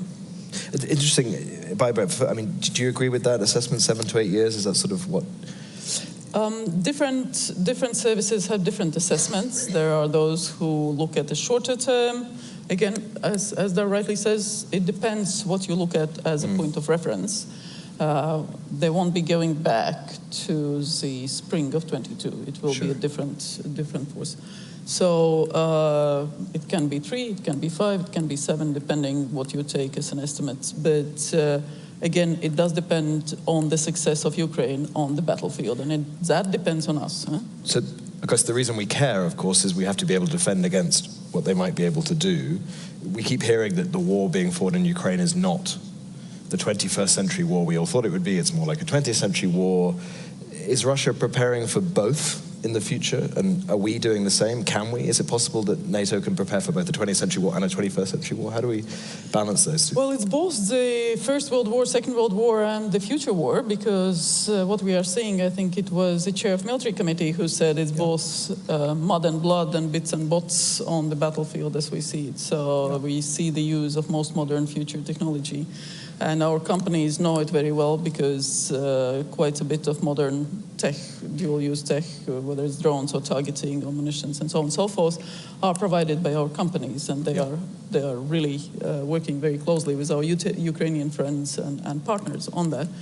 So again, integrating that into our future thinking, I think, is crucially important. There is no sort of past battlefield at all if you take that into account. So you can have visuals that look like the past, but they will all be equipped with modern, very modern tech. So the electronic warfare has been taken to a new level. Lots of capabilities related to that have been taken to a new level. private sector involvement, open source involvement, it's a totally different war. And that is quite likely what we have to look at depending on the threat that we see. So for that, I think we might need some adjustments among the allies. I don't think we are as flexible and as able and agile as Ukrainians. Still so many bureaucratic structures, procedures, standard operating procedures that we have to look at that also. So it's not just about the stuff, about the data, about the connections that we have, but also about the procedures and processes and TTPs, as you said. That's really interesting, because I remember people talking about whether Russia was learning those lessons. Dara, have you seen examples of that Russia has actually become more flexible now in terms of how it deploys forces?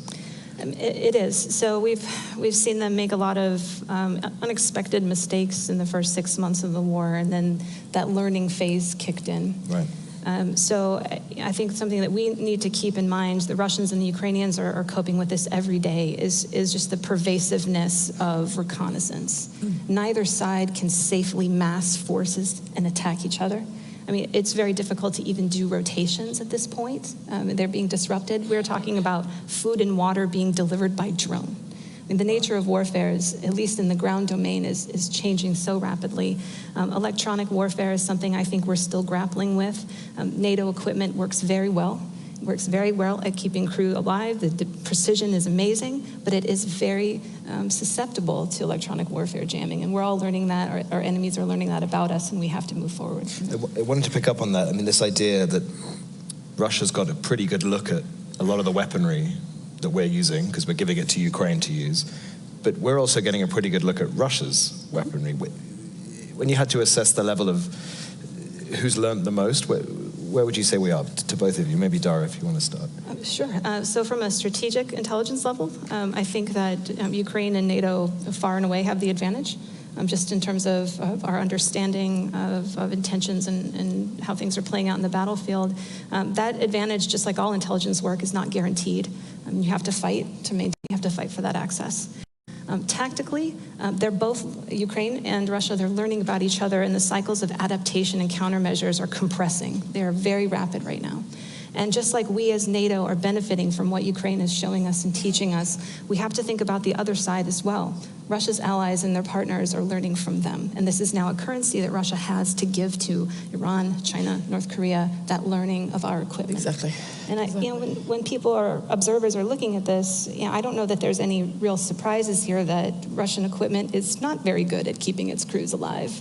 Right. But it is quite rugged and quite durable, and it is inexpensive. And so for people looking for that kind of capability, they like what they see. Do you agree with that, Pavel? Yes and no. I mean, there are, but I want to pick on a different point, that actually there is quite a bit we can do, that we have done and we need to do, and that relates to Russia's ability to sustain the warfare. Right. So again, there are different angles to that. Russia is pushing its propaganda, that its economy is doing very well, that it will last, and so on and so forth. And when you look and scratch off that, propaganda is actually not. Yeah. And that does depend on us, because Russia is financing the war from the budget. The income in the budget has significantly decreased. Its own taxes, Russian-owned taxes, the tax base is much narrower. They depend on the oil largely for the income in the budget and other exports. And that is indeed upon us, how to deal with the oil cap, how to lower it, how to implement it, how to make it more efficient, plus all the other enabling capacities that it gets for its missiles. We saw the KH-101, it was FT, that put a nice table out on the components in that missile, largely Western. So there are elements across the board that we can actually really address, both the income in the budget, the ability to sustain the war, but also the components on the battlefield, what it fights. Yes, China is trying to replace it, but again, there are limits also to that. And in terms of this reconstitution, are we seeing, and Pavel mentioned it there, this reliance on Iran, China, other countries supplying weapons to Russia, or parts, I should say? No. confirmation that China's sent weapons. Is that changing the nature of the way the Russian military-industrial complex works, or is it still so tiny amounts that there is still the same megalith that it always used to be? I mean, how is that changing how they build weapons? The Russian defense industrial base has different quirks to it, to put it lightly. So they had to basically purchase a capability from Iran, and now they're building it in Russia, and they're scaling it up with respect to the Shahed drones. There's still many aspects about it that do remain mired somewhat in the Soviet past. But I think about what could change from the pathway that they're on right now that would cause them to reconstitute faster. Right now, Russia is choosing to maximize the factories that it has. It is not constructing new ones to refurbish tanks and artillery and things like that. That could change if that was important enough to Putin. But right now, he's managing a lot of different economic considerations and labor shortage situations. Sorry, so Russia has not built a single new arms factory? With the exception of drones. If we're talking about tanks, artillery, things like that, they are working triple shifts around the clock to maximize what they can put out. And the estimates are anywhere from 200 new tanks a month to upwards of 600-ish armored vehicles of various types. But most of the equipment going into Ukraine right now, 75% of it is refurbished Soviet-era materials being pulled out of bases in Siberia, and they are burning through that stockpile very quickly. Wow. Pavel, we hear a lot about rhetoric from the Kremlin about every time the EU or NATO does something they deem to be escalatory, they'll reposition troops near to Finland or reposition troops near to the Baltic states. Do you see that happening in real time, or is this all just total bluff? You mean the Russian troops? Or Correct, troops the on Russian our side? The Russian troops. It's largely empty. I mean, it's open source information, so I'm not really revealing any secrets here. But feel free to reveal secrets if you want. To our border and further down, at a helicopter base, Pskov, Luga, it's largely maintenance of facilities and some minor sort of stuff. There's no increase, there's no sort of significant operations. That can change. Again, it doesn't require. Luga is 200 kilometers from our borders, with the armored vehicles, tanks, 50 kilometers per hour. That, if they want to fill it up and get to the border, that's 4 hours. So we are always on the watch out there together with the allies, and the investments that NATO has done with the new military strategy. And here I would like to pay the highest respect to our military colleagues who were the ones initiating and turning around the whole NATO's military instrument of power and creating the new military strategy and the DDA, what Secure was talking today about, and the defense plans, the exercises, the command structure, everything. So that allows us to be pretty sure that not only troops in place that we have now, but also the ability to have that situational awareness on the overall threat. And if necessary, to have those rapid reaction forces are there to deter and, if necessary, defend. So our task is to ensure that we don't relax, but also that we apply our instruments of power to make sure that Russia does not succeed. Because at the end, it's about NATO security. It's not something abstract. Peace is not an abstract term for us. Well, that's sort of what I wanted to ask. We're running out of time, but there's obviously a difference between capability and intent. We talk about 7 to 8 years time to build up capability. Are there ways, Dara, to look at the way Russia is reconstituting and trying to derive intent? Well, if we're talking about replacement rates for armored equipment, right now that is not sufficient to attack NATO in a very large way, but it could be sufficient to make another attempt at Ukraine. Right. This is the pathway that Russia is on, and I want us all to be aware that probably within the next 6 months, maybe early 2025, the Russians are going to announce their 10-year rearmament program. And they're signaling that they want a larger army, and they're signaling that they want more drones and more first-person munitions. There's things that they can do to compress that timeline if they're willing to take domestic risks. So I think we should hold 7 to 8 years because nothing ever quite goes right in Russia, even when they want it to. Yeah. But there are choices that they can make if they wanted to take that risk and go faster. So I think that, to end on a philosophical point, if I may, this is a quote from a long time ago, but I think about it often. right now, is that no man ever steps in the same river twice, for it's not the same river and he's not the same man. And I think about that with the Russians, and I think about that with NATO. Like, we're not the same that we were 2 years ago. Ukraine's not the same, Russia's not the same. We've learned so much about each other, and we need to update some of our assumptions and our war plans and our procurement and our intelligence and our focus. And the policy actions that we do, you reside in Brussels, the packages that the EUs that we do on restrictive measures, so-called sanctions on Russia, take miserably long. The negotiations that the groups that people have to go through is just pathetic. I'm sorry, really.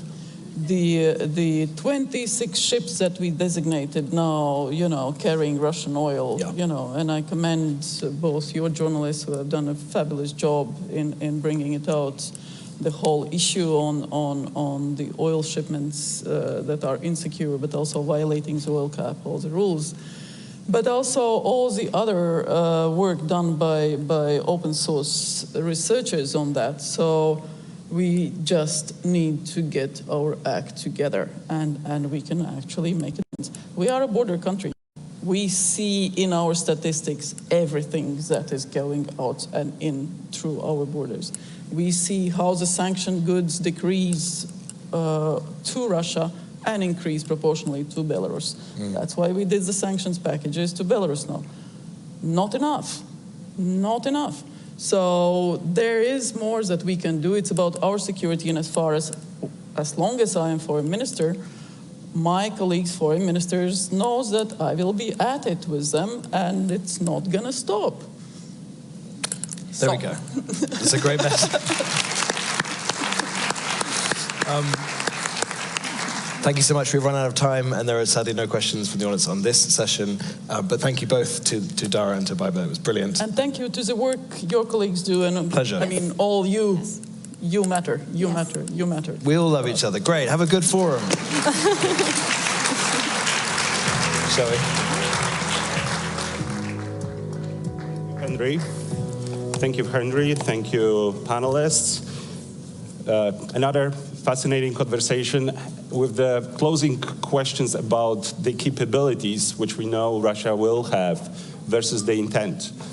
Someone from my side of the world could remind everyone that Putin gave us very clear list of demands in the winter of 2021, what he wants to achieve. So I think we have also some notion of his intent. But to explore these issues in more details, I now would love to invite Luke Coffey from the Hudson Institute for a conversation both with the President of Slovakia and then for the panel. Luke, the floor is yours.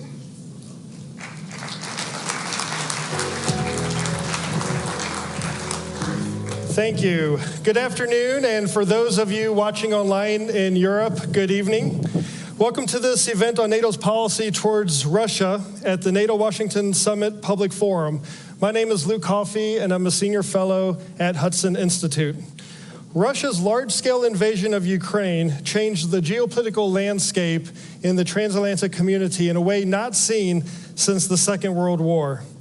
In its 2022 strategic concept, NATO described Russia as, and I quote, the most significant and direct threat to the alliance. To discuss NATO's approach to Russia, we have a very distinguished panel. However, before that, to kick us off with a scene setter, we are honored to have His Excellency, President Petr Pellegrini, the 6th President of the Slovak Republic, here to offer some opening remarks. So please join me in welcoming President Pellegrini to the stage.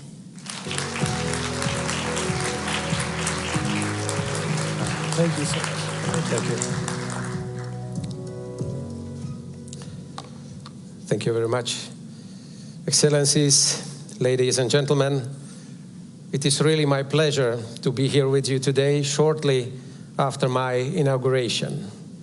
On the occasion of the Washington Summit that takes place in the changing, rather unpredictable, and thus increasingly dangerous world, as we commemorate the 75 years of this most successful defense alliance in our history. I am proud that Slovakia has been a reliable ally for the past 20 years. And we will be so in the years to come for the sake of security of our nations, of our neighbors, our continent, and the world. Our historical experience taught us that there is no better option to guarantee our safe place, security, economic and social development than this alliance. The engine of our success has been and remains as a commitment to democracy, freedom, and human rights, with a clear understanding where we belong. Our present and future is in and with NATO and European Union. Strong transatlantic bond built on a fair share by the European allies is the best collective approach to preserve peace and deter any aggression. My country's strategic interest has always been based on full respect for international law and rules, shared values and norms, commitments and obligations. In February 2022, following the aggression by Russia, which we have condemned as a clear violation of the UN Charter and international law, we stood by Ukraine. Our citizens opened their homes to people escaping Ukraine, and many of them remained on our soil. Ukraine must survive and preserve its own national identity, sovereignty, and territorial integrity. And as any other country, Ukraine must have the right to choose its own security arrangements. We will never agree with change of borders by force. For us, in the NATO eastern flank, an eventual collapse of Ukraine would have very negative consequences. Without any Hollywood announcements, Slovakia provides significant and stable support to Ukraine in many ways. We do it through NATO and European Union, but also bilaterally. We still belong to the biggest contributors of assistance to Ukraine, calculated per capita. As the only country, we have organized joint meetings of the Slovak and Ukrainian governments and developed a joint action plan of cooperative projects. And we just agreed a few days ago to have soon yet another meeting of the two governments on the Ukrainian soil. We are one of the most important providers of electricity to Ukraine, so crucial after the continuous attacks on its vital infrastructure. And as our electricity production doesn't depend on wind and sun, our supplies can and will continue also during the next winter. On top of supplies of non-lethal equipment, like demining machines, we have increased production of our own defense industry, including ammunition or howitzers, also for the need of Ukraine. To endure our collective support, we need the Slovak and the European public on our side. What are the lessons learned out of the recent European elections? How can we better prepare for the forthcoming elections, including here in the United States in this regard? We need to invest more into wide international understanding that we are not trying to disintegrate Russia, but to change its behavior to the one that fully respects its obligation under the UN Charter and international law and its OSCE commitments. And this will be also a powerful message also to G20 and BRICS members. Let me make clear, supporting peace, ladies and gentlemen, does not mean supporting the aggressor. It is up to Ukraine to decide on this. But a just, a sustainable peace acceptable to Ukraine is badly needed. And a just and sustainable peace can only be a peace based on international law.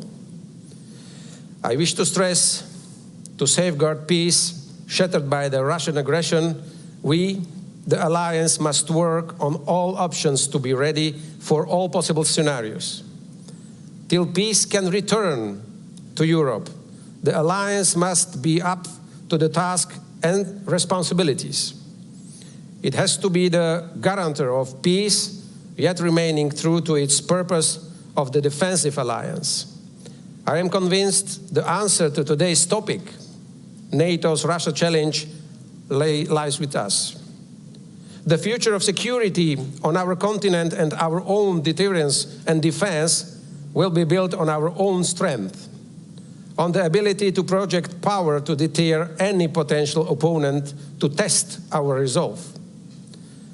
We must be honest to ourselves. There would probably be only few allies meeting the 2% GDP goal if there was no war in Ukraine.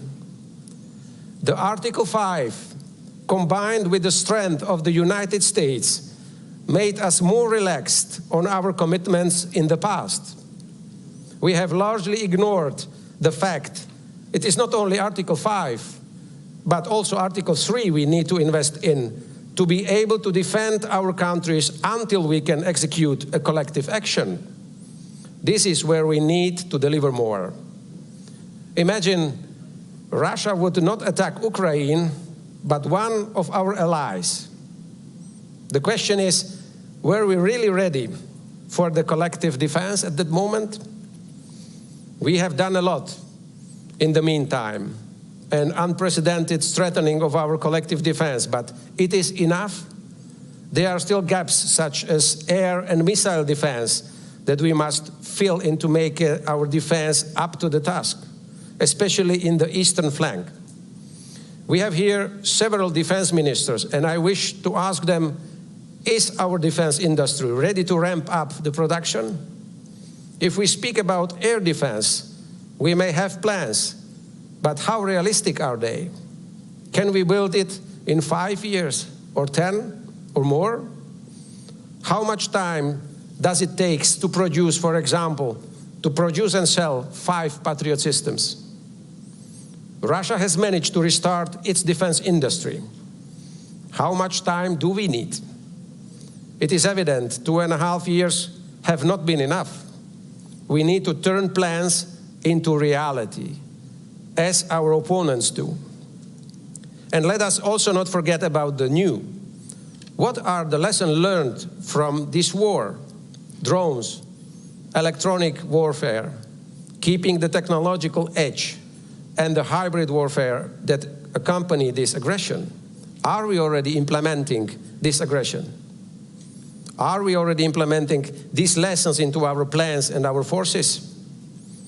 We have been meeting the 2% commitment already, but will this be enough? Is there a true political will to do the necessary?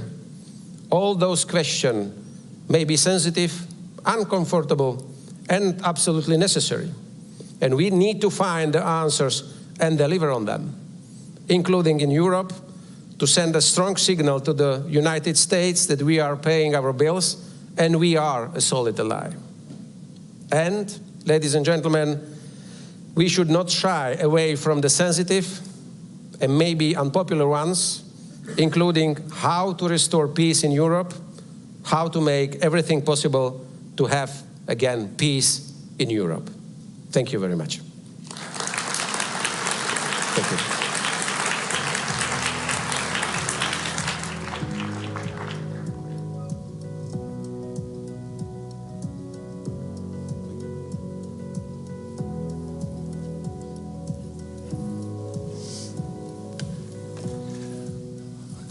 Great. Well, again, good afternoon. We are now here with our very distinguished panelists to take this conversation another step forward to assess what the Russian threat is, what NATO needs to do about it, and how we can best be prepared to do this in the 21st century. To do this, we have immediately to my left, your right, Andris Spruds, the Minister of National Defense for Latvia. To his side, we have the Right Honorable John Healey MP, Secretary of State for Defense for the United Kingdom of Great Britain and Northern Ireland. And last but certainly not least, we have Lieutenant General retired Ben Hodges, former commander of U.S. Army Europe and distinguished fellow with GlobSec. I'm going to turn to Secretary Healey first. You've been the Secretary of State for Defense since July 5th. 5 days. Yeah.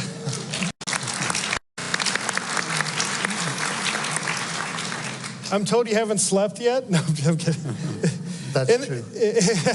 In this time, you have already been to Ukraine, which I want to touch on that a bit later. But you've also, you're here now at the 75th anniversary NATO Summit. It's truly hitting the ground running. I want to ask you first, though, about Russia and the new Labour government in the UK. How will the new government deal with the challenges and threats posed by Russia? And I know you don't want to get ahead of any defense review, but the Prime Minister Starmer said that a review will be carried out. Can you give us a flavor on what you think or how you think Russia might be factored into the thinking with the strategic review? Thank you. I'm slightly awestruck, actually, to be in this chamber with such an audience, because the collective experience and knowledge in front of me is so much greater than my own. And so bear with me, but thank you for inviting me. I'm really grateful. So the Russian threat. Well, for those of you from the US, your president said at the NAC about an hour ago that Russia is our greatest threat that we face as an alliance. It has its sharpest, most immediate challenge in Ukraine. My first priority, the first priority of this summit and center stage is Ukraine. It's my first priority, was why I went in my second full day in the job to Odessa and spent the afternoon with President Zelensky and his team. But the Russian threat isn't just directed at Ukraine. You know this very well. In fact, we all in our own countries have had warnings of this. We've all had knowledge of this and experience of this for a number of years. So we face wider Russian aggression directed at our own democracies, from hybrid attacks to threats in the high north. And I think this is why this NATO summit, in many ways, is so important at this time. So this is the first time that we've had a NATO summit meeting with 32 members, which I think shows that NATO is bigger, stronger, more united than ever before. We meet also with the involvement of Ukraine and the IP4, which I think shows that as NATO nations, we stand together in support of Ukraine. And it shows also, I think, for me, the growing indivisibility between security and deterrence in the Euro-Atlantic and security and deterrence in the Indo-Pacific.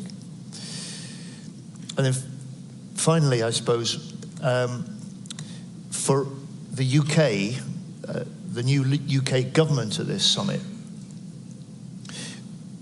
you'll hear Keir Starmer, you'll hear David Lammy as our Foreign Secretary.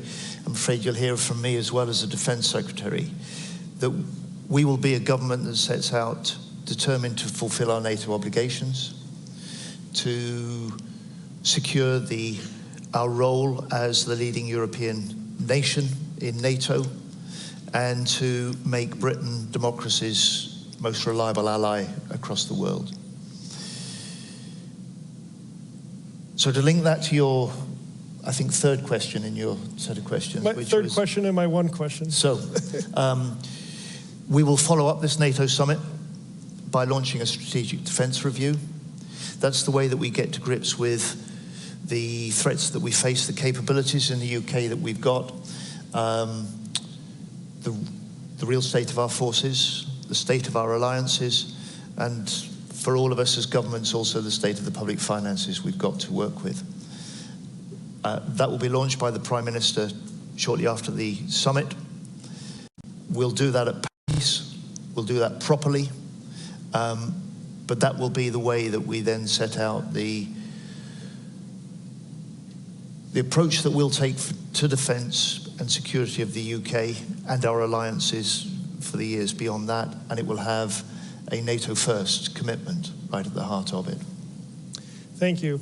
Minister Spruds, a conversation about Russia at a NATO summit would not be appropriate if we did not include the important voice from the Baltic region. So that's why I'm very grateful that you've taken time out of your schedule to come here to speak to us today.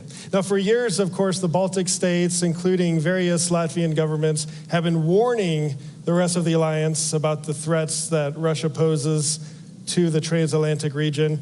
But it wasn't until 2014 that the alliance started to get serious about this. And frankly, it wasn't until February of 2022 that we started to see real action. So once again, the Baltics were right. We should be listening to the Baltics more. Looking at it from your point of view in your region of Europe, how do you assess the threat that Russia poses, not only to the region, but also to the alliance as a whole, and what should NATO do about this? Thank you so much. Thank you for having me, I think, very symbolic anniversary summit, and also here in the public forum. I've been participating in public forums for years in a think tank community representative. Now I switch sides, but of course I'm always very glad and grateful to come back and of course discuss those very important issues for all of us. Yes, indeed, the Baltic voice is important, and thank you for including the Baltic voice as well in this discussion. We've been advocating taking a strict position on Russia for years. We ourselves have been experiencing hybrid attacks from Russia for decades, so that's why the threat has been quite clear what we are facing. We are facing Russia, the country which can change in every 5 years, in every 10 years, dramatically, but nothing changes in 100 years. So we pretty much see the same Russia. It's expansionist, it's imperialist, regardless what kind of regime we are dealing with. On the one hand, we might say that it is Putin's Russia, but we might also say that it's Russia's Putin. Basically, it represents those long-term resentments, ambitions, the expansionist moods, what we have seen and experienced for years. So that's why certainly we have to have a mindset that we have to deal with Russia, which is imperialistic and expansionist in a long-term perspective.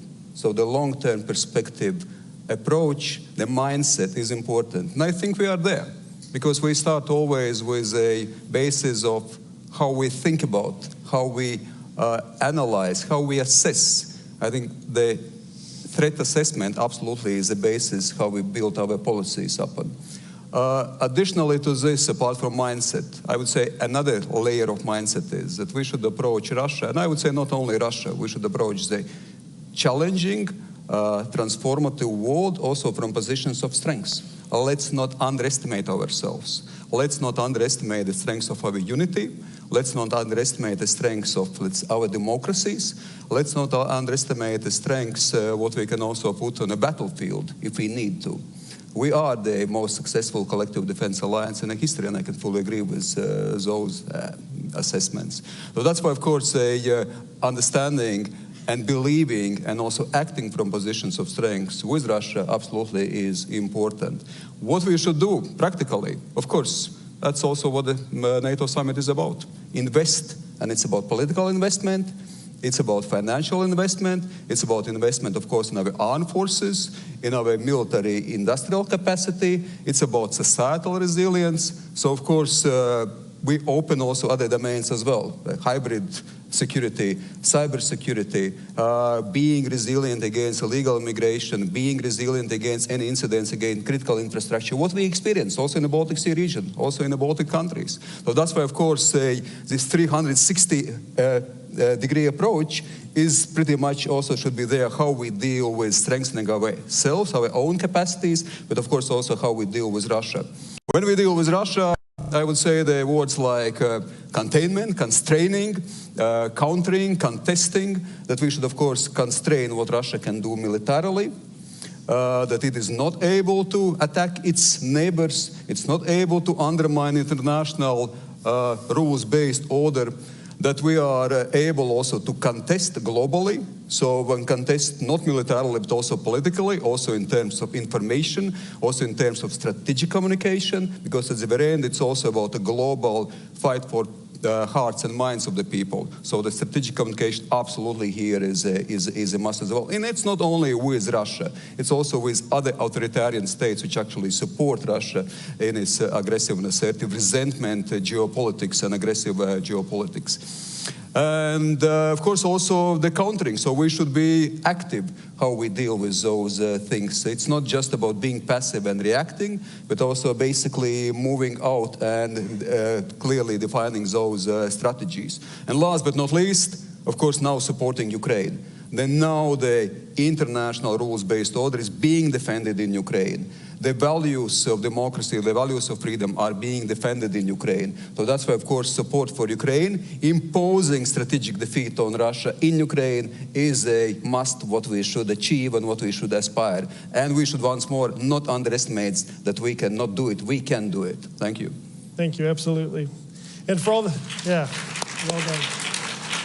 For all the think tankers out there, there is hope. Someday you're sitting out there. You might be right here. But don't worry, I will move back at some point. General Hodges, you bring a unique perspective to this debate. You took command of U.S. Army Europe soon after Russia's first invasion of Ukraine in 2014. You were instrumental in leading some of the very early efforts to shore up deterrence along the eastern flank, and for starting the early days of the training and the assisting of the Ukrainian armed forces soon after that illegal annexation of Crimea. But now you're a civilian. You view this perhaps differently from the outside, so to speak. You're not constrained as you would be being an official. So can you tell us your candid view about what the Russia threat is and what NATO should be doing about it? No, Russia is at war with us, and we need to wake up. We need to acknowledge that they are at war with us. It may not be T-72s or Sukhois that are striking NATO countries, but they are absolutely at war. The GPS jamming, the sabotage, the interference in our elections, complete disregard for international law, selling oil on unseaworthy, unsafe, unregistered ships that they sell to India and China, which gives them money to keep buying ammunition and drones from North Korea and Iran that then they use to kill innocent Ukrainians. They are absolutely at war with us, but yet somehow we have a lot of people, including in this city, that are like, oh, you know, Russia, it's a great power. It would be terrible if the regime collapsed and they might use a nuclear weapon. And so our policy towards Russia seems to be avoid escalation, when the policy should be defeat Russia, help Ukraine, defeat Russia, knock them back. And that does not require one single American soldier, British soldier, Latvian soldier, not one, but it does require the political will of my president, all the other heads of state and government of the alliance to say this is not about helping Ukraine. Our policy should be protecting our strategic interests, which is to defeat Russia, make them live within their own borders. Otherwise, it's absolutely, we're going to have a continuation, exactly what the minister said, 3 years from now, we'll think we'll have a peace. They know that we'll lose interest and we'll be back at it. Absolutely. Secretary of State Healy, I mentioned you returned from Ukraine, and I think on day 2 you were in Ukraine. You met with President Zelensky in Odessa. Anyone who's been to Odessa recently knows that it's a very difficult time in the city with the airstrikes and the impact on the electrical grid and just day-to-day life for the Ukrainians that live there. Prime Minister Starmer has made it clear that Britain's leading support for Ukraine will continue. And in fact, I believe you said that you're going to look at ways to expedite existing support and commitments to Ukraine to try to get that material to the front lines faster. Can you tell us a little bit about this and why coming into government, you believe that a Ukrainian victory is important to the United Kingdom? So General Hodges just said, look, we need to view Ukraine in our own strategic interest. He's a general, he's got that strategic insight. I'm a politician, I'd put it plainly, because I don't think our public and our people fully and properly understand what's at stake here. And so some of the arguments I try to make in the UK are, especially on the campaign trail, which we've just finished, defense of the UK starts with Ukraine.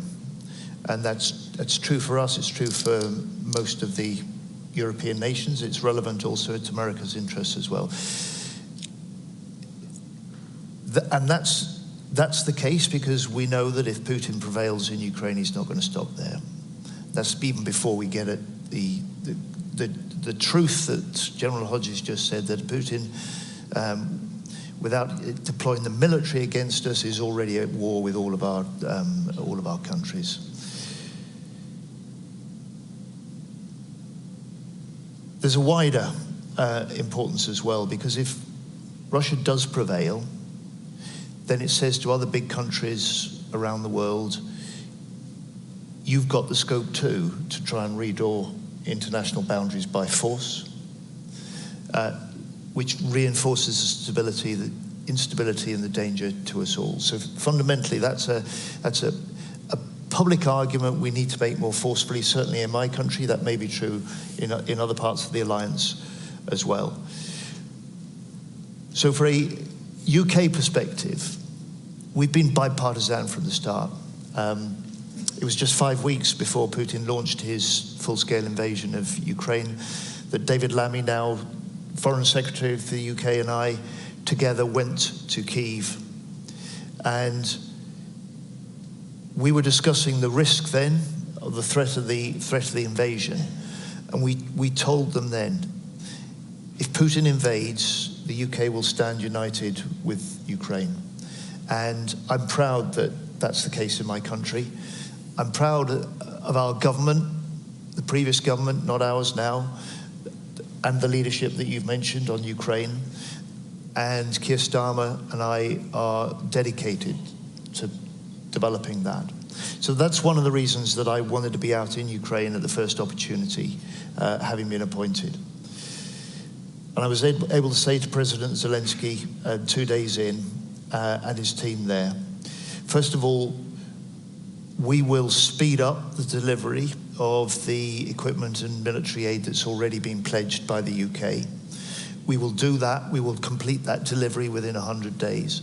So the big Rishi Sunak pledge in April, the largest UK package to date at that time, will be fully delivered within 100 days with a Starmer guarantee. The second is that I was able to require a immediate stock check of what we could offer, and we've been able also to provide an extra package of equipment, the sort of kit that they're using day to day and need in battle. I can give you some of the details. It's not big, but it's a sign of, an important sign, I think, for the Ukrainians that the UK commitment continues. And there may be a change of government, but there'll be no change in the UK's determination to stand with Ukraine or confront Russian aggression or indeed pursue Putin for his war crimes. The third is that I said to him, we will now work with Ukraine and we'll work with allies to work out how we can step up what we do to support. My view is that we need to see this in a much bigger picture, the sort of picture you were drawing of the Russian aggression, because too often we're focusing on the immediate military battle, the immediate military equipment needs, when if Ukraine's hand is going to be strengthened by us as allies, it isn't just the military help that we can provide, it's the political, diplomatic, economic support and pressure that we can put in Putin. And if Ukraine's going to be in a position to judge that the time may be right to pause the fighting and try and find some settlement, it needs to have the strongest possible hand in the strongest possible position, and that's our responsibility. And that finally, I think, is why, again, this NATO summit is so important. The unanimity behind very significant long-term multi-year commitments to support Ukraine, not just militarily, but also industrially, is so important. And if we do what we say, if we deliver what we promise, then we will be playing a big part in making sure that Putin in the end does not win. I think that is music to our ears, hearing that in 100 days this equipment will be expedited. It's very much needed, of course. Keeping on the theme of Ukraine, Minister, I've heard you say a number of times, and just 5 minutes ago, say that Russia needs to receive a strategic defeat in Ukraine. Can you explain what that is? What is that strategic defeat? What does it look like? Yes, of course. Again, one step back. We must remember what are the consequences of the Russia's aggression in Ukraine, and what are the consequences of how the war goes, and what will be the outcome of it. The consequence is that if Ukraine loses, it's undermining the international rules-based order, it's undermining our credibility, it's undermining our security. So I think the stakes are high, and this should be always remembered, which also means that we must have a very clear strategic goal, what we want to achieve together with Ukraine. We as a transatlantic community of democracies, of like-minded, what is the strategic goal? And strategic goal is not Ukraine not losing the war. The strategic goal is Ukraine winning the war and imposing strategic defeat on Russia. What does it mean? I think it's again clear. It's restoring territorial integrity of Ukraine. It is taking those war criminals accountable for their crimes. What just we've seen a few days ago as well, with brutal attacks against children and innocent civilians. It's also about financial repercussions. They're using the frozen assets. And at the very end, strategically, it's also about Ukraine becoming the 33rd member of NATO. And it will become 33rd member of NATO. How to achieve it? Of course, keeping the strategic ambition in mind, yes, we have to make also practical steps. Practical steps providing military support, and I think the financial commitments here also shows how seriously we take it. The Latvia, Baltic countries, we committed 0.25% of our GDP for military support to Ukraine. It is quite a considerable amount. It is for Latvian military or defense budget, almost 10% of our military defense budget goes in supporting Ukraine. And I think we should still consider even providing more.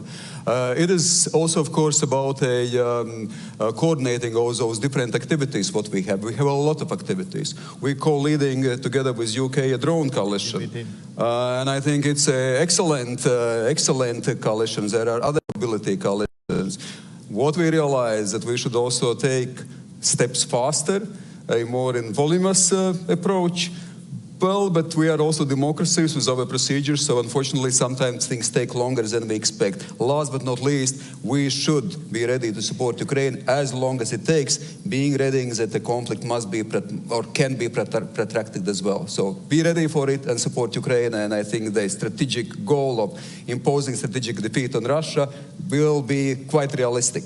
Absolutely. General Hodges, you've been one of the most outspoken supporters of assisting Ukraine, arming Ukraine. You were obviously not very compelling. Well, we have seen some progress on your focus regarding the long-range strikes, ATACMS missiles, trying to isolate the Crimean Peninsula. We've seen steps in the right direction. We haven't gone as far as I think many of us would like. We haven't gone as quickly as we would like. But practically speaking, what does NATO, and you can talk about the U.S. or individual countries inside the alliance, what do we need to be doing more of and faster to help Ukraine win on the battlefield?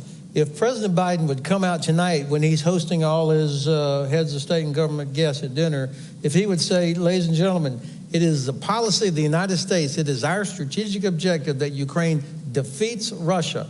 And we're going to do every damn thing that they need so that they can do it. Not this empty, we're with you for as long as it takes, but we're going to do everything they need. That right there would be the seismic change that would lead to Ukraine actually winning. And that would be a crushing strategic defeat for the Kremlin. So far, they've been confident that the American president would not do that. The German Bundeskanzler would never do that. and unfortunately a few other heads of state and government. So the first step is to say that's our objective. Yeah. If you don't even say that's the objective, then you end up with, I must say, really bad policy decisions such as, okay, well, finally, after 2 years, you can have ATACMS, but you cannot use them against airfields from which murderous attacks are emanating against Ukrainian cities. That's terrible policy. Or this drip, drip, drip, drip. Everything that we are providing Ukraine right now, you can see why I'm retired. Everything that Ukraine has right now for the United States, with the exception of Javelin, was a no for the first months of the war. I mean, you can remember, Luke, there was a time where we shouldn't provide Stinger because what will happen if a Ukrainian soldier shoots down a Russian helicopter with an American Stinger? They might use a nuclear weapon. I mean, that was the thinking. And so it's taken 2.5 years and tens of thousands of lives to get to where we finally are. And we're still underestimating Ukraine's ability to integrate new equipment. So at the risk of sounding like a broken record, make it our policy. This is our objective, strategic objective. And I mean, look, 8 months where nothing came from the United States. 8 months, Russia achieved nothing. All they could do is continue attacking Ukrainian cities. So they could not even exploit for over half a year, despite having all their advantages, they lacked the ability to knock Ukraine out of the war. They can't do it. Imagine if we had been providing everything that was needed with an aim to helping Ukraine actually win, and if we used all of our economic tools.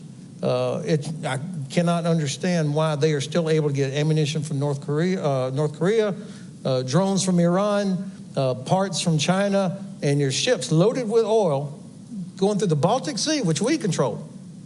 Black Sea, we should still be able to stop it, but unfortunately we're not able to do that.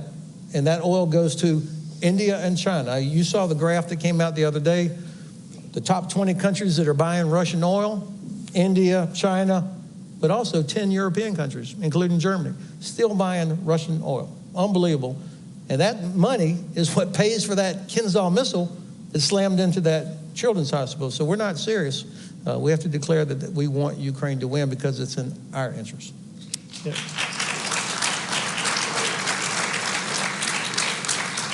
Yeah, it comes down to we have to start wanting Ukraine to win more than we just hope that Russia might lose this war, and we need to start acting that way.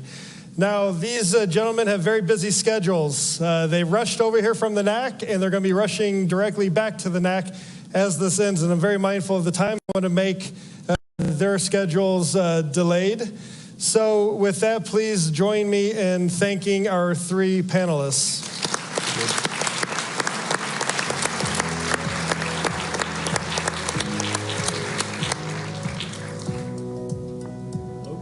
Ministers, thank you very much.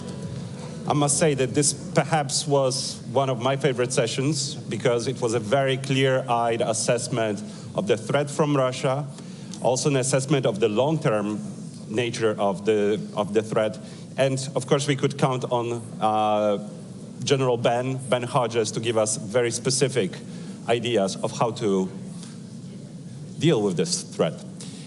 Right now, if you are watching us online, stay tuned for a couple interviews with NATO veterans, as well as a conversation with Senator Roger Wicker. And for those of you here, please join us for well-deserved coffee break. See you back here in half an hour. See ya.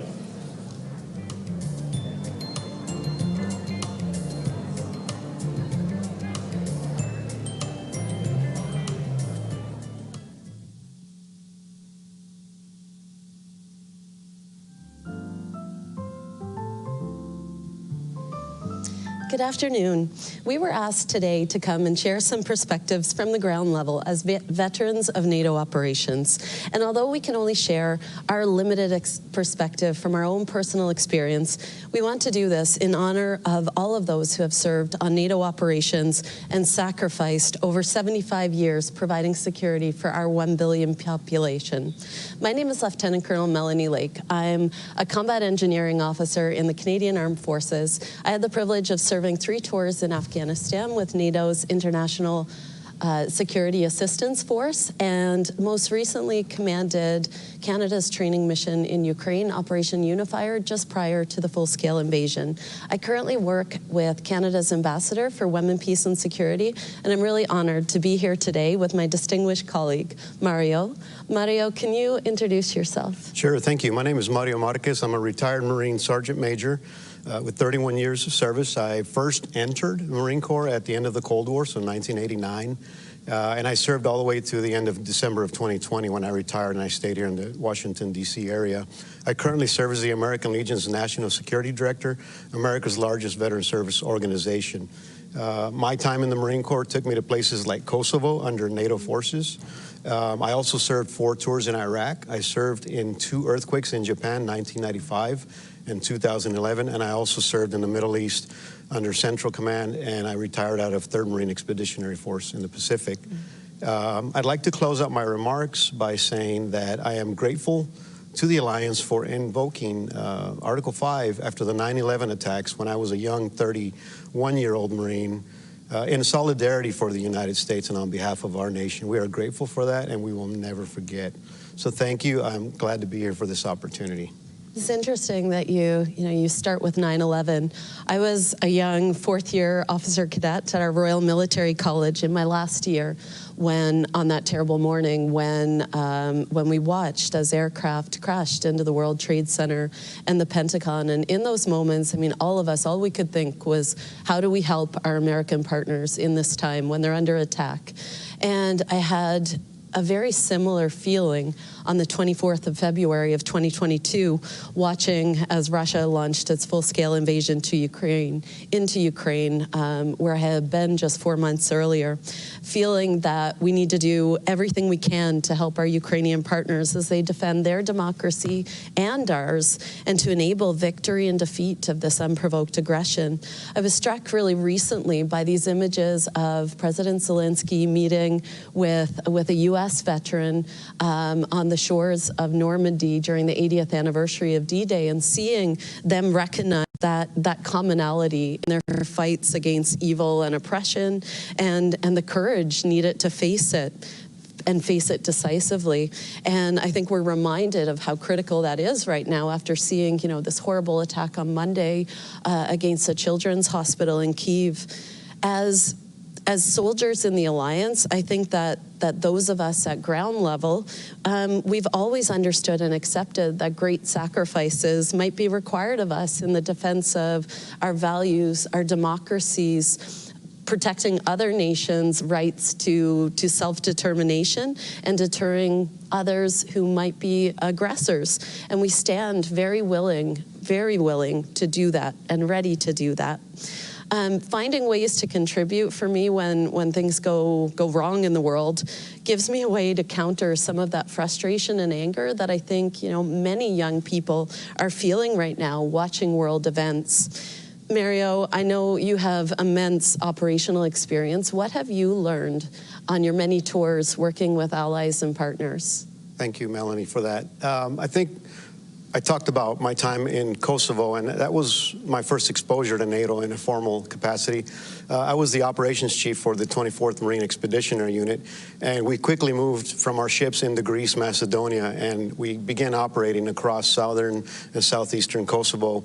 Our German, Austrian, and Swiss partners swiftly integrated us. They brought us on board, and we seamlessly began operations as if we had been working together for years. And I will never forget that, because we worked out so well initially that we began to do other things, such as interoperability training or staff engagements, marksmanship training, other types of humanitarian work that we were not planned for. And so what that did is the camaraderie and the bond that we build with our partners from the Alliance had enabled us to just service the people of Kosovo much better. And I took a lot from that. I think the second thing, and probably the most vivid memories that I remember, is being in a convoy, in many convoys, and riding in the front seat. And we would share the roads with civilians. Well, why would we share roads with civilians? Because the country was mined. There was mines everywhere. So the civilians would put their lives at risk by walking on the road between these big vehicles and feared stepping off into the dirt because not every minefield was marked. And I never forgot those images. It was powerful, and it taught me to be compassionate and understanding. And then we would go into villages, and we would provide humanitarian aid, and the mothers would look at us with fear, but hope in their eyes that there would be peace and stability in their future. And the children would smile with kindness and just hope that they would also maybe grow up in a better place one day. And that's what I took away. It made me a better Marine. It made me a better service member, a human, and I employ all of that today, all of the time. That's impressive, Mario. It was actually seeing that mine threat in the theaters like where you were operating that inspired me to become a combat engineer. I joined the military not long after the Ottawa Treaty was signed to ban anti-personnel landmines, and that was something I knew I really wanted to be a part of. And on my first tour in Afghanistan, I felt like I was able to do something that mattered at a local level when we were able to destroy some landmines, clear some of the explosive threat in some small villages south of Kabul. I have, a lot of positive and difficult memories from 3 tours in Afghanistan. The camaraderie and that connection with the local population certainly stands as a positive, and it was remarkable seeing how we work together as allies, that allies and partners, that reassuring feeling of having air support come online, and it didn't matter what country it was from. That's you knew right. that aircraft had your back. And ISAF and the war in Afghanistan, that was a really defining period for soldiers of my generation, but also had, a profound impact on Canadian society as we were losing soldiers in combat. I did see there that NATO, as an organization, that we have the ability to collectively learn. And one important example, I think, was the evolution of our approach to mitigation of civilian harm. I personally struggled with memories of the fear on young children's faces that we encountered during some of the night raids that I participated in on suspected insurgent compounds. And I think through these difficult lessons and experiences, we realized that protection of civilians went beyond this need to adhere to the laws of armed conflict, that it was a strategic imperative, really core to our mission success, but also central to our legitimacy and our credibility as responsible military forces. And I think these are lessons that we can draw upon as we look next year to revamp our policy on protection of civilians. I think this is also really important as we're shifting our focus to deterrence and defense on our own territory amongst our own populations.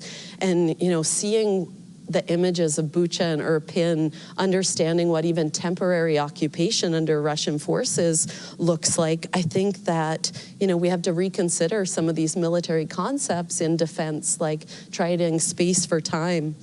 When Kabul fell to the Taliban in 2021, I was in Ukraine, and I found it really powerful seeing how the veteran community and serving members around the world mobilized for those who mattered in that really dark time.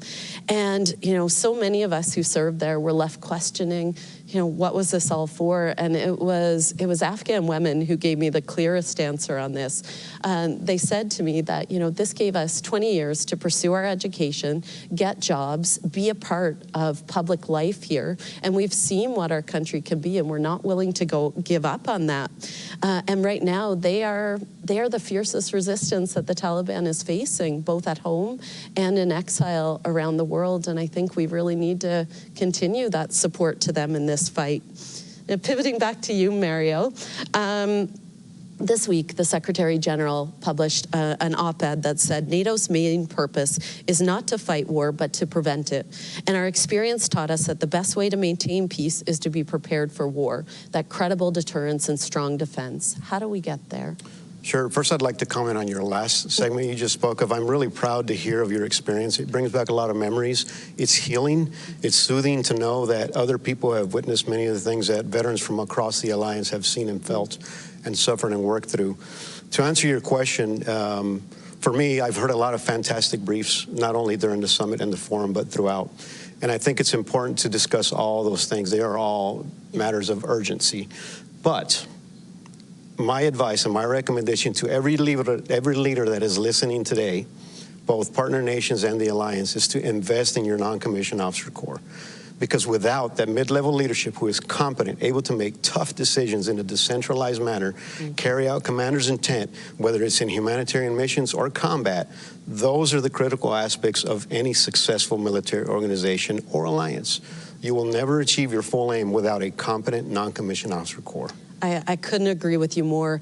A big part of the training we were doing in Ukraine was focused on the professionalization of the NCO Corps, and that was, you know, to them, that was a really important part of their journey of their reforms towards NATO interoperability. And I think, I mean, those senior NCOs have showed us without a doubt the value of that on the battlefield.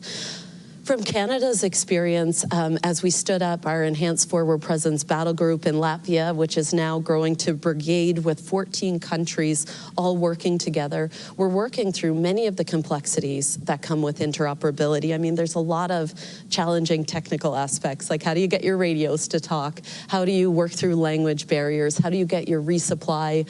How do you resupply each other when you have all different systems? But, you know, we're doing a lot of work on this right now, figuring out how we really work together effectively and getting through those challenges so that we can work together effectively in crisis. And although there are many challenges, there's so much strength that comes in this many countries, you know, working together, united by a common purpose.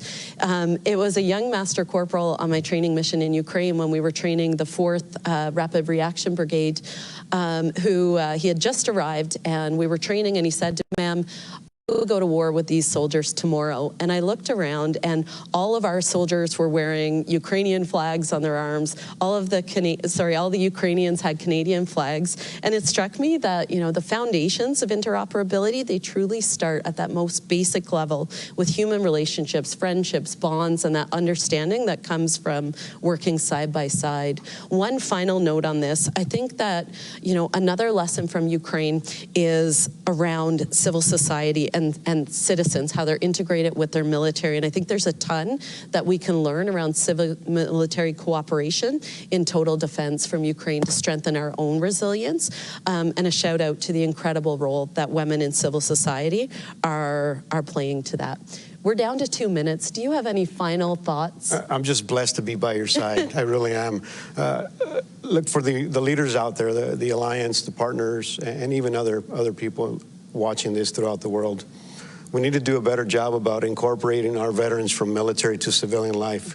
If we start doing that, our veterans will be more productive citizens. We have a powerful voice. We impact and influence policy and decision-making at the highest levels. We need to do a better job about that globally. There's this thing called a military recruiting crisis. It's not an America problem, it's a global problem. And until the world starts taking care of veterans and including and showing them the value, including veterans and showing the world the value of our service, then we're going to continue to have those problems. I totally agree. And I think it's the thousands of small acts every day interlinked together that create security. This is all about people and our connections. As a final thought, I think that our values within NATO are actually our strategic advantage. Our human rights, liberty and freedom, gender equality, these things are actually our best weapons and the biggest threat that we pose to authoritarian regimes. The fact that everyday life for our citizens is better in democracies, that governments are accountable to their people, and that our citizens are invested in their countries. But in order to defend these values, we have to live up to them. We have to be willing to defend them and fight for them, even when that's most difficult. But I think that's when we're truly at our best. We're seeing more conflicts around the world than at any period in my lifetime, with devastating consequences for civilians.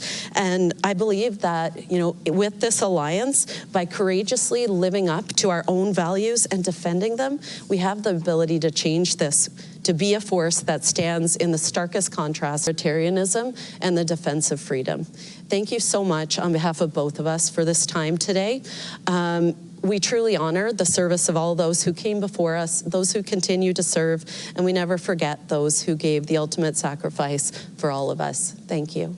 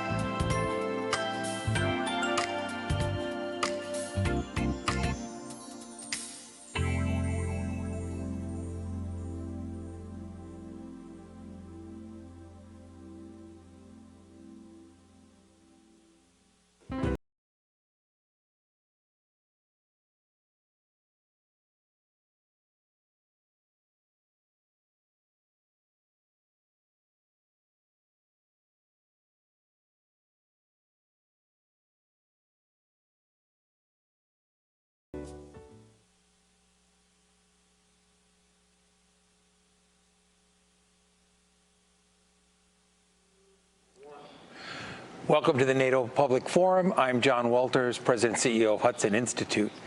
I am very pleased to be joined by United States Senator Roger Wicker of Mississippi. He sits on the Committee on Armed Services in the United States Senate. And most of all, I think he has been the author of this report, Peace Through Strength, which is an analysis of the needs of the United States military, how to meet those needs with actual budget numbers. So we're not talking about talk, we're talking about actual dollars and building capacity. Thank you for being with us. Thank you, John. Glad to be with you. Thank you for your work. You released this report on how to maintain 21st century peace through strength. Can you give us a little idea about the key parts of this plan, because you're the author? Well, the key parts of the plan are getting us back to 5% of gross domestic product, just like Ronald Reagan did. During the Reagan years, we stood the Soviet Union down by saying we're going to be strong enough that nobody's going to take us on. That's called peace through strength. That was Reagan beginning in 1981. So my plan is modern day peace through strength. And really it's based on everything we see in the news, but also the specific testimony that we've gotten from defense leaders and from people who actually are tasked within the Pentagon and within the administration to keep us safe and get the job done. Yeah, as a think tank head, I read a lot of reports, government, so forth. A lot of them are not interesting. They're not as specific. They're not very general. I urge everybody, read this report. It's online. It gives you a detailed analysis of weaknesses and how to fix them, which is most important. Thank you very much. Well, we did put a lot into it, and I have to credit my staff for working through the minutia. But these are specific plans to build our Navy up where it should be, to rebuild our shrinking Air Force, and also to get us where we need to be on our munitions. There's so much that needs to be done, and of course this interview is taking place in connection with the NATO Public Forum, so we need to work with our allies and a great alliance we've had.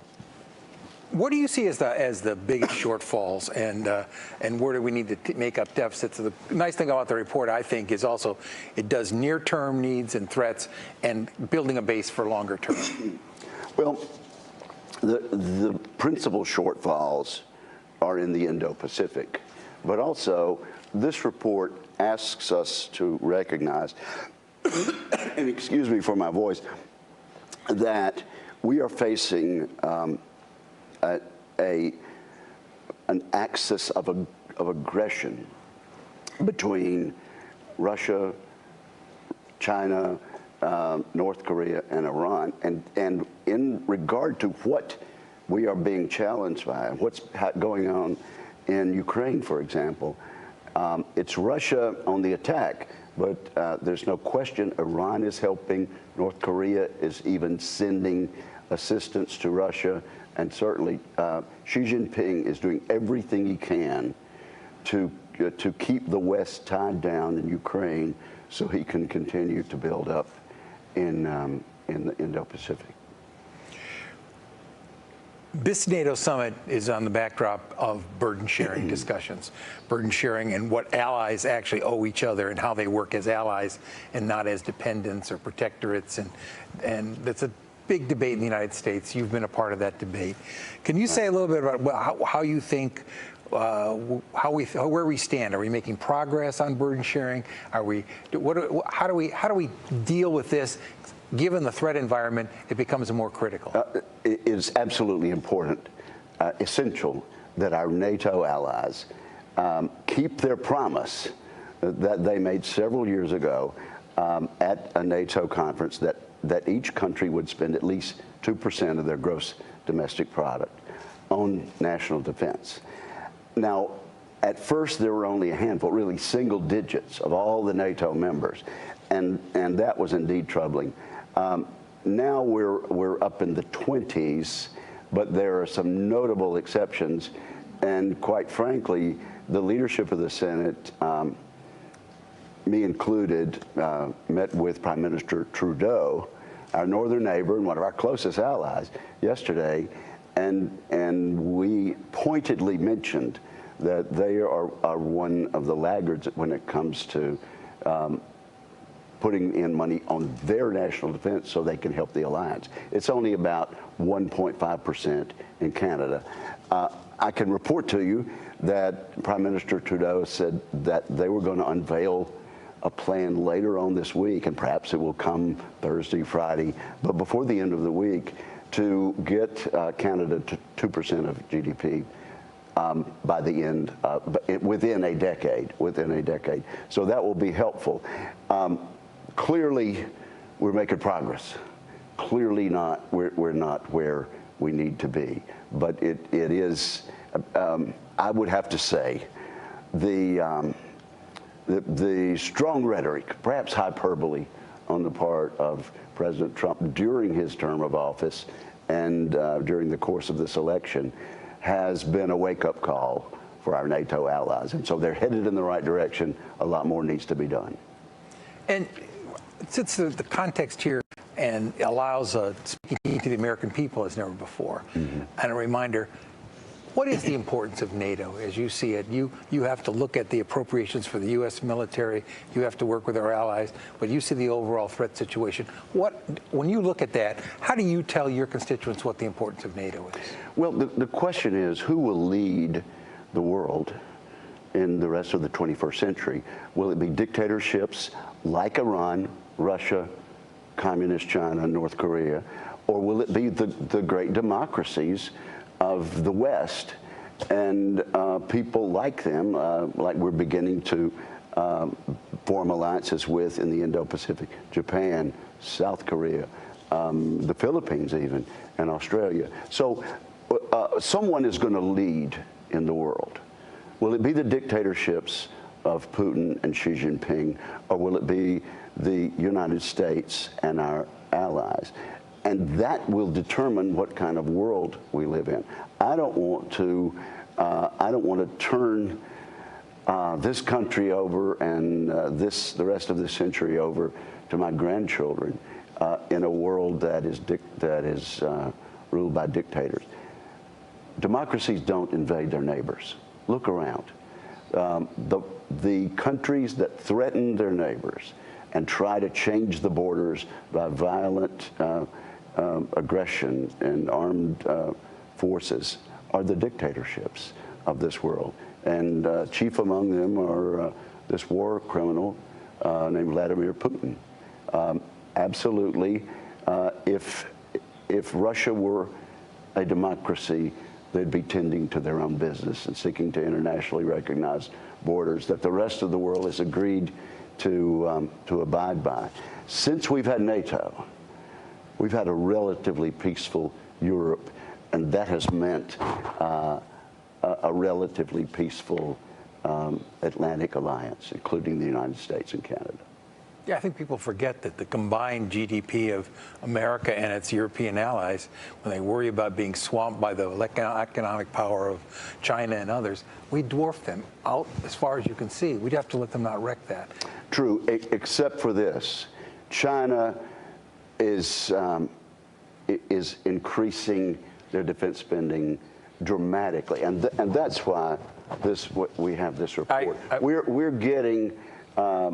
We are being overtaken by the dictatorships of this world. They don't have to spend money on school lunches, on social spending, on retirement programs, and we need to be absolutely mindful of what the witnesses in this year, last year, and the year before have told us, and they tell us this is the most dangerous era that we have faced in half a century or more.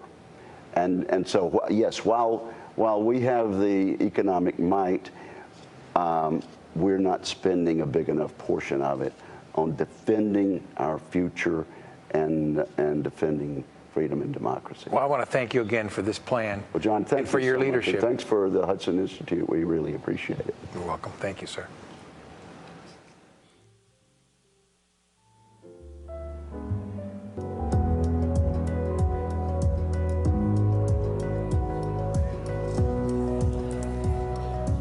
that you all enjoyed a quick coffee break. I feel like people are still trickling back in. Please now join me in welcoming to the stage David Shulman for our next session, The Axis of Upheaval.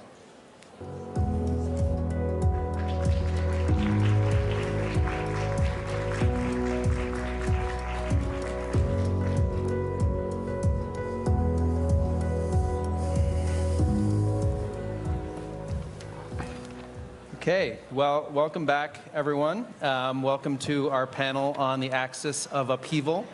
We've had a bit of a last-minute change in moderation, so I will be acting both as moderator and panelist.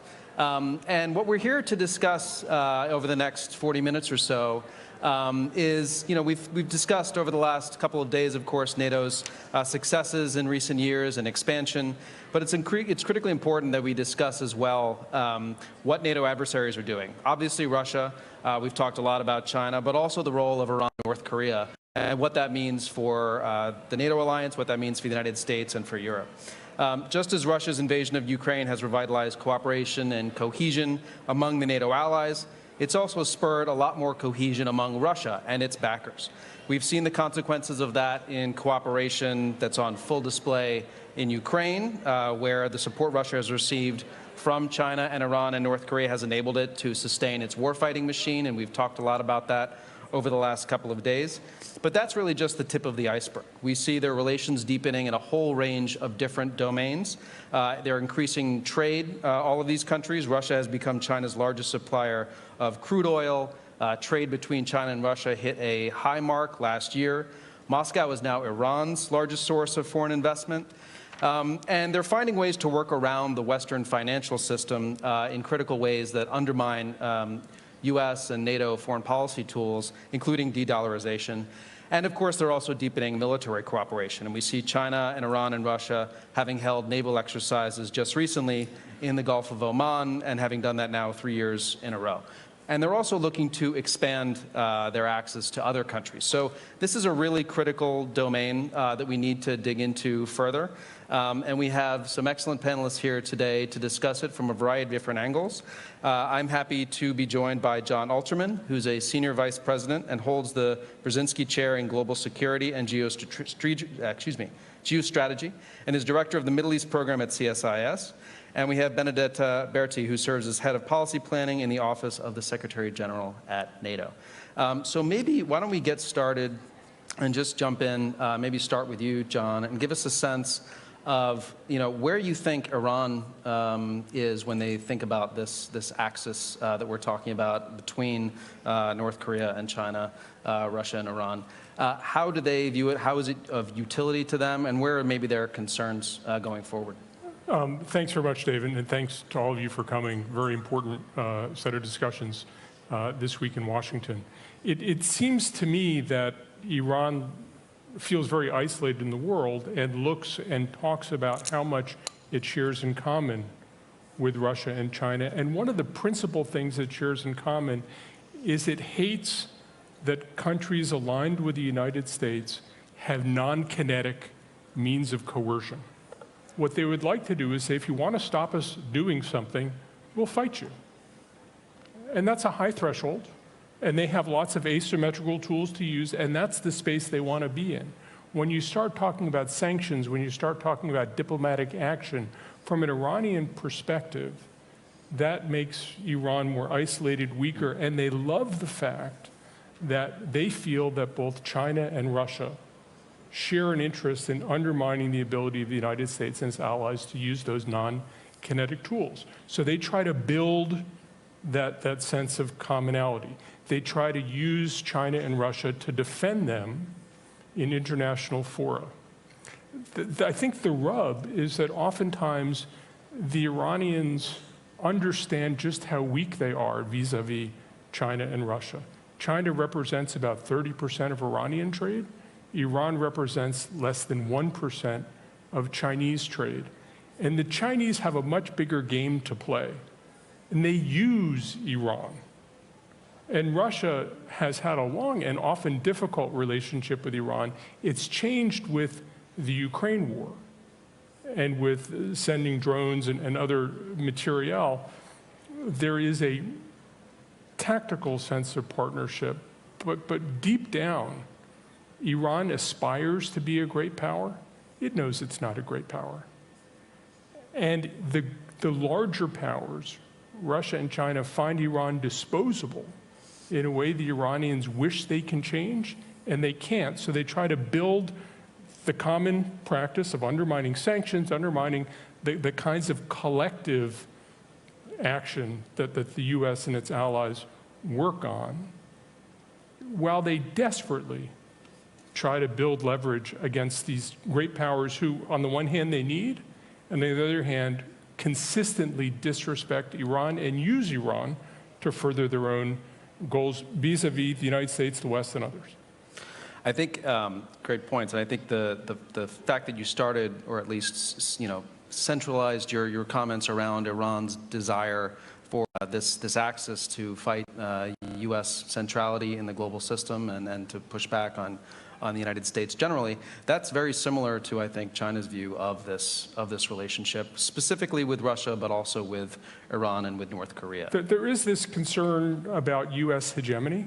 Yeah. And they feel that if you reduce international affairs to how do we undermine U.S. hegemony, not only do the Russians and the Chinese and the Iranians share a view, but then you start to bring in this whole sense of a global South, a very diverse and disaggregated group of people. But if you can put it in terms of undermining U.S. hegemony, those are the sort of common terms that Iran finds very, very close alignment with Russia and China on. Yeah, I mean, from the China side, there is definitely of value in terms of more the security space, in terms of how to push back on the United States in terms of relationship with Russia that has bolstered China militarily in terms of the trade that China's gotten from Russia for years for defense equipment. But in addition to that, the deepening of military exercises with Russia, that has been of great value to China, a PLA that has not had a lot of operational experience, more joint training with Russia, that has been of great value. And there's the potential for deepening collaboration on cyber, on military AI, on intelligence, of course, and on potentially getting even more in the way of advanced technology for defense that China wants from Russia. So there's that aspect, and then there's also the aspect of China hoping that the U.S. and NATO and other allies having to worry about a potential contingency where you have to worry about the China, but not just China, also Russia, also North Korea and Iran, undertaking actions at the same time that complicates planning for the Pentagon and for other defense planners. That, I think, is of great value to China in the security space. And then more broadly, this sense, and we've discussed it at the summit over the last couple days, that you can't divide Asia from Europe, right? So I think in Beijing, there is a sense that if Russia were to succeed in what it's been trying to do with its brutal invasion of Ukraine, if the NATO alliance and the United States were to fail in pushing back on that, that would have fundamental consequences for any kind of contingency in Asia over Taiwan, over the South China Sea, and China could be more confident that there would not be a robust response from the alliance. And there's a very important way in which Asian countries look at how the world deals with Iran, and thinks that that's how the world will deal with an Asia contingency. Asian countries have profound energy security interests in the Middle East, and therefore the extent to which you can work through allies and partners and provide security, that gives you security not just for Europe, not just in the Middle East, but it extends to helping provide security in Asia. Benedetta, I want to come to you. So how does, from your perspective, NATO, the alliance, the members, view this emerging axis in terms of the interests and how it affects the NATO alliance itself? Yeah, well, I would probably agree with a lot of the points that have already been made, but maybe just to start framing the discussion, I think in the 2022 strategic concept, so a couple of years ago, NATO already recognized what it defined as the growing strategic alignment between the People's Republic of China and the Russian Federation. Now that trend remains very much part and parcel of how we look at the security environment today, but I would say that as of 2024, the scale and scope and just intensity of that relationship has grown in a way that wasn't perhaps forecasted in the 2022 strategic concept. And now really we're looking much more at what does concerted action and increasing strategic alignment by the PRC, the Russian Federation, Iran, and the DPRK look like, and what's the impact on Euro-Atlantic security. To make a long story short, I think you need to look no further than Ukraine to see how this all crystallizes and comes together. And that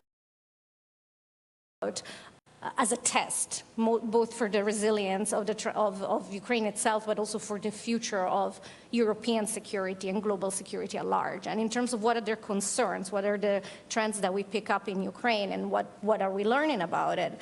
Well, first of all, we see these actors amplifying each other hostile narrative in a very systematic way. And that's something that, of course, it's part of the knowing that the information space is really important when we talk about deterrence and defense in a 21st century. That's an issue of concern.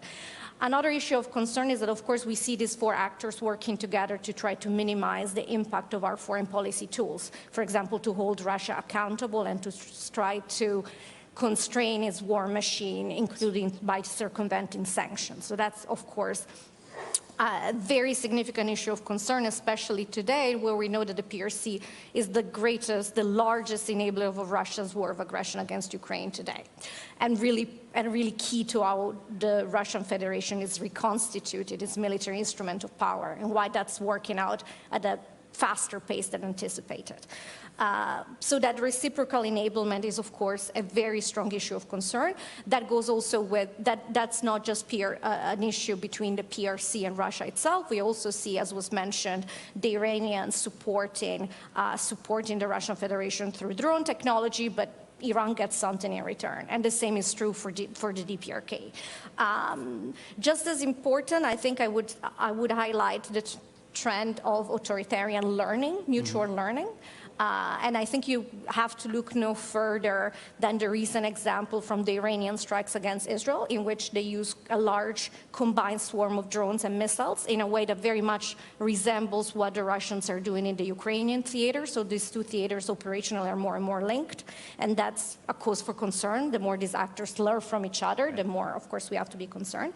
And then at the macro level, there is what we defined already in 2022 as a pushback against the rules-based international order and the attempt to promote an alternative authoritarian model of global governance. So all of this together, I think, are just one of the many reasons why what's happening in Ukraine and the stakes are so incredibly high.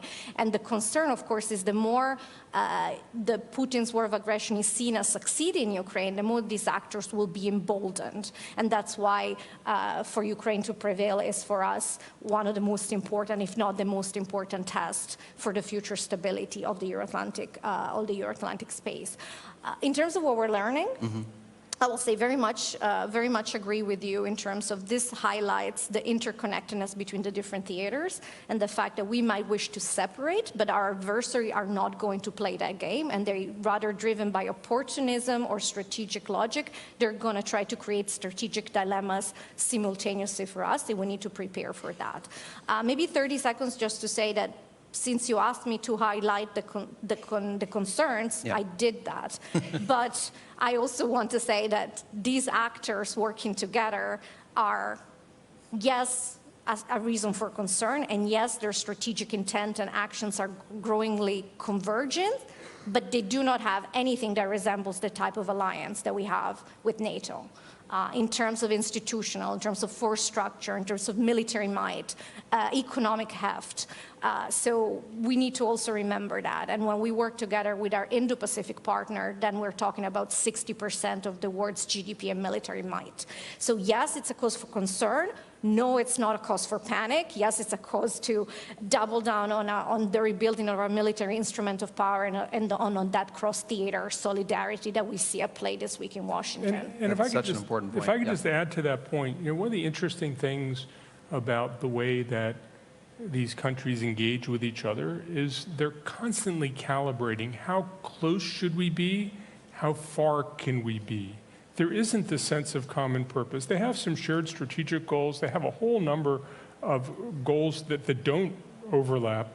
And I think there's more agility within how these countries are really willing to sell each other out all the time because they are in it for themselves. And one of the things different, listening to Mette talk about how the alliance works, we are in it together, and there's a way in which this isn't an alliance, this is a pickup game. They can help each other. They sometimes pass to each other. They sometimes don't pass to each other. They sometimes let him take the hit. And it just operates in a different way, and it I think is difficult for us, but I think we also need to recognize that for all that these countries are together, you can also pick them apart on different issues. And certainly with the Iran nuclear program, there was a time when both Russia and China decided it's actually constructive to try to put the Iran nuclear program in a box, and that time has changed. But there are times when you can bring these countries together and work with them. I agree with that. I think I want to make clear, though, from at least my perspective of where China sees this axis, and especially the Russia relationship, that while it may be, at some level a marriage of convenience and based upon alignment of interests that are potentially temporary, there is such a deep and I think abiding level of congruence on how they're looking at what they're trying to achieve, not only in light of undermining the United States and undermining kind of NATO. But I think also, and this comes back to what Benedetta was saying, the fundamental drive to transform the current global order is really at the heart of what China wants to do in the next 5, 10, 15 years. And for them, that is essential to China, establishing itself really as the central economic and technological player globally. And these actors are, just one second, these actors are really central to that because China is, and we've discussed it a little bit already, is kind of China as the benefactor, right, for Russia and for Iran and for North Korea and the destabilizing actions that they're taking. China's playing a kind of a neat trick now where they are supporting these different actors as basically agents of war and chaos and upheaval. And then, a day later, coming out and saying, okay, now we're going to play the role of being the peacemaker. We're going to play the role of being the stabilizer. We're going to propose a 12-point peace plan for this conflict that we have helped to create by continuing to support Putin's war machine. And then beyond that, also proposing, okay, now we have ideas for a common future of shared destiny for mankind, the Global Security Initiative, the Global Development Initiative, the Global Civilization Initiative, these grand ideas which are ideological at their root, that are meant to fundamentally transform the order and put China at the center of it. And it's not really possible without partnership from these other destabilizing actors that can make everyone stand back and say, oh, this order is unstable, it's not working anymore, and the United States can't do what it used to be able to do in terms of preserving the peace. And it seems to me that fundamental to the Chinese notion of world order is world order is predicated on bilateral relationships between states, where China is stronger than every bilateral partner except for the United States. And as they look at a map of the world, that's a nice way to be. I think it is important not to underestimate how much distrust is between the Chinese and the Russians, how much disdain the Chinese have for the Russians. I've had some really interesting conversations with some Chinese about, the Russians are drunk and they don't work hard and they're not serious and the place is falling apart. I mean, the Chinese are happy to jump all over how inept the Russians are. The Russians are useful, but let the Russians take a hit from having a confrontation with the West. The Chinese will trade, the Chinese will build win-win solutions, they'll build these big international conferences, right? Let the Russians do the aggression part, and ultimately, I think as there's a huge power disparity between the Chinese and the Iranians, there's a huge power disparity between the Chinese and the Russians, and I would bet the Chinese don't lose a single opportunity to remind the Russians, and the Russians don't go a single day wishing they didn't have more leverage against the Chinese, desperate for leverage against the Chinese, and knowing the Chinese would sell them down the river in a New York minute if it became convenient. If I may, I would just point out that over the last year, so compared to, let's say, the Vilnius summit, where we had a similar discussion about where we were in terms of the relationship between the PRC and the Russian Federation, things have changed, and they've changed quite substantially, and there is now a past dependency. The level of PRC support for Russia's war machine to enable and energize and allow to reconstitute its defense and technological industrial base is now the most critical enabler.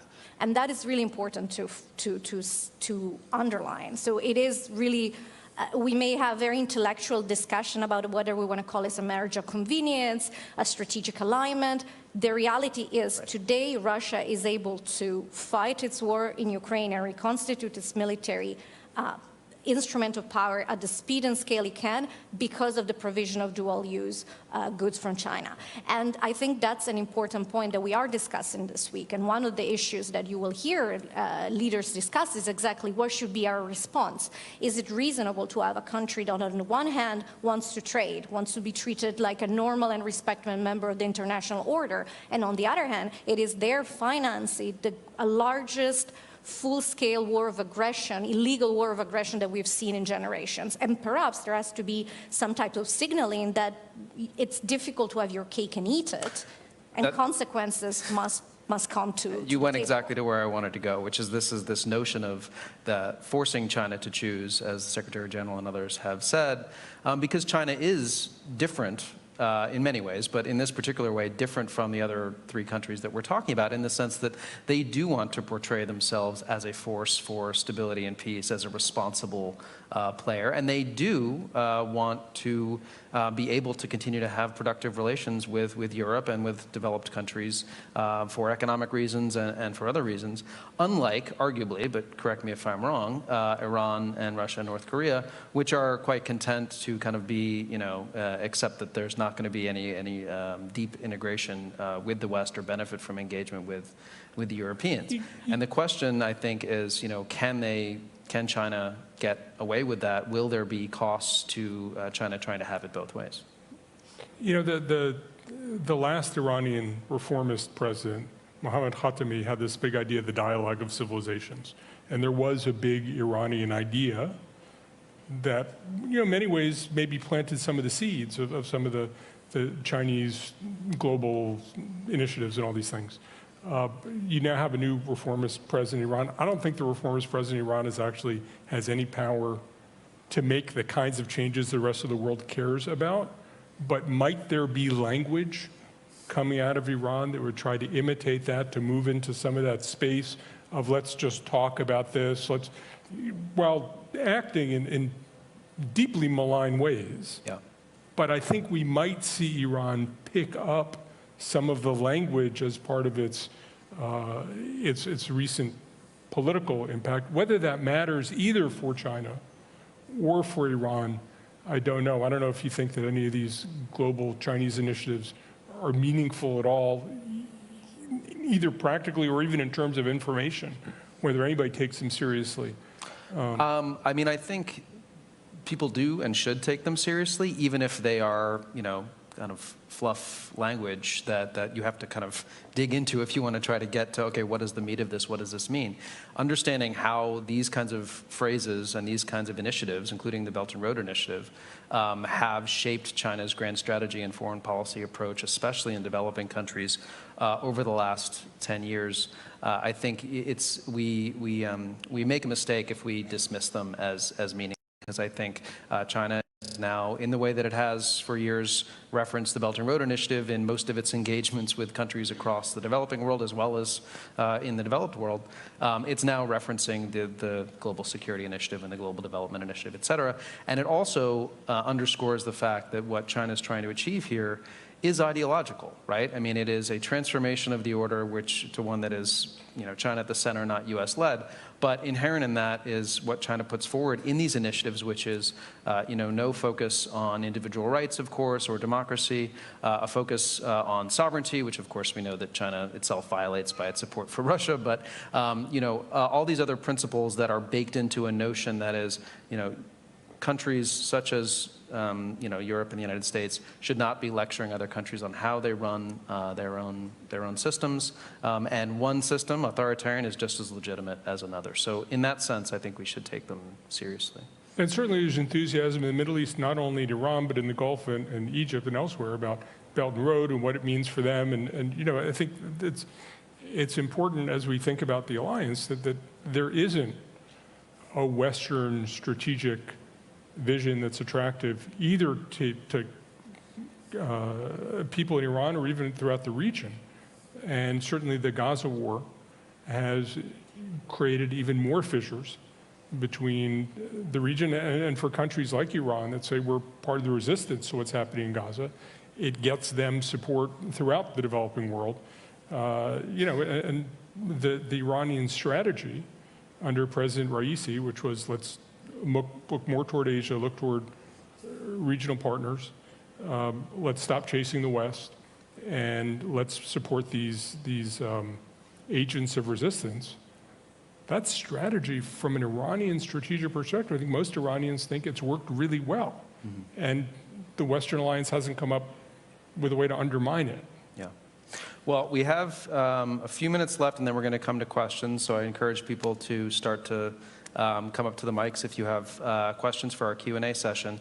But before we get there, and you were starting to take us in this direction, John, I want to start talking about, what should the NATO alliance be doing in terms of pushing back on this budding axis, if we want to call it that, among these adversaries? What is, essential both in terms of our response to those adversaries, and then what is essential in terms of trying to ensure that the key swing states that we're looking at in the international system, your Brazils, your Saudi, your Indonesia, all these kind of key countries that may determine kind of where the future order goes, make sure that they feel invested in some version of a current order that maybe does need to transform, but we don't want to necessarily buy into what China, Russia, North Korea, and Iran are offering. Maybe we can start with what we are doing, because we are actually doing a lot. But let's start with Ukraine, because I think maybe I will repeat myself, but I think it's worth doing so. Right now, Ukraine is the test case. It is the laboratory for authoritarian learning, authoritarian cooperation, and the stakes there are incredibly high. That's why I go back to Ukraine. There are very different paths for our future. One is where Ukraine prevails as a sovereign, independent country and is vindicated in its fight for freedom.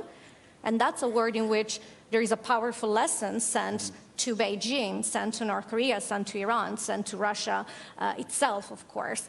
And that's a message that, of course, supports the global rules-based order, supports the beginning of the rethinking of a European security architecture, which right now it's on life support because of Russia's brutal war of aggression against Ukraine. So if you want a strong first policy proposal, and that's exactly what the alliance is doing by supporting Ukraine, is, first of all, Ukraine must prevail.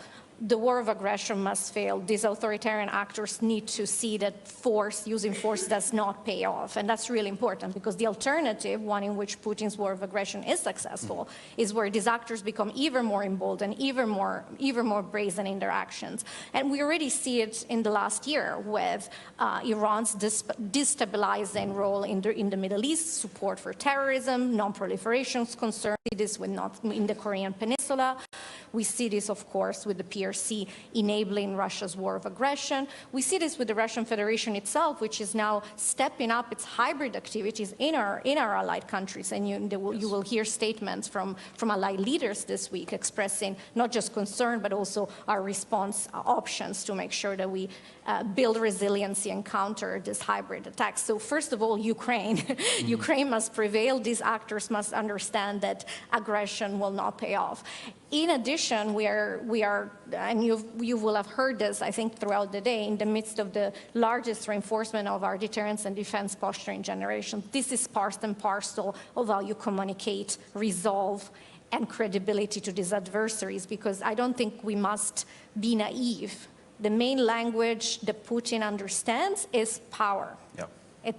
And we need to be, and that's why we have such a key key task to rebuild and re-energize our defense industrial base and our military instruments of power. So we're doing that. We're also working on resiliency of our infrastructure, supply chains, of our societal and democratic institution. All of this is so that we are better placed to respond to this coercive hybrid tactics by these authoritarian actors.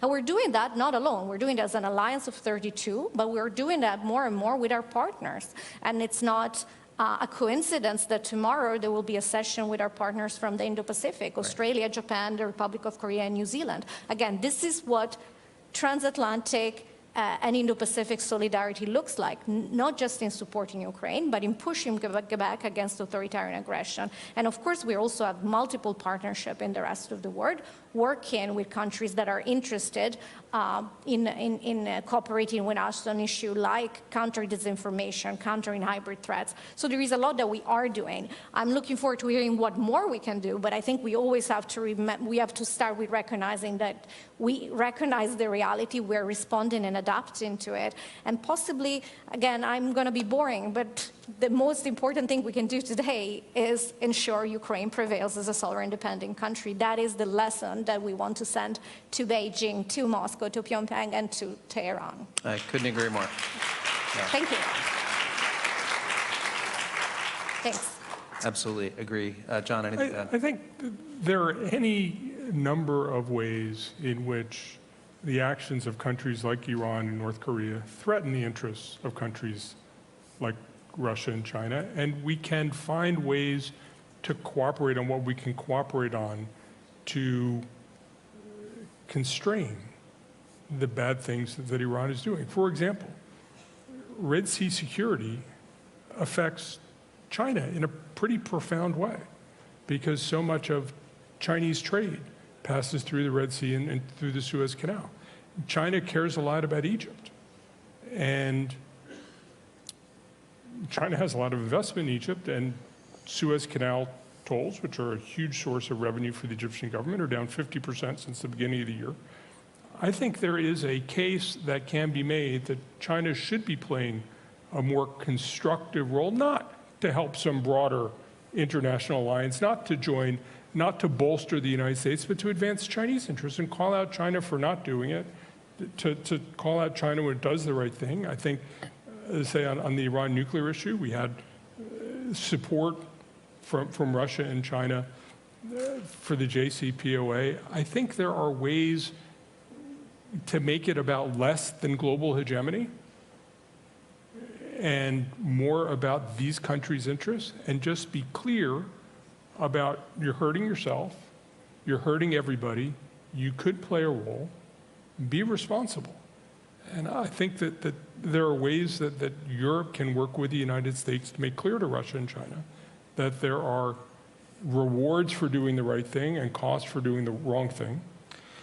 And we should find ways to, again, you don't have to agree on everything, but there are some things, they're not in anybody's interest, or they're certainly not in Russia's interest, or certainly not in China's. When energy costs go up, that's good for Russia. It's really bad for China.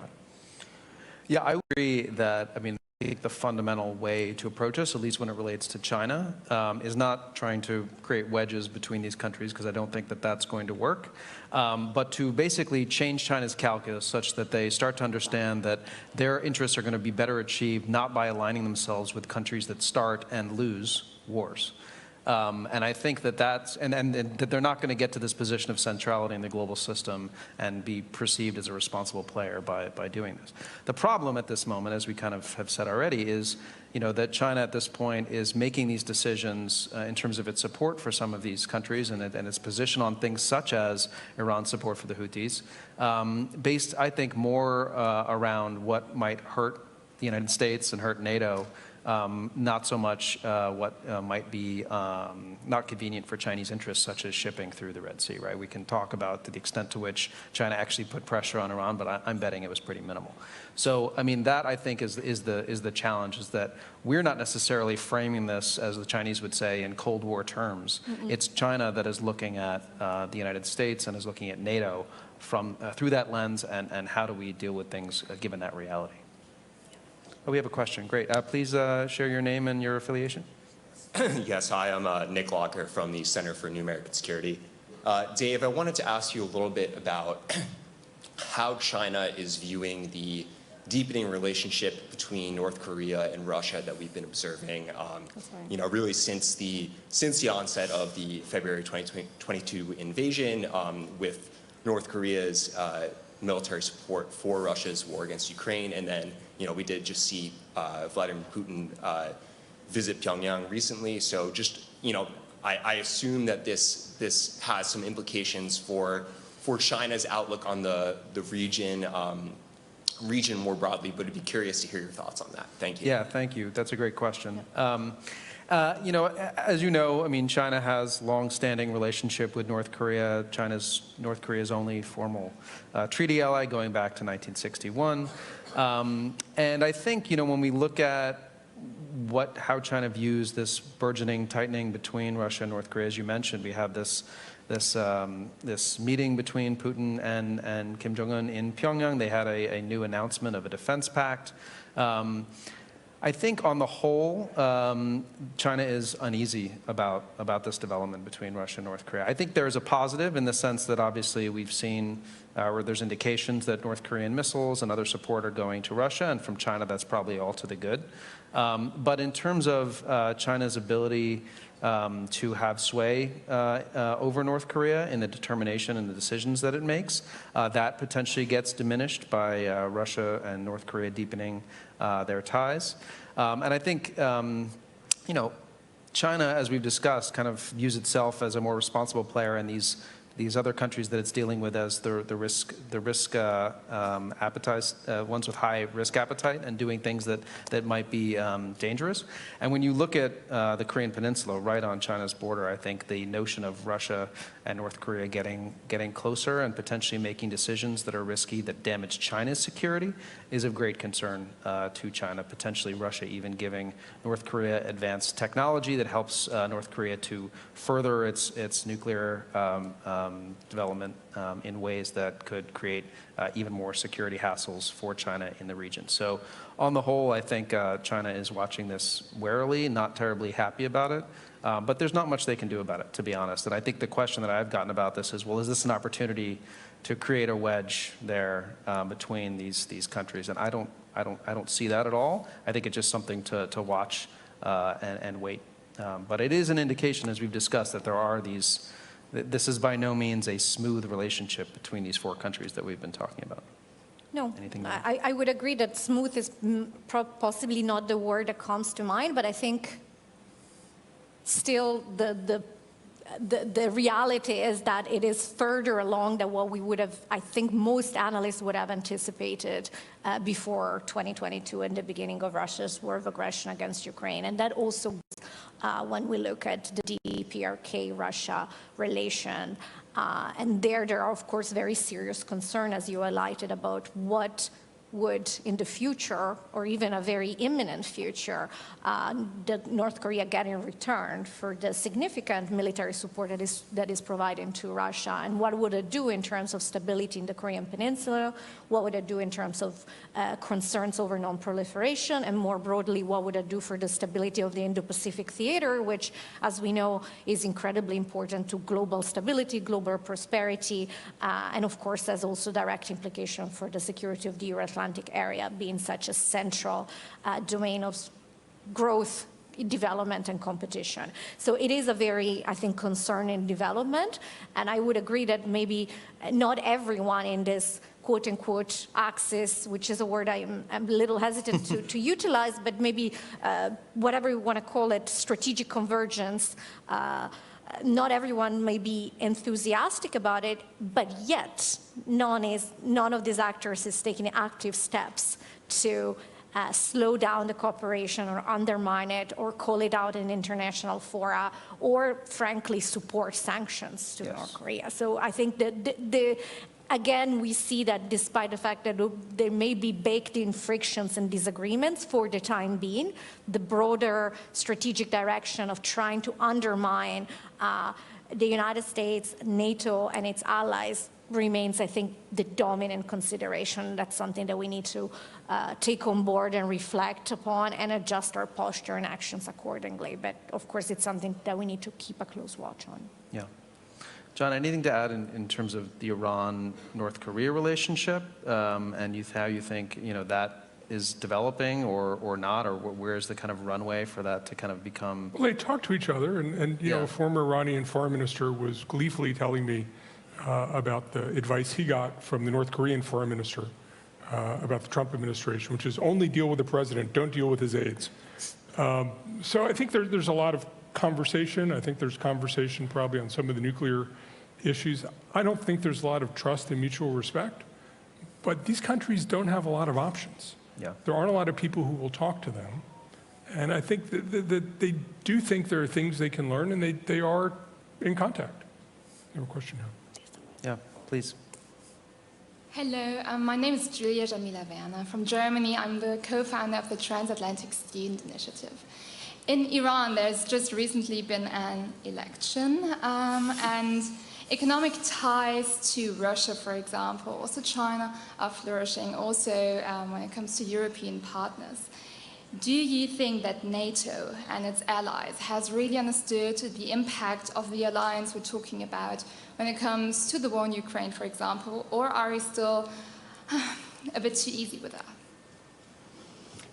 If I may repeat the question back to you so I can make sure I understood. Your question is whether we have fully grasped the dynamic, the scope and scale, the scale and scope of the relationship between these four countries and how far it has gone.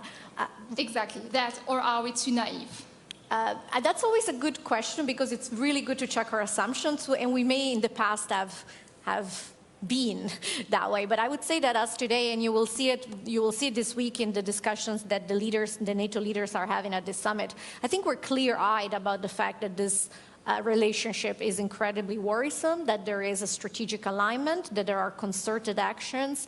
And again, we put this principle was already identified in 2022 when we had the strategic concept, but I think we're taking a hard look at how much faster than anticipated and closer that relationship has become, not least over the last year because of the Chinese decision to go all in when it comes to the provision of dual-use goods that enable Russia's war of aggression. So I don't think there is a naivete. I think we're clear-eyed about it as an alliance, and I think you will hear leaders making statements to that effect. How do you describe then, or how do you explain some actors such as Germany, for example, still having those good economic relationships? Well, I think each individual countries is balancing between different considerations, and that's really how policy works. You're balancing between economic and trade considerations, domestic politics consideration, defense and security, foreign policy. That's how you square the circle of policy making. And I think that applies to how many, and I'm not going to go into individual member states, but I would say that applies into how each and every member state is looking at the one hand, enhancing security, ensuring collective defense, on the other hand, maintaining prosperity and having healthy economic relations. And one of the conversations we're really having, and it's really important, is how do we better integrate national security consideration into our economic policies. And I think this is something that we are learning. We learned it the hard way, to be honest, after Russia began its war of aggression against Ukraine, because we learned what it meant to have a one-sided strategic dependency on Russian oil and gas. And I would very much say that it is in our absolute vital interest to make sure we do not repeat that mistake and have similar dependencies on other assertive authoritarian actors. I think that's a great place to wrap up because, I mean, the very fact that we're having this conversation here at the Public Forum indicates that there's a growing understanding of the need to discuss not just China's support for Russia, but the role of these other actors as well, what that means for NATO, what that means for all of us in terms of the future and how we need to deal with it, but that there's a lot more that needs to be done in terms of more unity of vision on these issues and what we might be able to do about it in terms of joint efforts. So with that, thank you, Benedetta, thank you, John, and please join me in thanking them for this great panel.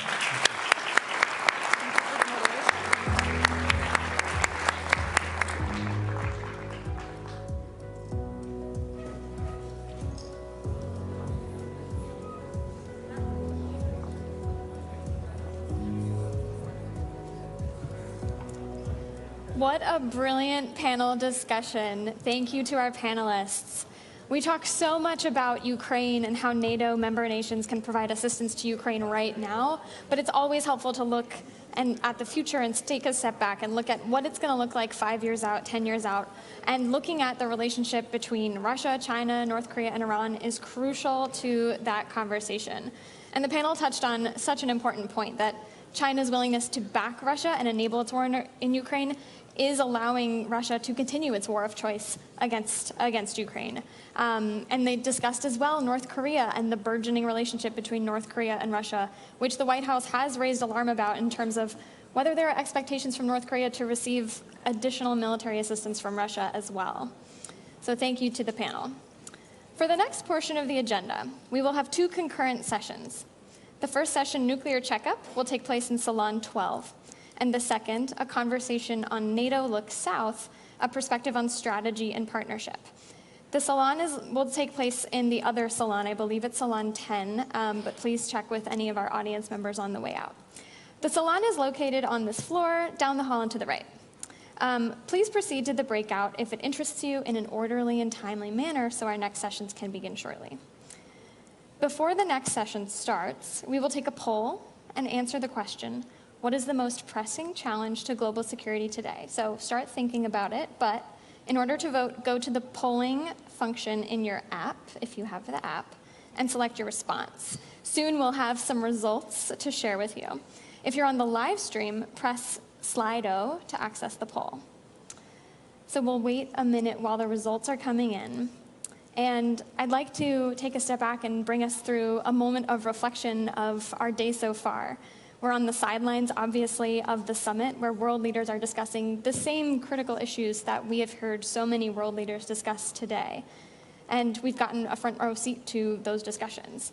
We've heard a resounding round of support for Ukraine from the foreign ministers of Poland and Lithuania. Ukraine must win. We've done this before. We can do it again. And it sounds like a doubling down.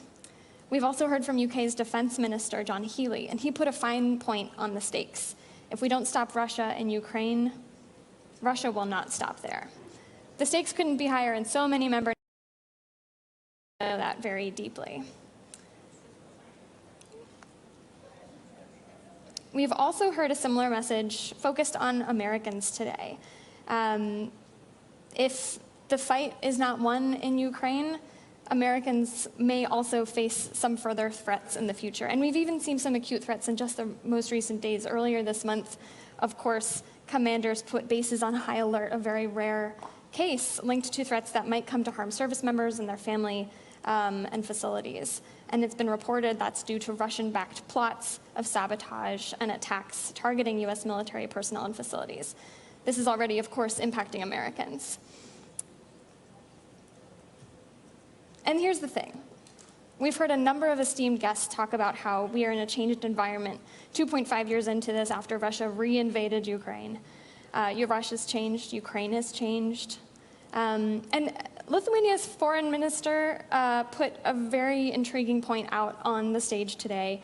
He signaled all of the hybrid sort of gray zone operations we see Russia do, from attacks to arson attacks to cyber attacks and other operations, might not be appropriate to be called hybrid operations anymore because it's clear they're terrorist attacks. And so we continue to see Russia pushing the envelope against the grain, and the alliance will continue to have to deal with that moving forward. So in the meantime, we now have our results coming in.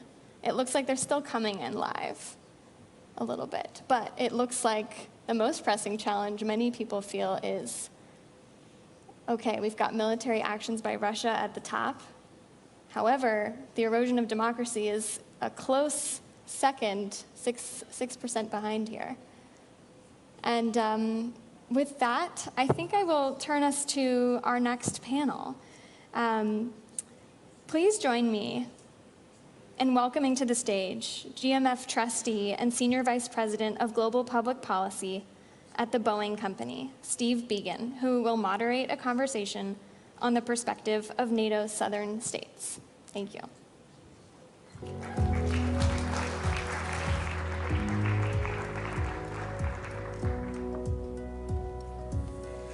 Wow, what a great day. And thanks to all the organizers and to NATO Public Affairs for organizing such a great conversation. We've covered a lot of territory today, literally and figuratively. We've talked about NATO's plans, we've talked about the priorities for the alliance, and we've talked about geography as well. We've spoken about the threat to the north and to Central and Eastern Europe. Of course, appropriately, we've talked quite a bit about the war in Ukraine, but there's one part of NATO that's very important that we haven't spoken about, which is NATO's southern flank. And it's my honor today to be here with Prime Minister Pedro Sanchez of Spain to have that discussion. Prime Minister, you've been in office since 2018. If I did my math and dates right, June of 2018, which means this will be your 6th NATO summit. Yes. And during that time, you've not only been a witness to the transformation of the alliance, but you've also been one of the people who's been steering it and guiding it. I was wondering if you could start us off today with some thoughts on what are the most pressing challenges in NATO's southern flank, and what do you think about Spain's role in helping to address those for the alliance and with the alliance? So thank you very much, Stephen, and thank you to the German Marshall Fund for this invitation to talk about the role of NATO in the south, especially when we are celebrating the 30th anniversary of the Mediterranean dialogue, and the 20th anniversary of the Istanbul Cooperation Initiative. So the Middle East and North Africa, the Sahel, and the broader African continent have strategic importance for peace and prosperity in the Euro-Atlantic region. Likewise, our alliance can do a lot to reinforce security and stability in our southern neighborhood. Spain is one of the allies that is closest to the south, not only geographically, but also in the intensity of our political, economic and human links to the region. We have always understood that our well-being depends on that of our southern neighborhoods. Today, after 2 years of preparatory work, we have adopted, and this is good news, an action plan to strengthen our approach to the south. This is, as I said, excellent news. For the first time, the Alliance will have a comprehensive, detailed and practical roadmap to work with our southern partners. So let me first highlight why instability in the southern neighborhood is a threat to NATO allies. To start, our adversaries do not hesitate to use instability in NATO's eastern and southern neighborhood against us. They work with non-state actors to amplify terrorism, maritime insecurity, or the consequences of climate change. Their goal is to weaken Euro-Atlantic security by creating a crescent of instability around us.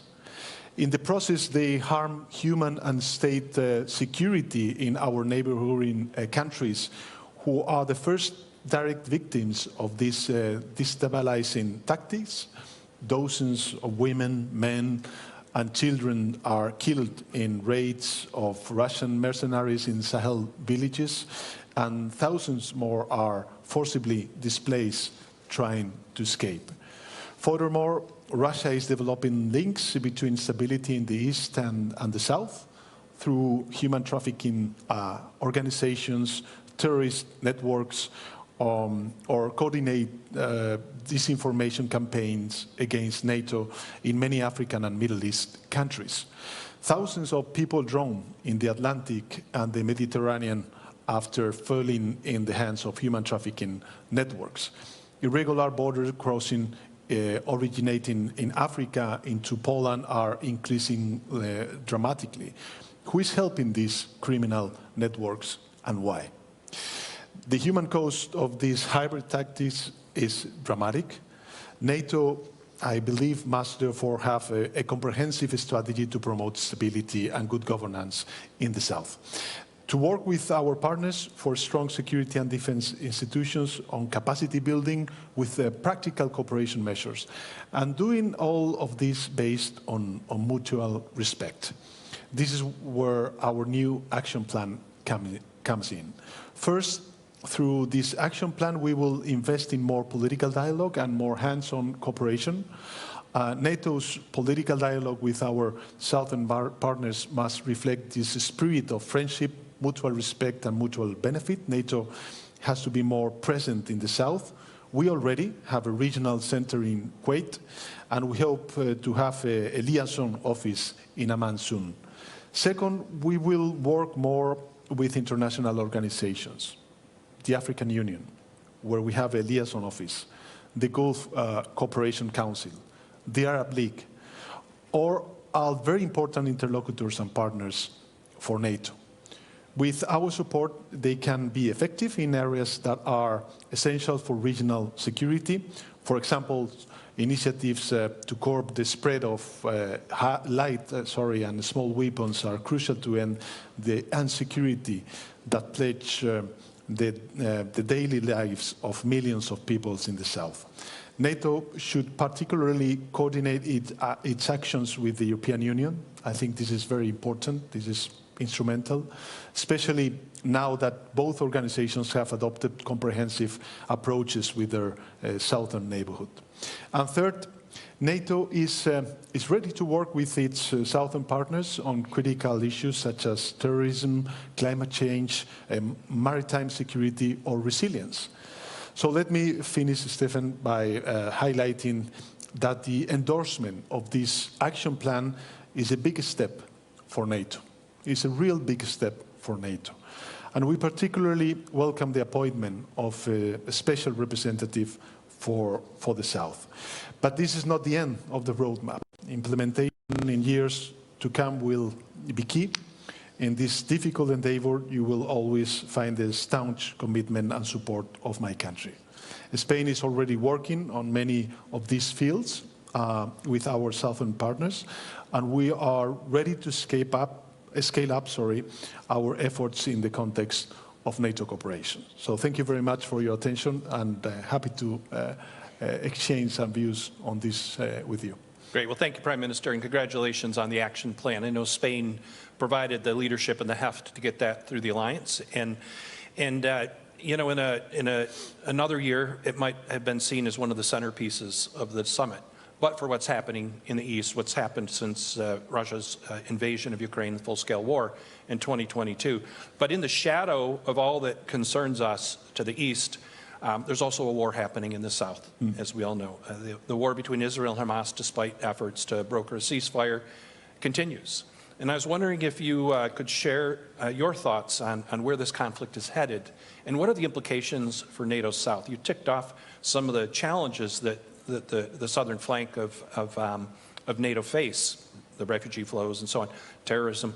You know, where do you see this going, and what are the implications for NATO? Well, I believe that the implications are, you know, very difficult for all of us, for NATO, and of course for all the countries in the region, in the Mediterranean, and of course the Middle East. But I think this is a global challenge for all countries. As you know, Spain and other countries in Europe, we took that step to recognize the state of Palestine because we believe that we need to give a political horizon to the people in the region, especially in Palestine, a political horizon to create the conditions for a new state that could coexist in peaceful and with security with their neighbors, especially with Israel. So I would like to acknowledge the efforts that President Biden has been taking since the beginning of the war regarding different aspects. The first one is the release of the hostages. The second is in the beginning to support Israel in its fight against Hamas. We of course condemned the terrorist attacks to Israel perpetrated by Hamas. But on the other hand, we understand that we need to create the conditions for an immediate and urgent ceasefire. Why? Because first of all, we need to avoid any risk of escalation, and there's a real risk of escalation to Lebanon. Second, because we need to stop this terrible humanitarian crisis that the Palestinians are suffering, not only in Gaza, but also in the West Bank, sorry. And last but not least, because it will be important to convene a peace conference, an international peace conference, to create the conditions for what I said in the beginning of my speech, the two-state solution, and to create that political horizon for the people in Palestine. So I think that we need, of course, that political effort. We need also to understand that UN resolutions from the Security Council are binding, and that last UN resolution led by the US administration stated crystal clear that we need a permanent ceasefire in order to stop this terrible war and focus on the humanitarian catastrophe that we are witnessing through the international media.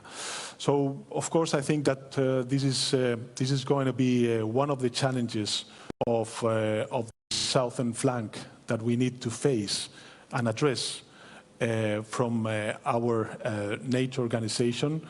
And we will do our utmost to create those conditions and not to be again prisoners, I would say, of a new cycle of violence in the Middle East in the years to come. I think that this is enough. There's a lot of suffering on the ground, and we need to create those political conditions to avoid any risk of escalation and, of course, a new cycle of violence in the future.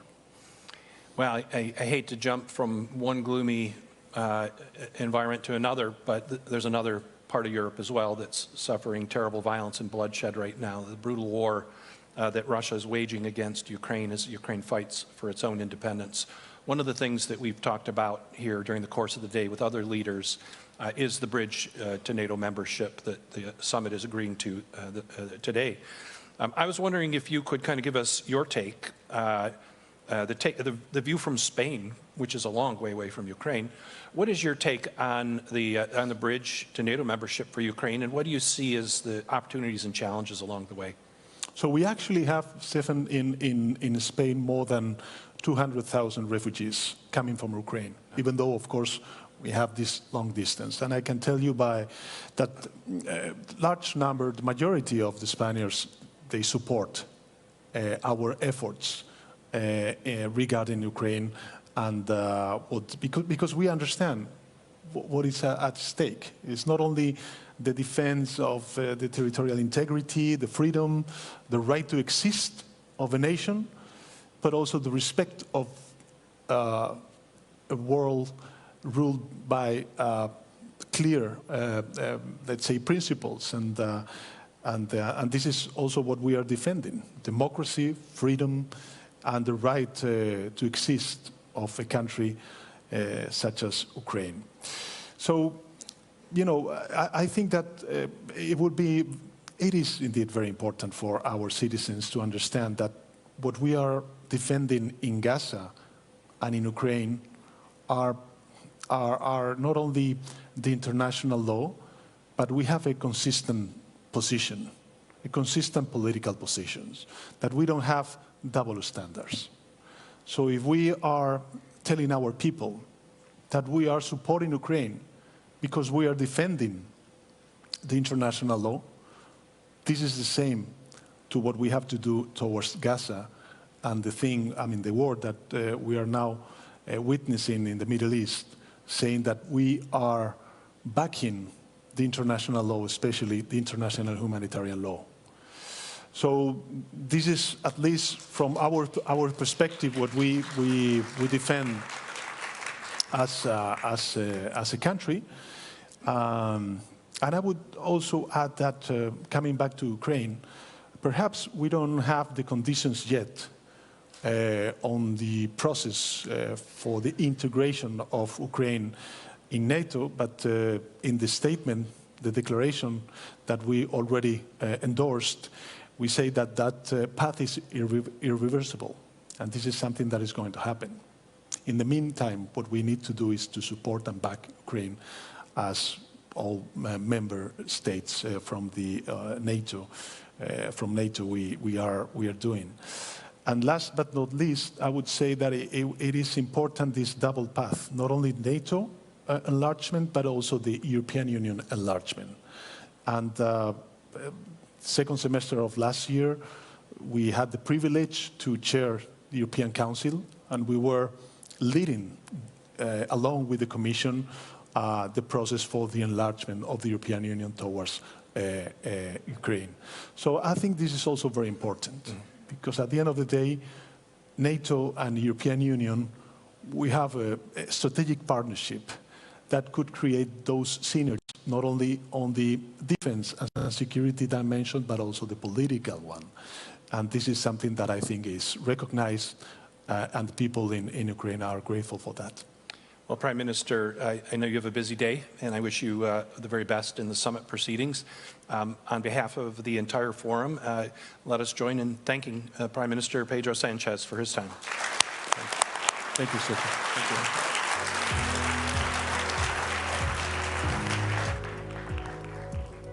Thank you, Prime Minister Sanchez, for that insightful perspective on NATO's strategy and partnerships in the South. It is now my pleasure to soon welcome to the stage Matthew Koenig, Vice President and Senior Director for the Scowcroft Center for Strategy and Security at the Atlantic Council, for our next panel on Nordic security redrawn. Please join me in just a moment in welcoming Matthew to the stage. All right, let's welcome Matthew to the stage.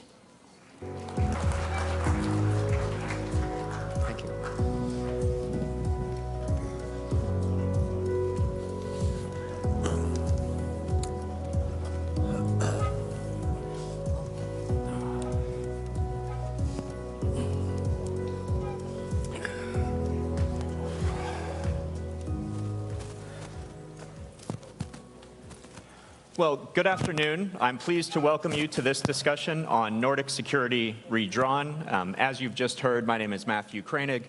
I'm Vice President and Senior Director of the Atlantic Council's Scowcroft Center for Strategy and Security. As we all know, NATO has two new members, Finland and Sweden, bringing the NATO alliance to 32 countries. It also means that now every Arctic country except for Russia is a member of NATO. So to dive into some of the challenges and opportunities presented by this new Nordic security landscape, I'm honored to introduce some distinguished panelists. So starting all the way at the end here, we have Minister of Defense of the Republic of Finland, Antti Hakonen. Welcome. Next, we have Minister of Defense of Norway, Born Arild Gram. Welcome. Next, we have Minister of Foreign Affairs of Iceland, Thordis Kolbrún Rayford Gylfadóttir. Welcome. And then next, Minister of Defense of the Kingdom of Sweden, Paul Johnson. And last but not least, to my immediate left, Minister of Defense of Canada, Bill Blair. So, Your Excellencies, welcome to the NATO Public Forum.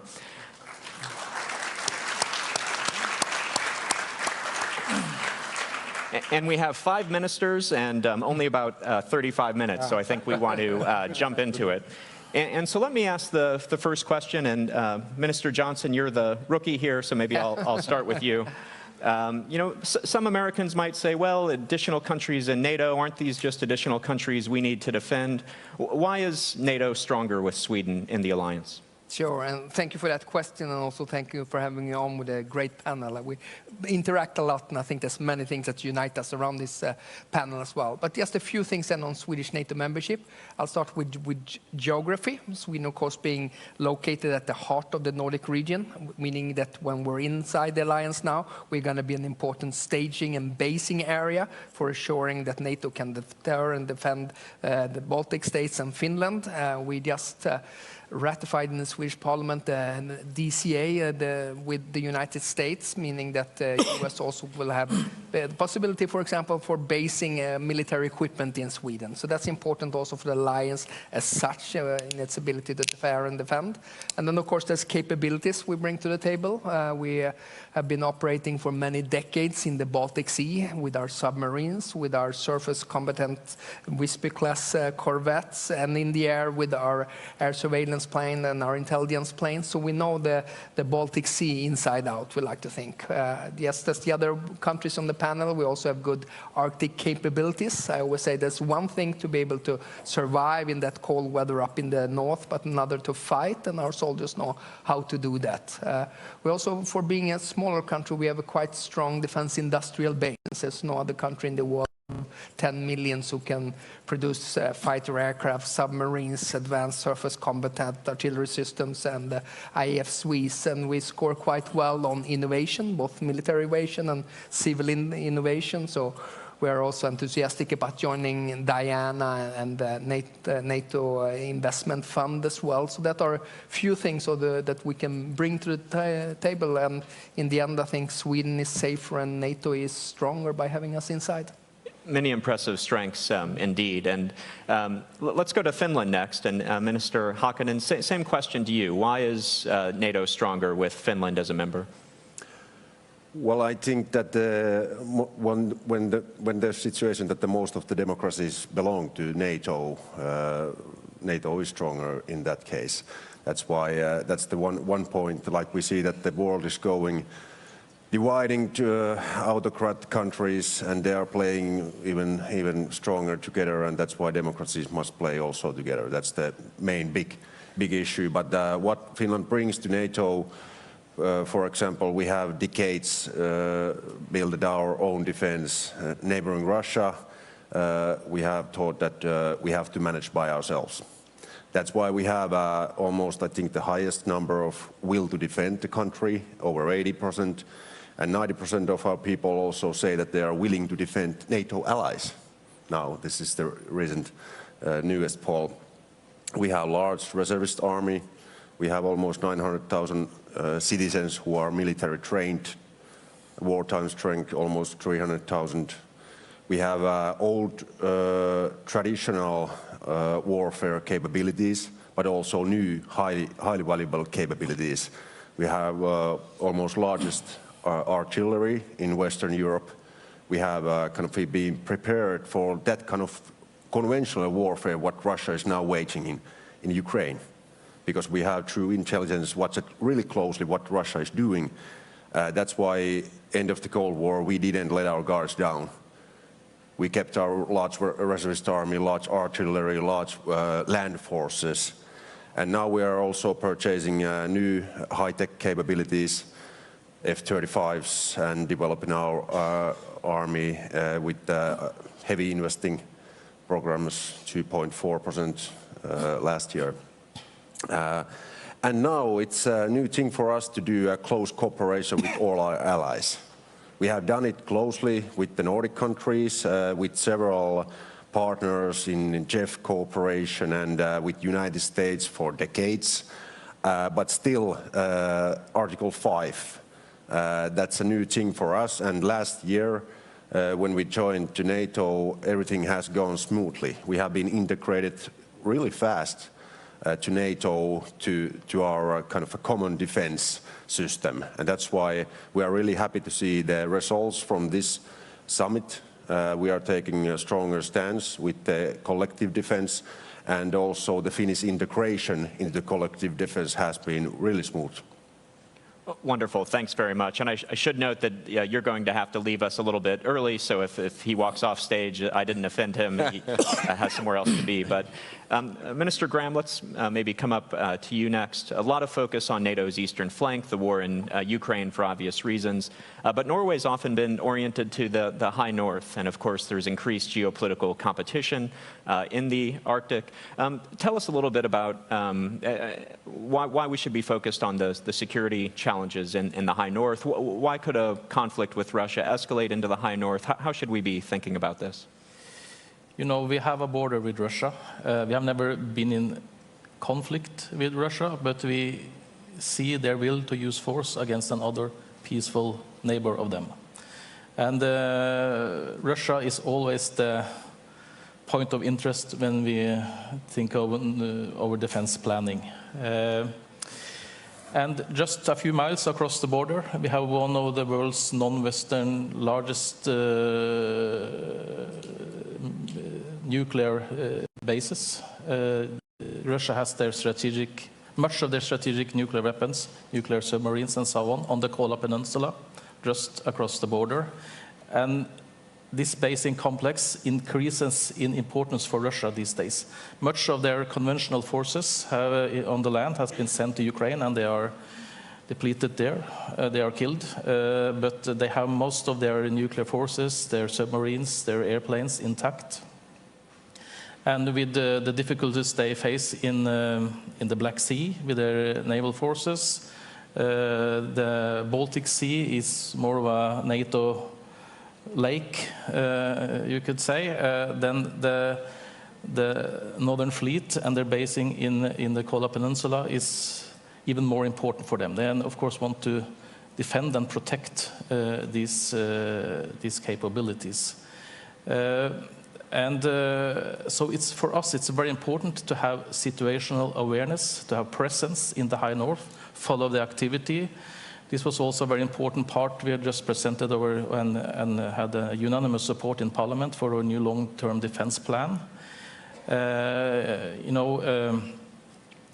Increasing the situational awareness when it comes to the space domain, to maritime surveillance, intelligence, to being more present with the naval forces and so on. I think this is a very important part of the deterrence. We want predictability and stability in the High North. We welcome more allied activity also in the High North. At the same time, we want to calibrate this and as I said, have a stability and predictability. So this is important for us. We also watch closely what kind of development we see with the Russian and Chinese cooperation in the High North. We have Chinese researchers on the Svalbard Islands, the far north. So we have to watch this closely. But can I also say, because you asked the importance of Sweden and Finland joining NATO, I think this is a huge thing for us as well. Of course, for Sweden and Finland, this is a huge step. I mean, Sweden, more than 200 years as neutral or alliance-free.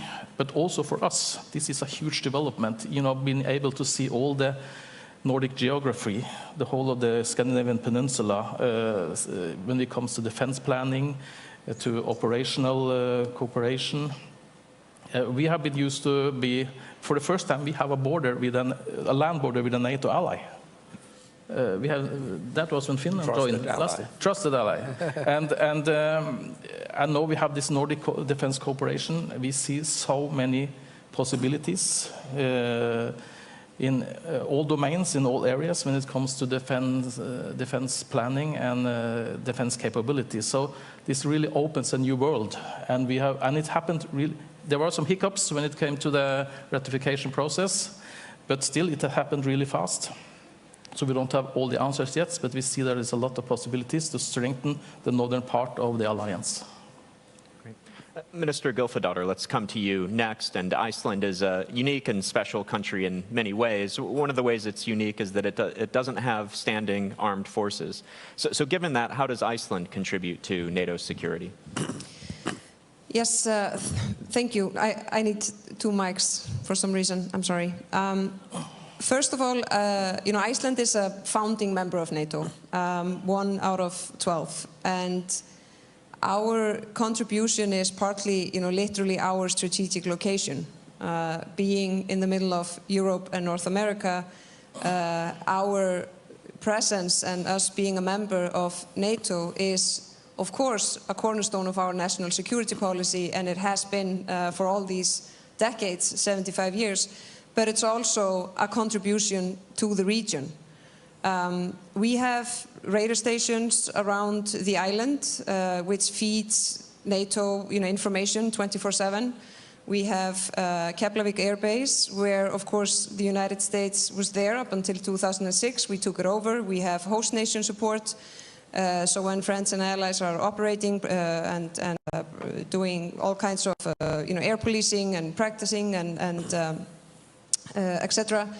And we have from the US submarine surveillance, which again, with the increased capable of mobility from Iceland, it's not only a question whether it makes us safer in Iceland, but what does it mean for the region? What's our contribution in that regard? And I have to add a point on Finland and Sweden's membership. It truly, it truly matters tremendously, both, of course, for Sweden and Finland, but also for the region. And not only the Nordics, the same goes with the Baltic states, the region itself, and for NATO. And of course, what these countries bring to the table, I mean, it's tremendous. And that's why it has gone smoothly, because of course we've been close partners and the integration has been very strong. But also as countries, because NATO is not only about tanks and weapons. You know, it was founded to cherish and protect democracy, individual freedoms, and the rule of law. And to have two members, you know, that rank the highest in that regard, with such a big, huge resilience and strong societies, that really makes NATO stronger, without a doubt. Wonderful. Well, Minister Blair, let's continue on this theme with you. And so how does Finland and Sweden joining the alliance change the Nordic security situation? It makes the Baltic Sea a NATO lake, but closer to home for Canada, it means that now all Arctic countries other than Russia are NATO members. How does that change the situation when it comes to Arctic security? I think I believe it's hugely beneficial. And frankly, it has brought to my country a renewed focus on some of our responsibilities. And you know, for the last 150 years and plus, my country has been blessed by extraordinary geography. We're surrounded by 3 oceans, one of which has been mostly frozen. We also live next door to a great superpower, a benign and supportive ally and friend. And so almost for our entire history, Canada has not been invaded, but we have a very significant armed forces, and all of our work for the last century and a half has been primarily expeditionary. We have fought in almost every war, but not in our own country. But there's been an acknowledgement. The world has changed, and I think we've seen certain evidence of that with Russia's illegal invasion of Ukraine, but we're also seeing through such impacts of new technologies, and in particular with climate change. Our Arctic is becoming far more accessible. The high north is actually being impacted by climate change at 4 times the global average. And what we're seeing is the melting of the permafrost, but also new accessibility in the Arctic. And we estimate that if we continue on the same path, and hopefully we won't, but if we do continue on the same path, by 2050, the Arctic Ocean could be the primary point of transit between Europe and Asia. And as it becomes more accessible, security concerns become, I think, far more significant to us. And so what we have observed, certainly in our own country, between Alaska, and the Americans, I think, do an outstanding job of providing security for the Beaufort and the Bering Sea. They're right across from the eastern shores of Russia. But between Alaska and Norway, frankly, there was not anywhere near as much work done there. There are huge gaps in our security and in our presence. I believe with the advent now of Finland and Sweden joining Norway, Iceland, and I would include Denmark and the United States, of course, in that relationship, we have now got a united NATO presence from Russia's eastern shore to their western shore. And I think we have much to learn from each other, the opportunity to work together. In my country, we're investing very significantly now in new capabilities in our high north, building multi-mission, multi-use infrastructure up there, investing in new technologies. We're investing very significantly in over-the-horizon to improve our domain awareness. But we believe that there's great opportunity to learn from our new allies. And we have always been friends, and we have always worked well together. But through the alliance of NATO, I think we are strengthened by it. And one of the things, the final thing I would observe as well, that since February of 2022, NATO has transformed itself into a more powerful alliance. Everyone, there I see a greater unity, a greater resolve, a greater focus of purpose. And I think that that strength and that unity can be applied in all domains of risk, including potentially in the high north and in the Arctic. Okay. Wonderful. Well, you talked about investments, so let's pick up there. One of the major themes, of course, of the summit is deterrence and defense. We have new regional plans. We need to get the capabilities to make sure those plans can be implemented. And so part of that is burden sharing and making sure all allies are contributing. Some of the countries here are at 2%, some not there yet. I'm wondering if you could talk a little bit about burden sharing. For those of you who are already at 2%, what is your strategy for staying there? What are the capabilities you're going to provide? And for those of you who aren't there yet, what is your strategy for getting there? And I'll throw that open to the group. If I may start, because I'm one of the larger economies in the NATO alliance. We have the 6th largest military even today. But we are not at 2%, and we've got work to do to get there. One of the great challenges I think we're all facing is first of all, issues around personnel, and there's things that I've been learning from the Swedes and the Finns that are going to help me solve some of my challenges. But what we're seeing in production is also deterrence. And what we're finding is some real challenges in military production. And even, I've signed contracts for almost 200 planes for my Air Force just in the past year. But it's going to take a number of years to deliver those capabilities. We're building new surface combatant ships, 15 of them in our country. But I won't see the first one until 2032, and we won't be able to deliver them all until 2050. And so I think we also, I'm absolutely committed. Canada has to do more, and Canada will do more, and we'll meet the 2% pledge. And I think we have to even go beyond that 2% pledge. But having said all that, I think it's also incumbent upon us to make sure that we invest well. And part of the unity of NATO, I think, creates opportunity for us. Just earlier today, I entered into an agreement with Norway and Germany because we have agreed to work together on issues around production and meeting those targets so that we can go back to our respective constituencies and say, yes, we're doing what is required. We're going to invest the money that we need to invest, but we're going to do it well. And then we're going to create real value. And by working together, I think we're much better than working apart. Looks like some others wanted to come in. Minister Johnson, please. Sure. We increased our defense budget with 28% this year after decades of underinvestment, and we doubled our defense investment during these last 5 years, and we are at 2.2%. But 2.2 doesn't get us very far. We're going to get new capability targets already this fall, and which are going to be demanding because we know we will have deficiencies all across the alliance when it comes to air defense, when it comes to available ground forces, focusing on enablement, autonomous systems, and so forth. So 2% is certainly a floor, but it's not the ceiling, and we are going to be investing heavily also. We have a trajectory up to 2.6 by 2028. Now, that's one of the challenges. The other one is the defense industrial base. And in all honesty, right now in Europe, we have a defense industrial base that's shaped for peacetime situation. And then we look at the war in Ukraine. And the war in Ukraine is a war of attrition, i.e. a war of warehouses. So I think there's lots of things we need to do in order to ramp up industrial production. That means spending more together, meaning placing large orders. That's going to be a demand signal for the industry so they also can beef up their production. Because right now we're challenging with increasing prices at the same time as the lead time for us to get the platforms and systems is very long. Before, if you would ask us a decade ago, we would say there would be very little money, but lots of time, because people didn't think there would be a war.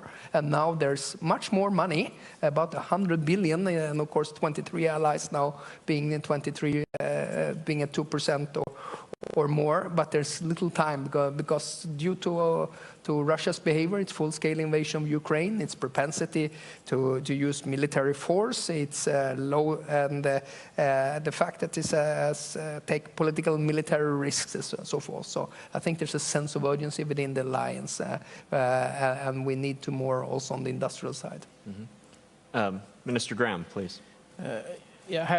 First we have to acknowledge that the last decade, the defense spending between the NATO allies has increased year by year, every year. That's a good development, and I'm also very happy that on 23 countries now reaching 2%, and I'm happy that we are one of them this year, past 2%. And with our new defense plan, I think we're almost going to double our defense budget and move towards 3% in a few years. And what do we do with all that money? Well, we strengthen really all our armed forces, from 1 to 3 brigades in the army, the home guard, more than doubling the air defense. But the main effort will be when it comes to the maritime sector. And we are a coastal maritime nation. We have Norway is geographically quite big land, not so much people, but we have 7 times the land area at sea, with huge resources, energy, fisheries, lines of communication, and so on. It's so important to protect this, to be present, as I said earlier, follow the development, have situational awareness. So we are these new submarines, new frigates, renewing most of the Coast Guard and other surface vessel as well, having new satellites for surveillance, maritime, long-range maritime drones, and so on and so on. This is absolutely necessary, but we are also worried that it takes time, and Paul mentioned, you both mentioned production capacity and what can the industry deliver, and so that is also we have to focus even more on that, and it's a topic on this summit that's very important. We see also what can we do together in the Nordics, but also with other close allies to see how we can enhance production capacity and procure more together. That's an important part of the answer to that, I think. Minister Hakkinen, it looks like you had your hand up. Yeah, I just shortly say that before we joined NATO, we had this kind of almost 10-year period, planning period in the national defense, that we were assessing first the threat analysis from Russia and our 1,300-kilometer border with Russian military plannings, and we compared that what kind of military planning should we also have with capabilities, and how large reservist army we need. And those were kind of the requirements to kind of put the size on how our national defense should be planned. Now we are trusting that the SACEUR will do the planning as overall planning. And now when we are seeing the threat analysis with Russia, with their ever-deepening partnerships with China, Iran, North Korea, and other countries, we are seeing that this defense spending is not going to be enough. 2% is not going to be enough.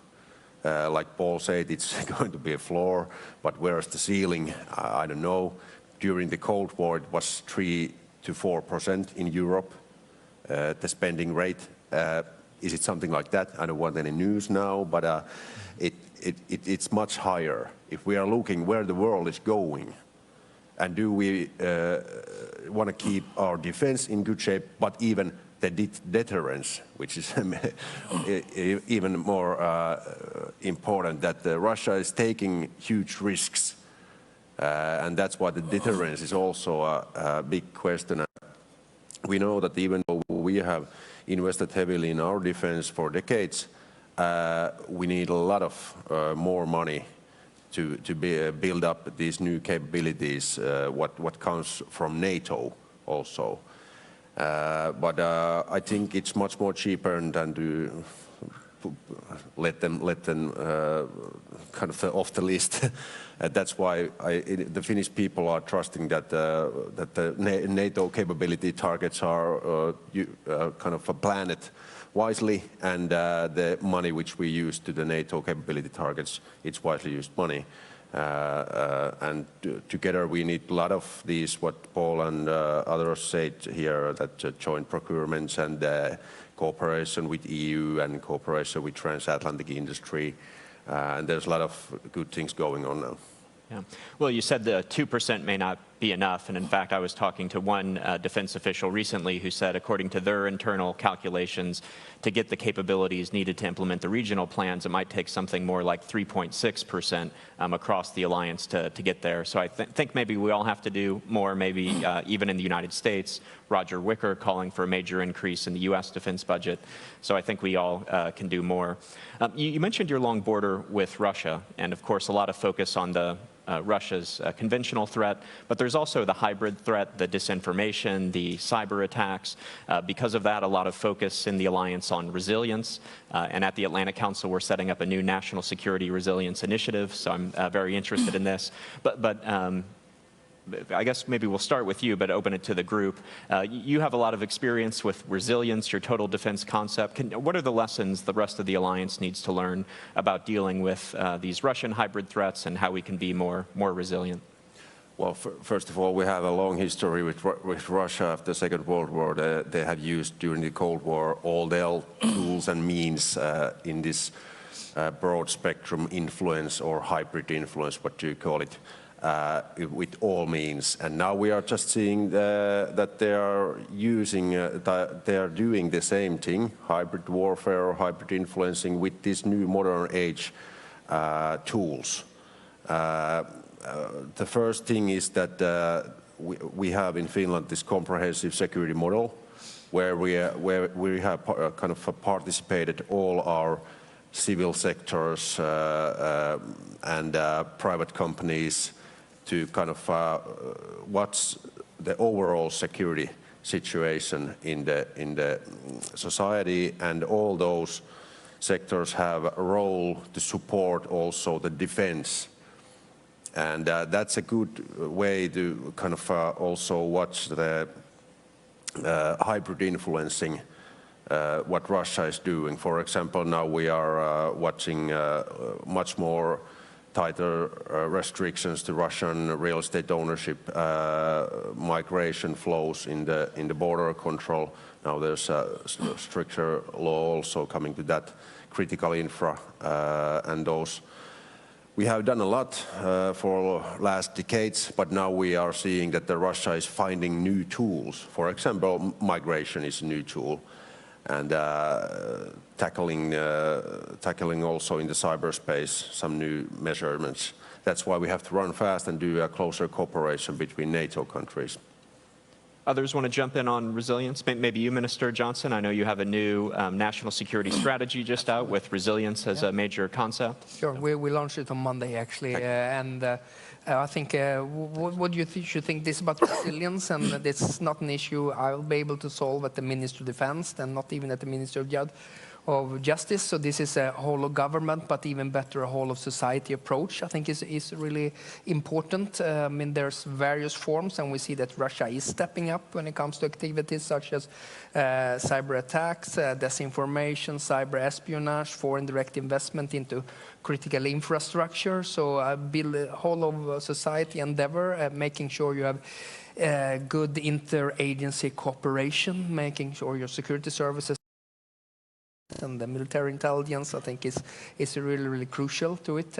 Good private-public partnerships is crucial. A lot of the critical infrastructure right now, being at least in Sweden, being it in energy, banking, telecom, it's in the hands of the private operators. And of course, they are also exposed to a lot of hybrid activities. And then we have to be able to share intelligence going two ways, and enhancing our resilience in that regard as well, I think, is really crucial.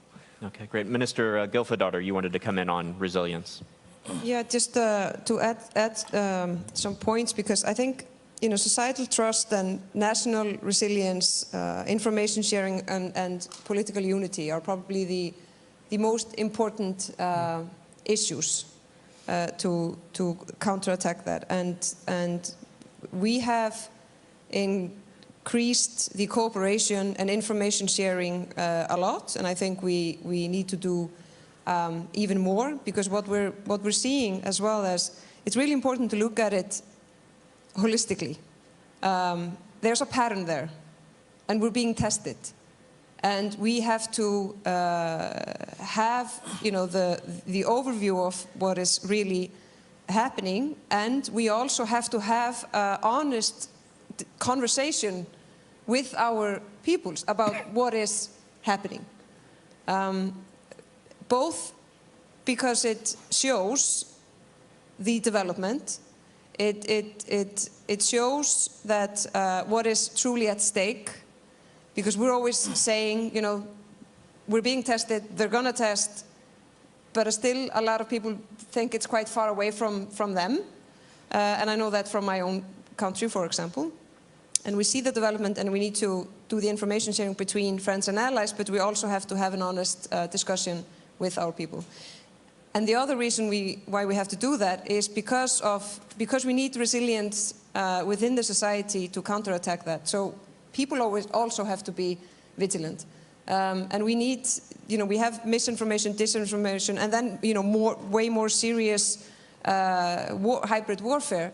But we need to be more on the same page, because it also takes time for individuals to digest new reality, which is darker than it was, and we're still moving in the wrong direction. So we have to take that seriously, but for us to do that, we also have to have an honest debate with the general public. Okay, great. Well, we're almost out of time, so maybe a final word to Minister Blair and Minister Graham, and what is the most important thing you think the audience should take away from this discussion? And you had your hand up first, and you also mentioned an interesting thing in the green room about some things you're doing in Canada. Don't know if you maybe want to share that with the group. Well, I think we're all doing some interesting things. Yeah. I'm hoping over the next few days that we'll be able to articulate for our colleagues a credible and verifiable path for Canada, and the investments we have to make. I think one of the ways we're finding the smartest way to do that is through alliances. If I just may add just a small point to the last thing, because we've talked about hybrid warfare and asymmetrical warfare, and I think quite understandably at a NATO conference we're talking primarily about Russia, but we are noticing a very significant level of activity directed towards Western societies and Western democracies by the People's Republic of China. In many respects, it is more insidious and more threatening to us. I think what we're seeing is a very overt action to undermine our public institutions, attack our critical infrastructure through various cyber attacks. I think in many respects our response has been, I might even characterize it as somewhat naive, because we constantly attempt to defend ourselves from these daily attacks, but I think we need to be very outspoken to our own populations, as you mentioned, how important it is to attribute the activities of hostile nations in their actions against our interest. We're seeing that the Russians do it in a very different way. The Russians are I think, trying to torque up political and public opinion on certain areas, but again, their intent is to undermine the democracies that we rely on, and also to put in jeopardy, I think, our alliances. And so our awareness of that and a very strong response, a united response, I think is the great strength of NATO and the possibility that presents itself here. And that's it for me. Okay, Minister Graham, final word. Well, yeah, since we're out of time, I just want a few words on the resilience part, and because we are all strengthening our defense forces now, doing a lot there. That is absolutely necessary, but it still isn't enough, because we have to think about the hollow society, securing the state security, that's one thing, but health security, food security, and civilian resistance is also an important. When we have all of this in place, then we are truly resilient and can be able to defend ourselves. Well, it's been a fascinating discussion. I've learned a lot. I wish we had more time, but I'm afraid we're out of time. So thank you very much for sharing your insights. Please join me in thanking our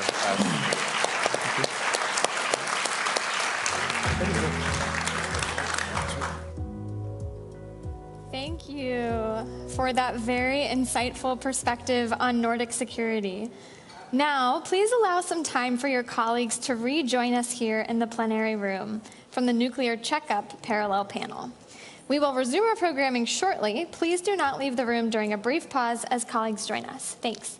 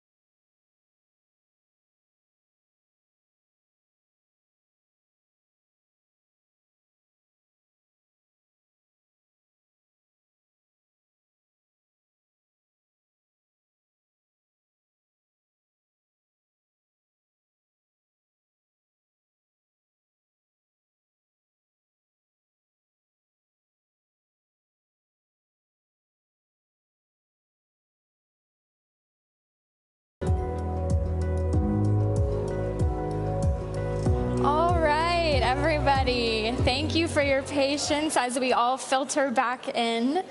I want you to now please join me in welcoming Francesca Chambers of USA Today, who will be moderating our next panel on the legislative commitment to transatlantic security. Please welcome Francesca Chambers.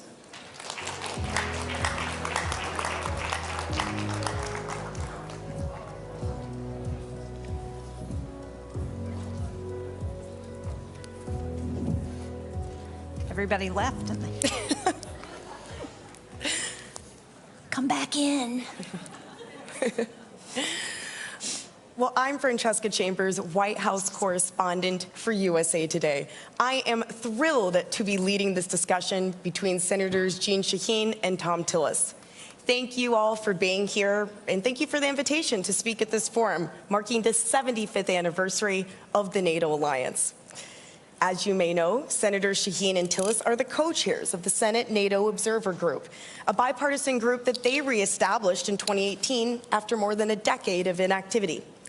The topic of this panel is the legislative commitment to transatlantic security. And that is where we will begin, taking head-on the question on everyone's minds. Regardless of who wins the U.S. presidential election in November, how will you ensure that the United States remains a member of NATO and that it will uphold its Article 5 obligation to every member of the alliance, regardless of whether they spend 2% of their GDP on defense or not? Well, first of all, thank you. It's really nice to be here. Thank you to the Atlantic Council and to all of you in the audience for being here for this conversation. For those of you who have done this event in past years, you will know that Senator Tillis and I have now done this for 4 years in a row. We were in Brussels, Vilnius, Madrid, and now it's nice to be able to celebrate the 75th anniversary of NATO here in Washington, D.C. And I think that speaks to the strong bipartisan support that NATO has in the United States Senate and really in Congress. Earlier this week, I went to the NATO Parliamentary Assembly event in the House that had a number of members of Congress who were there in support of NATO. And as you're probably aware, in the last session of Congress, we changed the legislation to require approval by the Senate for any president who wanted to withdraw from NATO. So I think the support is ironclad. Yeah, and actually that clarifying legislation was just that. It already exists. This is a ratified treaty that has existed for 75 years. And the Article 5 commitment, the only time that we have had to mobilize under the Article 5 commitment was when our family of nations came to support the United States in Afghanistan in the war on terror. So, we're in the political silly season here right now. And you have to deal with campaign rhetoric.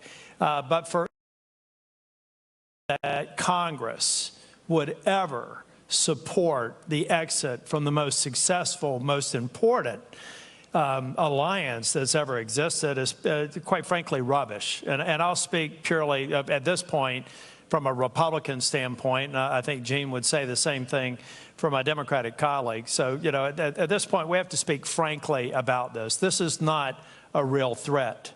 This is something that is used as a political device to create the fear and uncertainty and doubt. And I'm an elected official. I understand that. I don't know that I would ever use it. But let's just be very clear. This is not something that's in the cards. And I do remember when we went to Brussels, right. I think it was in 2018. Literally when we were on the way, then President Trump said maybe we should withdraw from Brussels. I think we were coming to speak at this event. And I was saying, our institutions of government and the Article 1 institution that we happen to be a part of is very prominent when it comes to ratifying and enforcing treaties. And you should know that the Ukraine vote, the Ukraine supplemental vote, is a good indication of just how strong support for the alliance is, and also, incidentally, for Ukraine. Well, the prolonged debate over that Ukraine aid in Congress has called into question the legislative branch's commitment to protecting its European allies from Russia's military aggression. Secretary General Stoltenberg has asked allies to maintain their spending on Ukraine over the next year and pledged to contribute a collective $43 billion USD at minimum. Given the fierce debate in Congress, is that a commitment that the U.S. can realistically deliver on? I think that we have to. We have to go through it. I mean, if you think about when we entered that debate, many people thought that we were not going to be successful with the Ukraine supplemental. It got done. And I should also say that from a Republican perspective, we're well into the primary season. There's not a single Republican who has gone through a primary, who has lost, who voted for Ukraine supplemental, who's lost their primary. So I think that's also a good benchmark for anyone else who thinks that this is something that's politically sensitive back home. So there's every indication that we'll go through it. Look, we have to go through it. And to my, I keep on using this analogy. Maybe I'll do something different next year. We're a family of nations. Like, I'm one of 6 kids. I argue with my brothers and sisters. I have one sister I'm convinced would not vote for me if she lived in the state of North Carolina. But we care about each other. And when our safety and security is threatened as a family, we come together and we dispense with the disagreements. We've seen that happen. We saw that happen in Afghanistan. We saw it happen in Ukraine after some of the complexities and challenges with our NATO partners after Afghanistan. But we have to have a serious discussion about the exposure here. This is not just about achieving a 2% floor. First off, let's dispense with the idea that that's a ceiling. It's not about achieving a floor.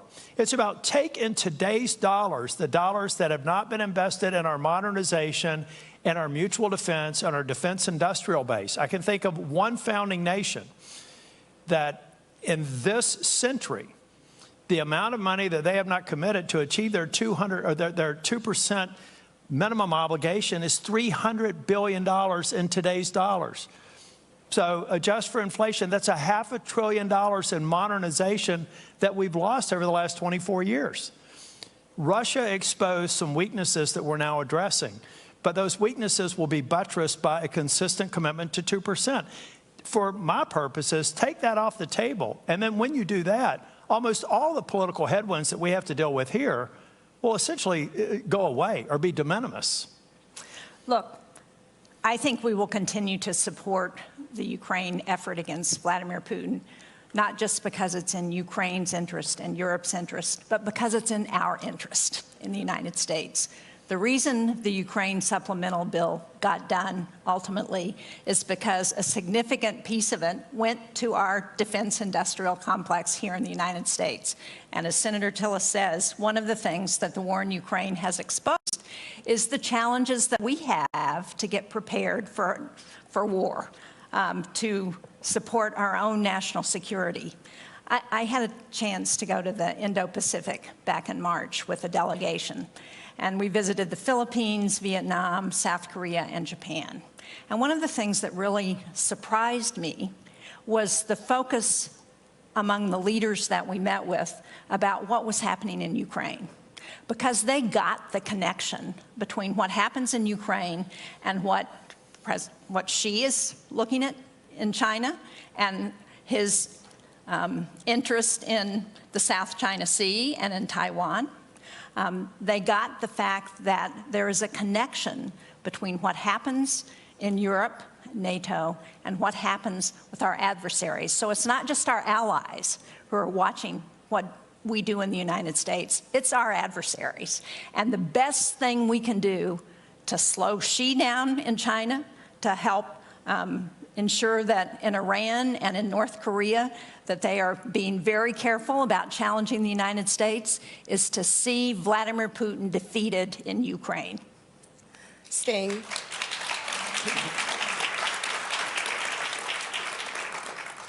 on Ukraine, any future expansion of NATO would require Senate approval.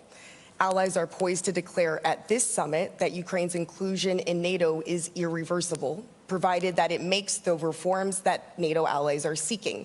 Does Ukraine's eventual inclusion in NATO have enough backing in the U.S. Senate for America to be able to agree to that? Well, I think that's not going to happen while they're in open conflict with Russia, while there's a war going on.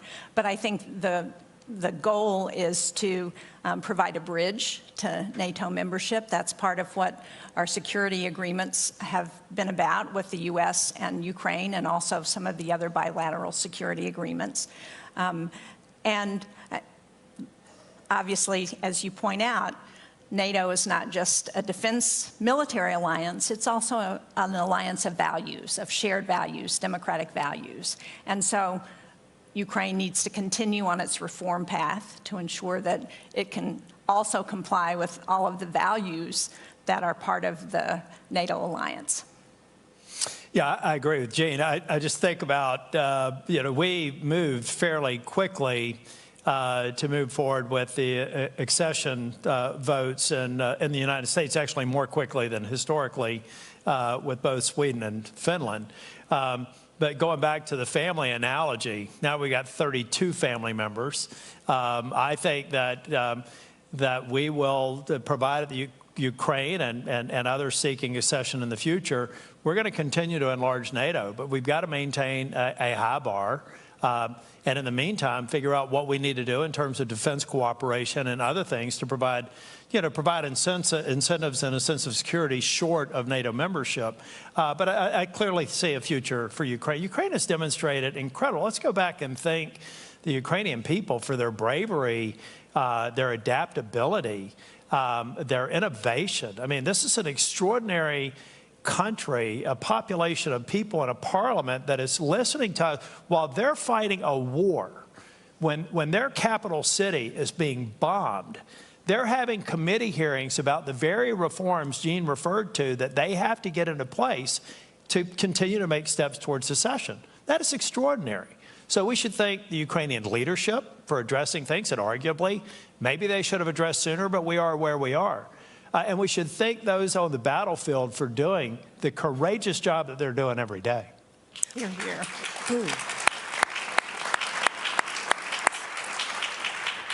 So you're comfortable with that language, irreversible? Yeah. Okay. And I'm really comfortable with Vladimir Putin reading that language.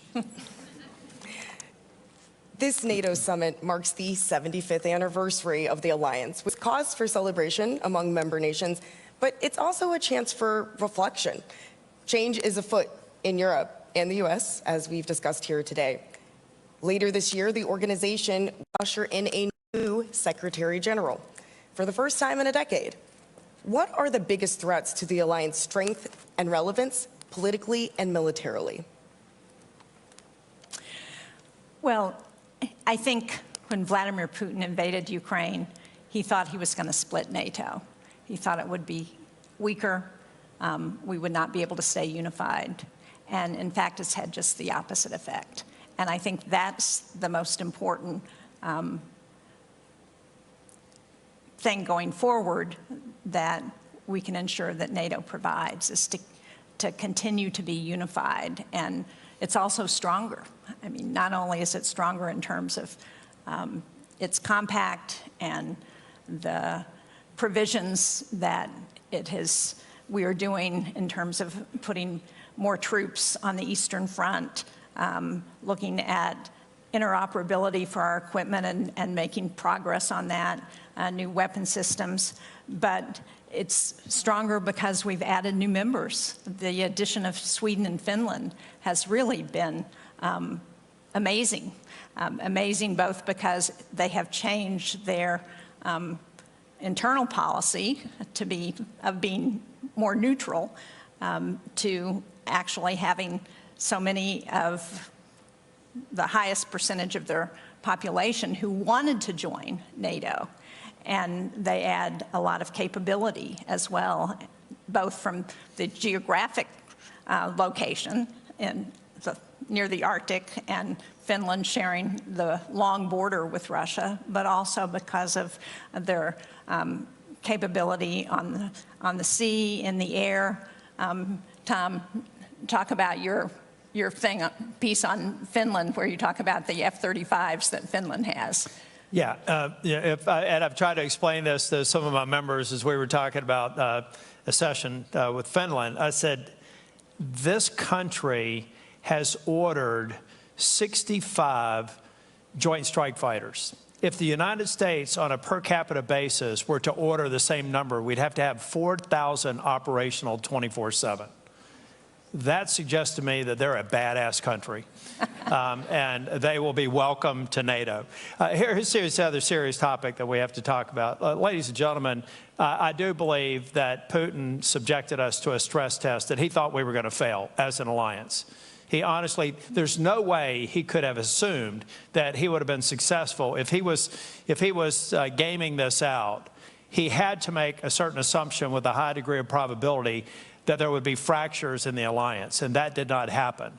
But we also have to understand, we understand a lot of weaknesses. Number one, our intelligence about Russia's capabilities was wrong, absolutely wrong. They have non-commissioned officer corps that's going to take them 10 years to develop. Their weapons platforms are far short of what they should have been, and I'm reminding some of our friends who buy Russian platforms, they may want to dispense with the brochure and see how it actually operates on the battlefield and rethink their weapons sources. But we have to modernize, we have to invest, we have to have latent capability that can be scaled up for the defense industrial base.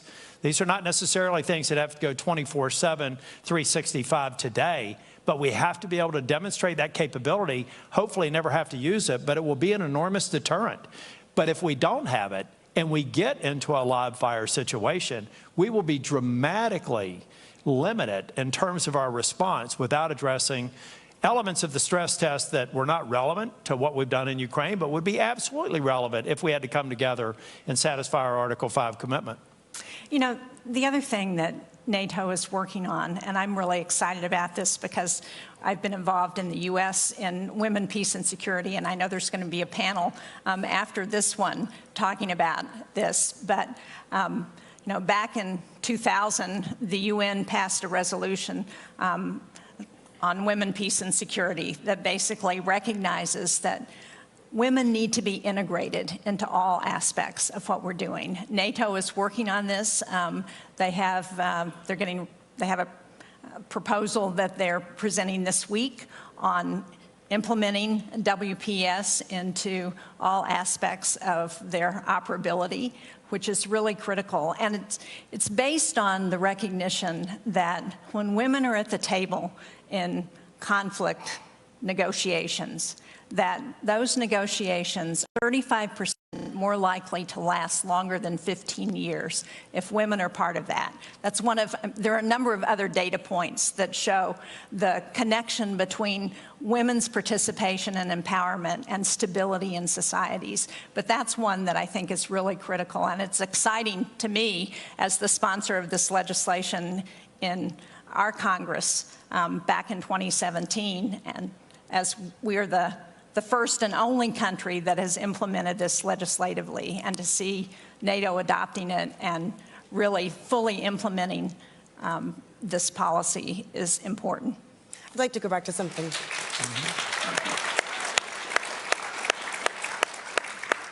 I'd like to go back to something that you said, Senator Tillis, about things that NATO might need to do in the future. I know that the 2% GDP commitment has been a central theme of the U.S. delegation, both Republicans and Democrats. So what have your conversations with member nations been like about that? What is your argument to those that are below that number about why they need to increase their spending sooner rather than later? Okay, number one, I complimented Finland. I should also say that Sweden also brings a number of capabilities, particularly their power projection in the Arctic. So, okay, so I don't want anybody to think I'm favoring them.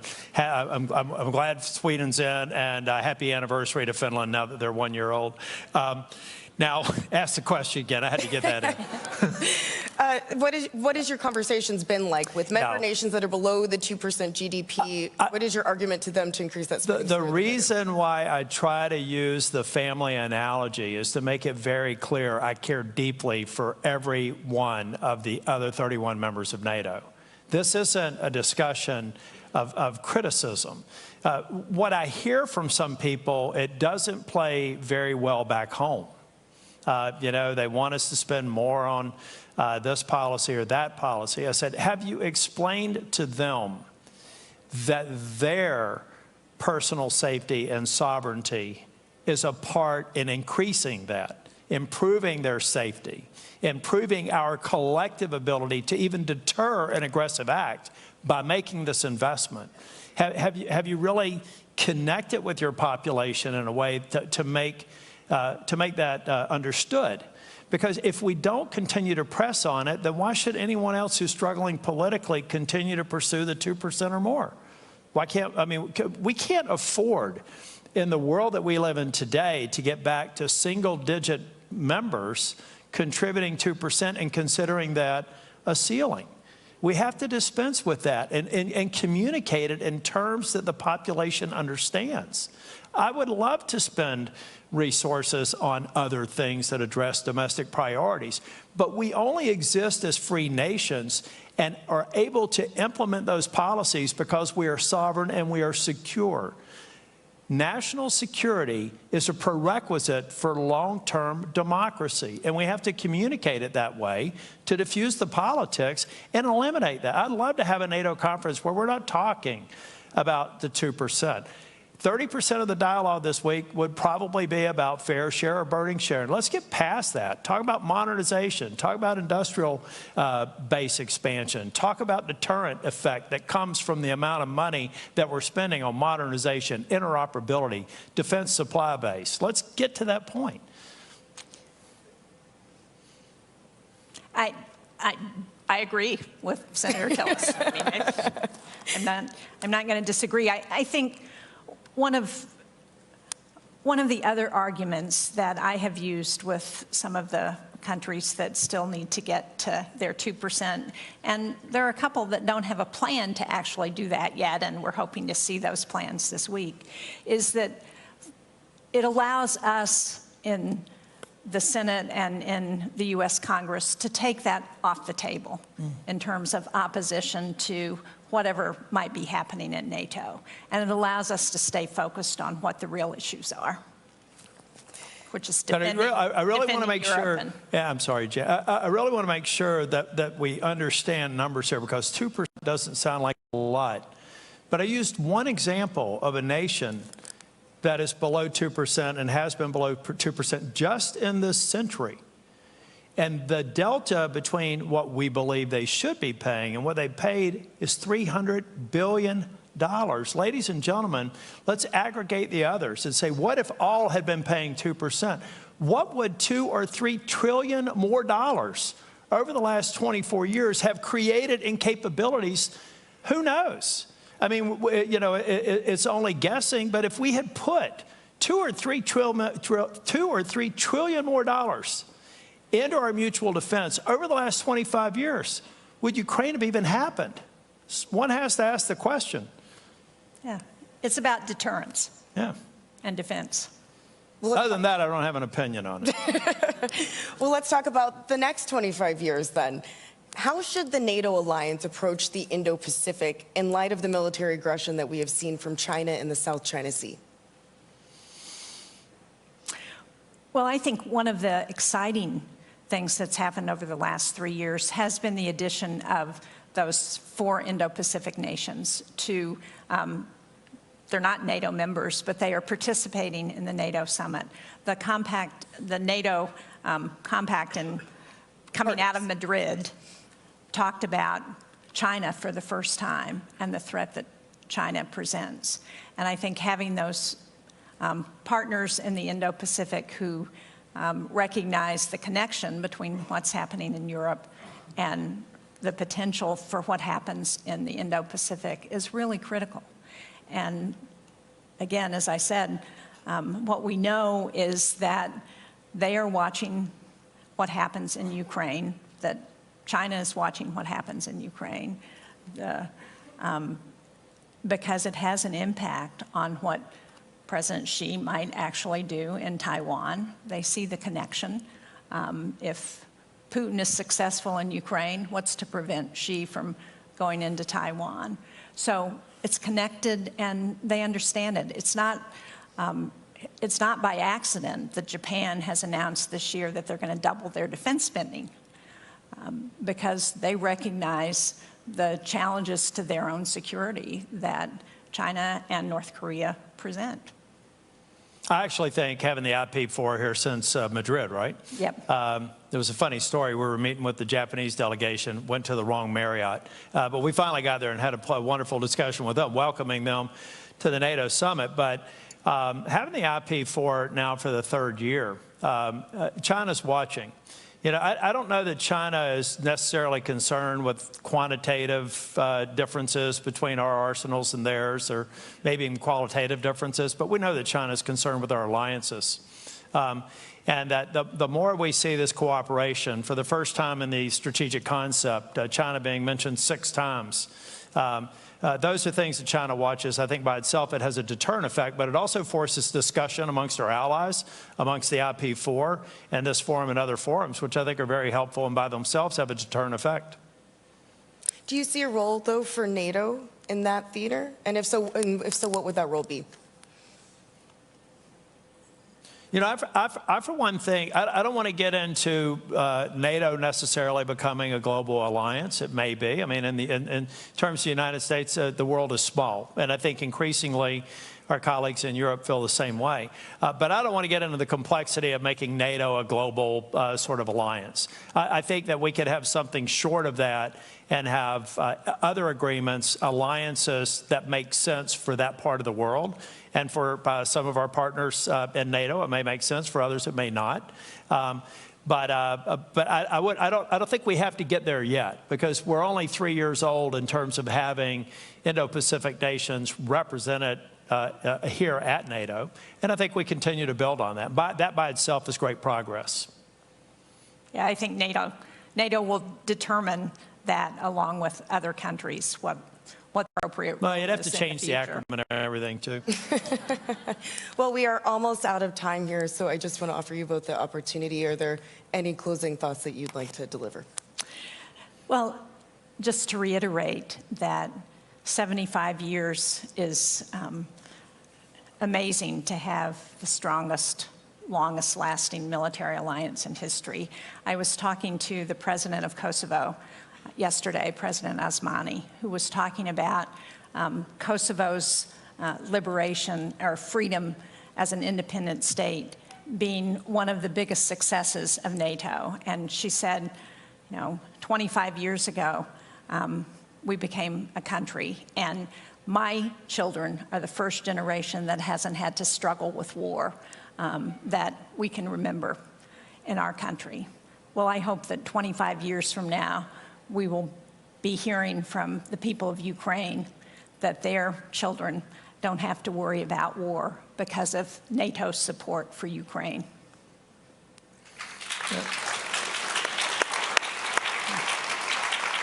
You know, the message, it's perfect timing for the NATO summit to be in the United States, because a lot of people, like I had my opening comments, are wondering whether or not, you know, there's a risk to U.S. involvement in NATO. I mean, we need to dismiss that. And I'll give you various data points. The number of people who were so supportive of accession of Finland and Sweden was extraordinary. It was never a discussion. We didn't have to work hard to get support for that. That's pro-NATO, right? Because we're talking about accession and expanding NATO. Ultimately, what you saw with Speaker Johnson, in spite of all the political headlines and everything else, you saw Speaker Johnson support the supplemental over the objections of some of the members of his conference in a very tumultuous time. That's another demonstration of long-term commitment to NATO. I think what you see in the Senate, the very strong vote for Ukraine supplemental, is another indication. So I hope you all leave here recognizing that our democracy is a messy one, but it's been relatively successful. And I expect it to continue to be very successful, and I expect that to also continue to be an unqualified support for the most extraordinary treaty that's ever existed.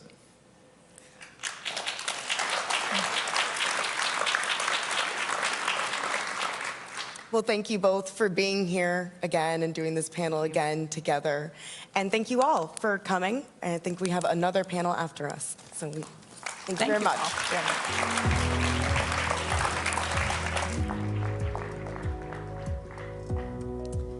Thank you, Senators and Francesca, for such an interesting conversation on peeling back the layers on the legislative perspective on the transatlantic relationship and an irreversible path for Ukraine to NATO membership. Please now join me in welcoming Andrew Desiderio from Punchbowl News to the stage for our next session on women, peace, and security, the role of women in leadership.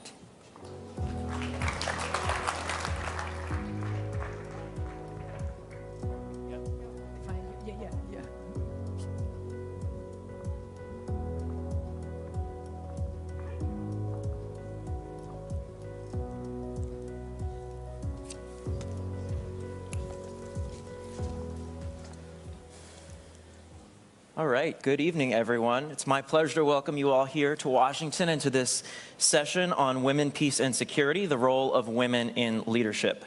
My name is Andrew Desiderio. I'm senior congressional reporter for Punchbowl News, where we cover the power, people, and politics that drive the decision-making here in our nation's capital. I am honored to be here today moderating this panel, which seeks to highlight the Women, Peace, and Security Initiative as a critical element of transatlantic security. As many of you know, NATO's policy on women, peace, and security was first unveiled in 2007. And during this year's summit, we're seeing the first update to that policy since 2018 in order to reflect the latest geopolitical developments. And of course, in 2022, NATO named the women, peace, and security as a core priority in the strategic concept. I'll also note that in 2017, the United States became the first nation to comprehensively enact through legislation a women, peace, and security strategy with the goal of promoting gender equality in the field of conflict resolution, and this has remained a bipartisan issue, importantly, in Congress. So what has changed since then? Well, quite a lot. Russia's full-scale invasion of Ukraine has completely redefined the security landscape in Europe and here in the United States, especially for women on the front lines. And as we know, intensifying conflicts around the world pose targeted threats against women. However, women have proven to be indispensable leaders working to guarantee peace and security. Against all odds, women in Ukraine continue to demonstrate their courage and bravery.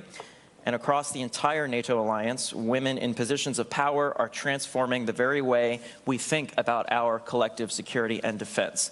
So without further ado, I'm going to stop talking and introduce my distinguished panelists here, who I'm thrilled to be with. To my immediate right is Olga Stefanishyna.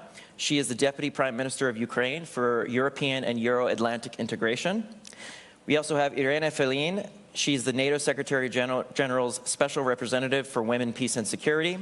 And at the far end of the stage, Jennifer Klein, Assistant to the President and Director of the White House Gender Policy Council. Thank you to all three of you for being here. Really excited to dive in and start this conversation. Yes. Deputy Prime Minister, I want to start with you. A couple of years ago, you were given the NATO Parliamentary Assembly's Women for Peace and Security Award, and I want to read something that you said at the time. Quote, "I accept this award on behalf of Ukrainian women who are making every effort to protect their country from the Russian invaders and who have been fighting alongside men for freedom and essential democratic values." Can you start us off by talking a little bit about the contributions that women have made and are making to the war effort in Ukraine, and how Ukrainian women have been so disproportionately impacted by Russia's unjust invasion?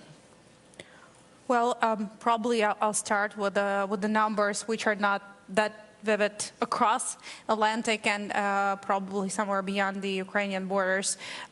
We have around 20% of women constituting the overall entirety of the Ukrainian armed forces, with more than 10,000 serving on the front line and around 50,000 in a different areas, in a different senior officers position.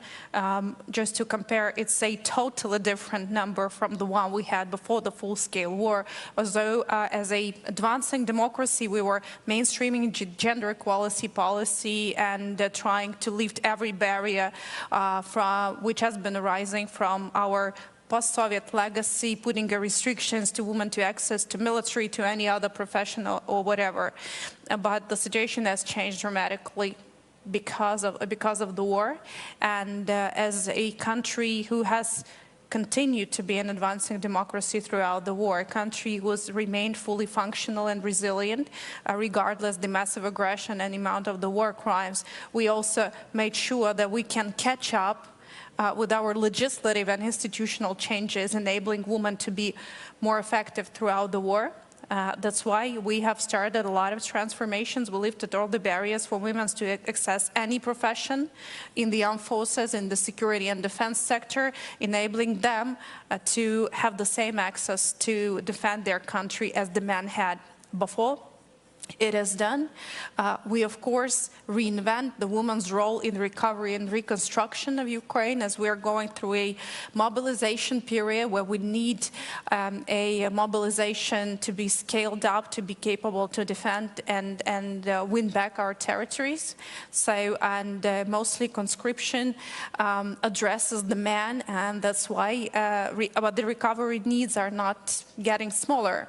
So we have a massive program, which means that women would get more access and more engaged in the recovery and reconstruction process. But of course, with around 6 million of people who had to flee from the places they were living in Ukraine, whether it's to the other parts of Ukraine or Europe, the vast majority of them are women and children who had to save their lives and their families. They lost their lives basically in a very moral way of this understanding. Many women are still facing a lot of challenges because their families are split, because men are serving in the armed forces.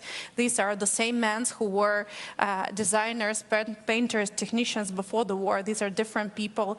So there are a lot of challenges related to that. And also we are working hard to work with those families who are with the men and the women who are coming back from the combat experience, and their reintegration back into the society is really different, and it's really hard to keep the family going from this very challenging period. And that's all the complexity of things we're thinking about. But also, moving through these challenges opens the priorities for ourselves. We have started to advance and pioneer a lot of new experiences, and with Iran together, I think we have invented the new NATO standard, which is a female uniform and everything related to enabling women to serve in the armed forces equally, not on the paper, but not on the front line, but also according to the procedures and the standards. And NATO is about to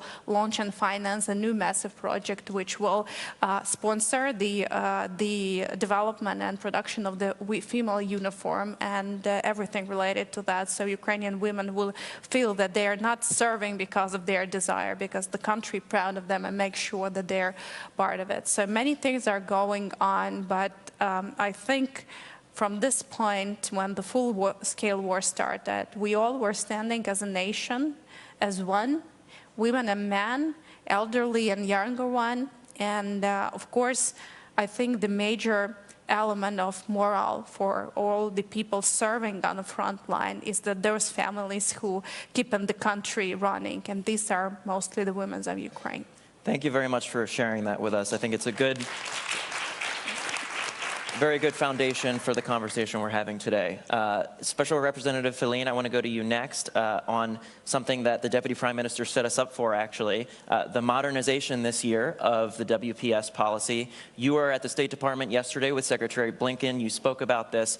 Can you talk about the updates to the policy that are being rolled out this year, and also how they're going to be implemented? As you mentioned yesterday, yes, we were at the Department of State to prepare, to set the stage for announcing the new policy on WPS. Let's make a step back and go to the other policy, the one you mentioned that was in place since 2018. The world has changed, the security environment has changed, and therefore there was a tremendous need to have a document that was fit for purpose. This does not only apply for the strategic concept and the other policy, this applies to women, peace and security as well. And Therefore, the first step was to make sure that the language was integrated in the new strategic concept. For the first time, the current strategic concept makes a reference to the importance of integrating women, peace and security across the 3 core tasks. And then following this the first important decision, we worked to have a new policy that could really reflect that the new posture for NATO, which means that shifting the focus from a crisis management, where it was our mainly a stage where we were integrating gender perspective, deploying gender advice, and to look into what is today the core business of the alliance, which is deterrence and defense. So the new policy is framed around the 3 core tasks. I really want to start from the strategic concept and translate in this document throughout a gender lens. And that's very important to speak the same language that our political leaders and military leaders speak. Because one of the problems when we talk about gender equality in the documents, that the language that we use, especially when we are in the defense and security context, does not speak to our leaders. It's very important, that's what I'm learning in my mandate, that we come with concrete examples and projects that really resonate, especially with our military colleague. And the project that Olga mentioned, it really worked in this way because I could get the attention from the military, because when we talk about other less concrete dimension of the agenda, it's more complicated. So we brought a uniform last month at the NATO HQ to really showcase what it means having different uniform fit and develop around the female anthropomorphic data. And there were also trousers for pregnant women. And there was a shock by the colleagues and the generals going around. And the point here, what I shared is, did you ask women what they want when they are pregnant? Do they want to stop their service? That must be their right. But if they want to continue their service, what they need is to be able to have their uniform. So all these elements help to create a new document that is structured around the 3 core tasks, and I would like to share only a couple of elements that are innovative in the policy. The first point is the strategic goal around gender-responsive leadership. We have the tendency, it's almost 25 years since Resolution 1325 was adopted, to see this as an agenda about women for women. But in a security environment that is still male-dominated, we need men to be gender-responsive leaders. So that, for me, was the first goal. We will not achieve results and our goals if we don't work together. And this is really the main point that, for me, is the fundamental of the agenda. And then, all together, we will implement this across the core tasks. And we have new elements coming in, such as gender disinformation and misinformation, the impact of new technologies, artificial intelligence, technology-facilitated gender-based violence, all those elements where we, as an alliance, are advancing a lot. And so the policy will support our work to make sure that we will not create more discrimination, but on the contrary, we will advance gender equality. I want to pick up on that, actually. You mentioned gender-based violence. Director Klein, you advised President Biden on a range of topics, from gender-based violence to women's economic security. So your role in the administration is quite broad and far-reaching in terms of the topics that you advise the president on. Can you talk about how NATO's Women, Peace and Security Initiative factors into all of that you do at the White House? Yeah, first of all, thanks so much for the great question. It's great to be here with both of you. One of the things that the president felt very strongly about when he created the Gender Policy Council, which he did by executive order in March of 2021, and I've been lucky enough to lead it ever since, is that the work needed to be both global and domestic, because while contexts are very different, so many of the issues cross borders. And one of those issues, as you well point out, is gender-based violence. So we work at the Gender Policy Council on intimate partner violence. The president will very proudly tell you that he was the original author and co-sponsor of the Violence Against Women Act in 1994. And we were able to reauthorize that, speaking of bipartisanship, with bipartisan support just last year. But there are issues like conflict-related sexual violence, which is core to the work that, that NATO and the Women, Peace and Security policy that NATO has put out. And that the allies are going to adopt this week, which is very exciting, that are about how women need to be protected, women need to be free from violence, and that there is a direct relationship between that and the ability of a democracy to function. Irina raised technology-facilitated gender-based violence, which I have come to refer to as the 21st century latest form of gender-based violence.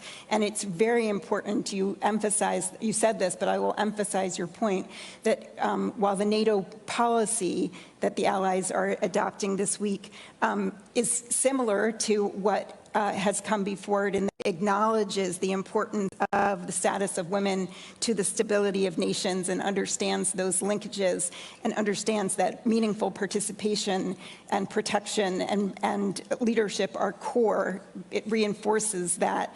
It also addresses these very new security challenges like technology-facilitated gender-based violence. Deputy Prime Minister, I want to come back to you because I'm wondering what you want to see from the allies out of this year's summit in terms of the Women, Peace and Security Initiative. What steps do you think need to be taken in order to not only elevate women's participation in the peace and security process, but also to support women and girls who, as you mentioned before, are contributing so much to the war effort for you guys in Ukraine? Well, probably I could have focused on something related to women, peace and security, I think, but I think the best response we can get is to bring more air defense capabilities to Ukraine to save Ukrainian women and children from being murdered by the Russian Federation, by Putin, but also for those women who has been tortured and raped in the occupation by the Russian Federation is the justice. I think these are things which are really important, and all the other things Ukraine will do it itself. Absolutely.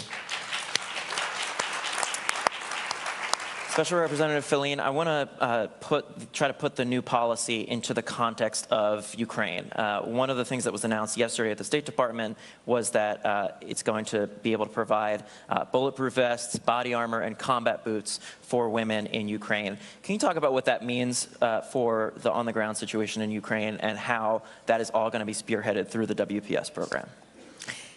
This project we just mentioned with Olga before, it's particularly important first because it will support the service women in Ukraine and their ability to fight and be at the same time better protected, because especially when it comes to the bulletproof vest, the one that they are currently using are done around male body, and they are too heavy and they don't fit to the women's body, which means that if you don't move comfortably, you are not able to fight and you are at risk.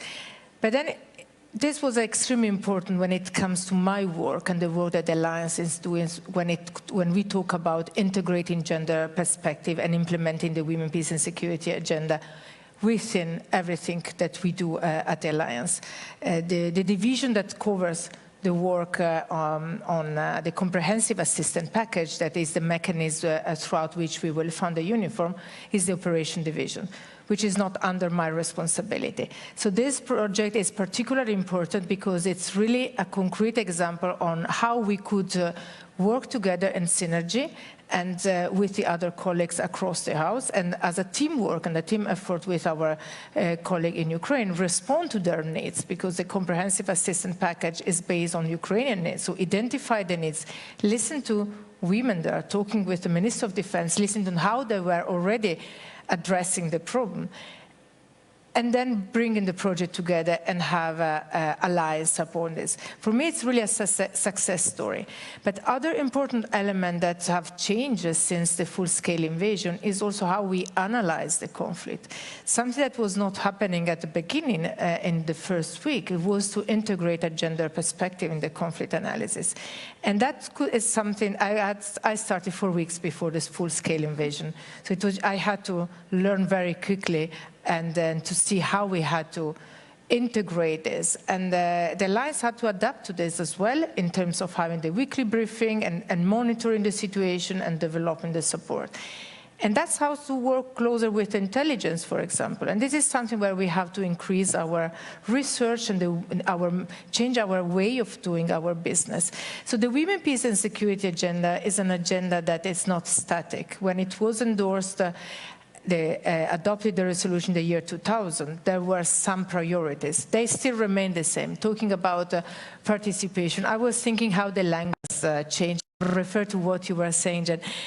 We were talking before only about meaningful participation. Today we talk about full, equal, safe and meaningful participation. And the safe part relates to different aspects. One, because once you are participating, then you face more challenges, physical. But the other one is also the online lack of safety then has then an impact on our political participation. So there are different ways. So we also need to adapt on this new way of working, and that's why the new policy is extremely important, because it is the tool that will enable me as the main focal point for the Alliance and our colleague to better support Ukraine in the months to come. Director Klein, I know we've touched on this a couple times so far, but the event yesterday at the State Department in which Secretary Blinken, Special Representative Feline were there to sort of talk about and unveil the modernization of this policy. Clearly the administration is committed to it, and the president, when he comes to these summits, obviously has a lot of competing sort of priorities, right? The Deputy Prime Minister mentioned the need for air defenses in Ukraine, obviously a major point of discussion here at the summit this year, and of course the last couple of summits as well. I'm wondering if you could give us some insight into the president's thinking on all of this, especially since there are so many priorities that are competing for his attention at the NATO summit every single year when it comes to specifically the Women, Peace and Security Initiative. Well, as I said, the existence of the Gender Policy Council is sort of, one proof point of his commitment to this set of issues. The other thing is, both in the military and in his own government, he has really prioritized women's leadership. Obviously, we have the first female vice president. We have the first gender equal cabinet.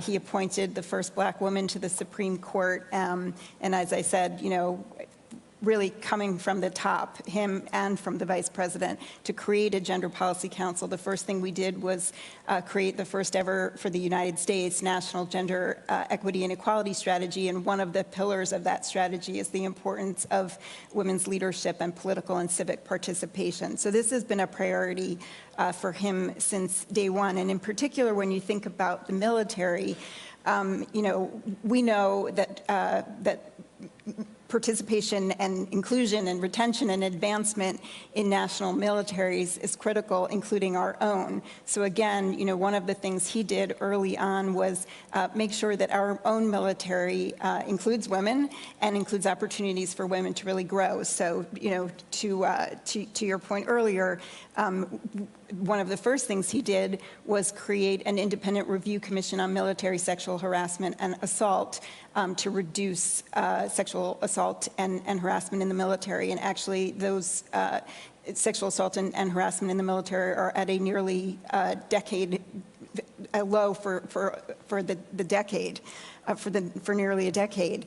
The other thing he did was appoint the first ever woman to serve as the Chief of Naval Operations and on the Joint Chiefs of Staff. So sort of walking the walk, talking the talk about prioritizing not only the issues, but the people who can lead. You mentioned women serving in the military. I want to put my Congress hat back on if I can. That's where I spend many, many hours of the day, every day. Director Klein, the Senate Armed Services Committee included a provision in the annual defense policy bill last month that would expand the selective service, or the draft, to women. Does the White House support this, and what would this mean for the NATO alliance as a whole, you think, especially as so many of the allies are starting to reconsider their policies when it comes to the role of women in combat forces, in fighting forces? Yeah, well, I think you see the importance of this in Ukraine. As we've just been talking about, women are in all parts of the military, including on the front lines. And what we think in the United States echoes what we've seen abroad, which is that women's full participation and leadership in our military is not only a moral imperative, it's also of strategic importance. And we can't outcompete our adversaries, we can't win wars, we can't meet the greatest challenges facing NATO and the world without using the talents and the skills and the courage of women service members. So that is, an administration commitment. Deputy Prime Minister, you're seeing this firsthand in Ukraine, obviously, but sort of the direct involvement of women in the fighting forces and the combat forces. Do you think the allies are doing enough to support the meaningful participation of women in national militaries and in NATO forces?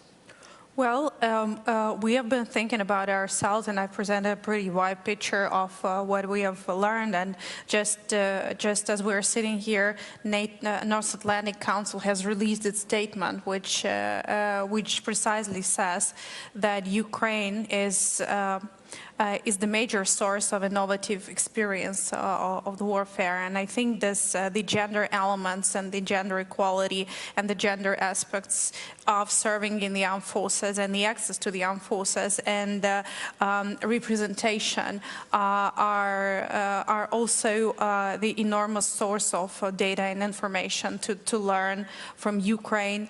Because again, as I was referring in my speech in the very beginning, Ukraine is an advancing democracy. And I mean, for years, gender equality policy was mainstreamed across the government planning. We have multiple strategies. Institutions went through the gender audit. Everybody from Ministry of Defense to Ministry of Foreign Affairs, Ministry of Education, and the government. But only when the war started, we thought that we were advancing very much. We also had the gender audit in all our security and defense forces. But when the war started, all the barriers which were unseen through the papers and through the feasibility studies, they revealed.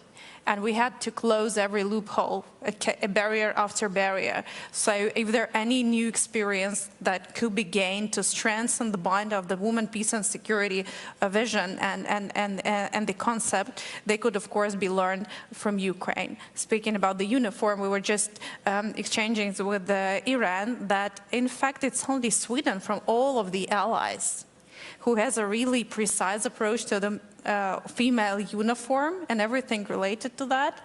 And now we invest 7 million euros to invest in women in Ukrainian armed forces. So definitely the outcome of this project will become a new NATO standard. And Ukraine is obviously setting a very, very good example for the rest of the world, certainly the rest of the alliance as well. Special Representative Filene, we only have a couple minutes left here, but I want to get your thoughts on what the Deputy Prime Minister was talking about as well in terms of integrating women more fully into the fighting forces of the allied nations. As also it was said, it's clear that Ukraine is leading by example on this. And this is a broader observation I would like to make as part of our cooperative security. NATO and the relationship with partner, we will have a lot to learn from Ukraine and this experience on many fronts, including about women fighting in the armed forces. And what this example showing, and what Olga just said about the fact that the alliance, about the uniform, that this is something that is missing across the lines as well, says a lot about the need that we have to integrate this perspective in peacetime, which applies also to the fact that integrating women in the armed forces during peacetime, it's what we need to be ready when, if and when we have to deploy them. Because what shows this is that there was a need, and women were ready together with men to fight for freedom and democracy. But the system was not ready to incorporate them. So what we have to learn here is that maybe we need to change our legislation and to see how to better integrate them and equip them with the right uniform. But that does not only apply to uniform, it applies to weapons, to tanks, to how all the capabilities, and so applies to the defense industry as well. So there is a further reflection to do how we equip and then our armed forces. All right, thank you so much to my distinguished panel. joining me. Thank you to all of you in the audience as well and those watching at home. Thank you. Very much appreciate this panel. Very important initiative. Thank you very much. Thank you. Thank you.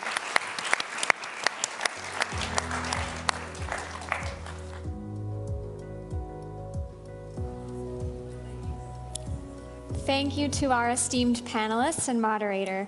Dear audience, that concludes our first day of programming. Thanks to everybody who attended and watched us remotely.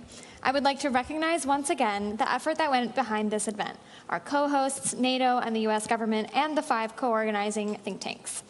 A special thanks to our corporate partners as well as our institutional partners. Thank you again to all of our speakers and guests for a great day of programming. We look forward to welcoming you back tomorrow.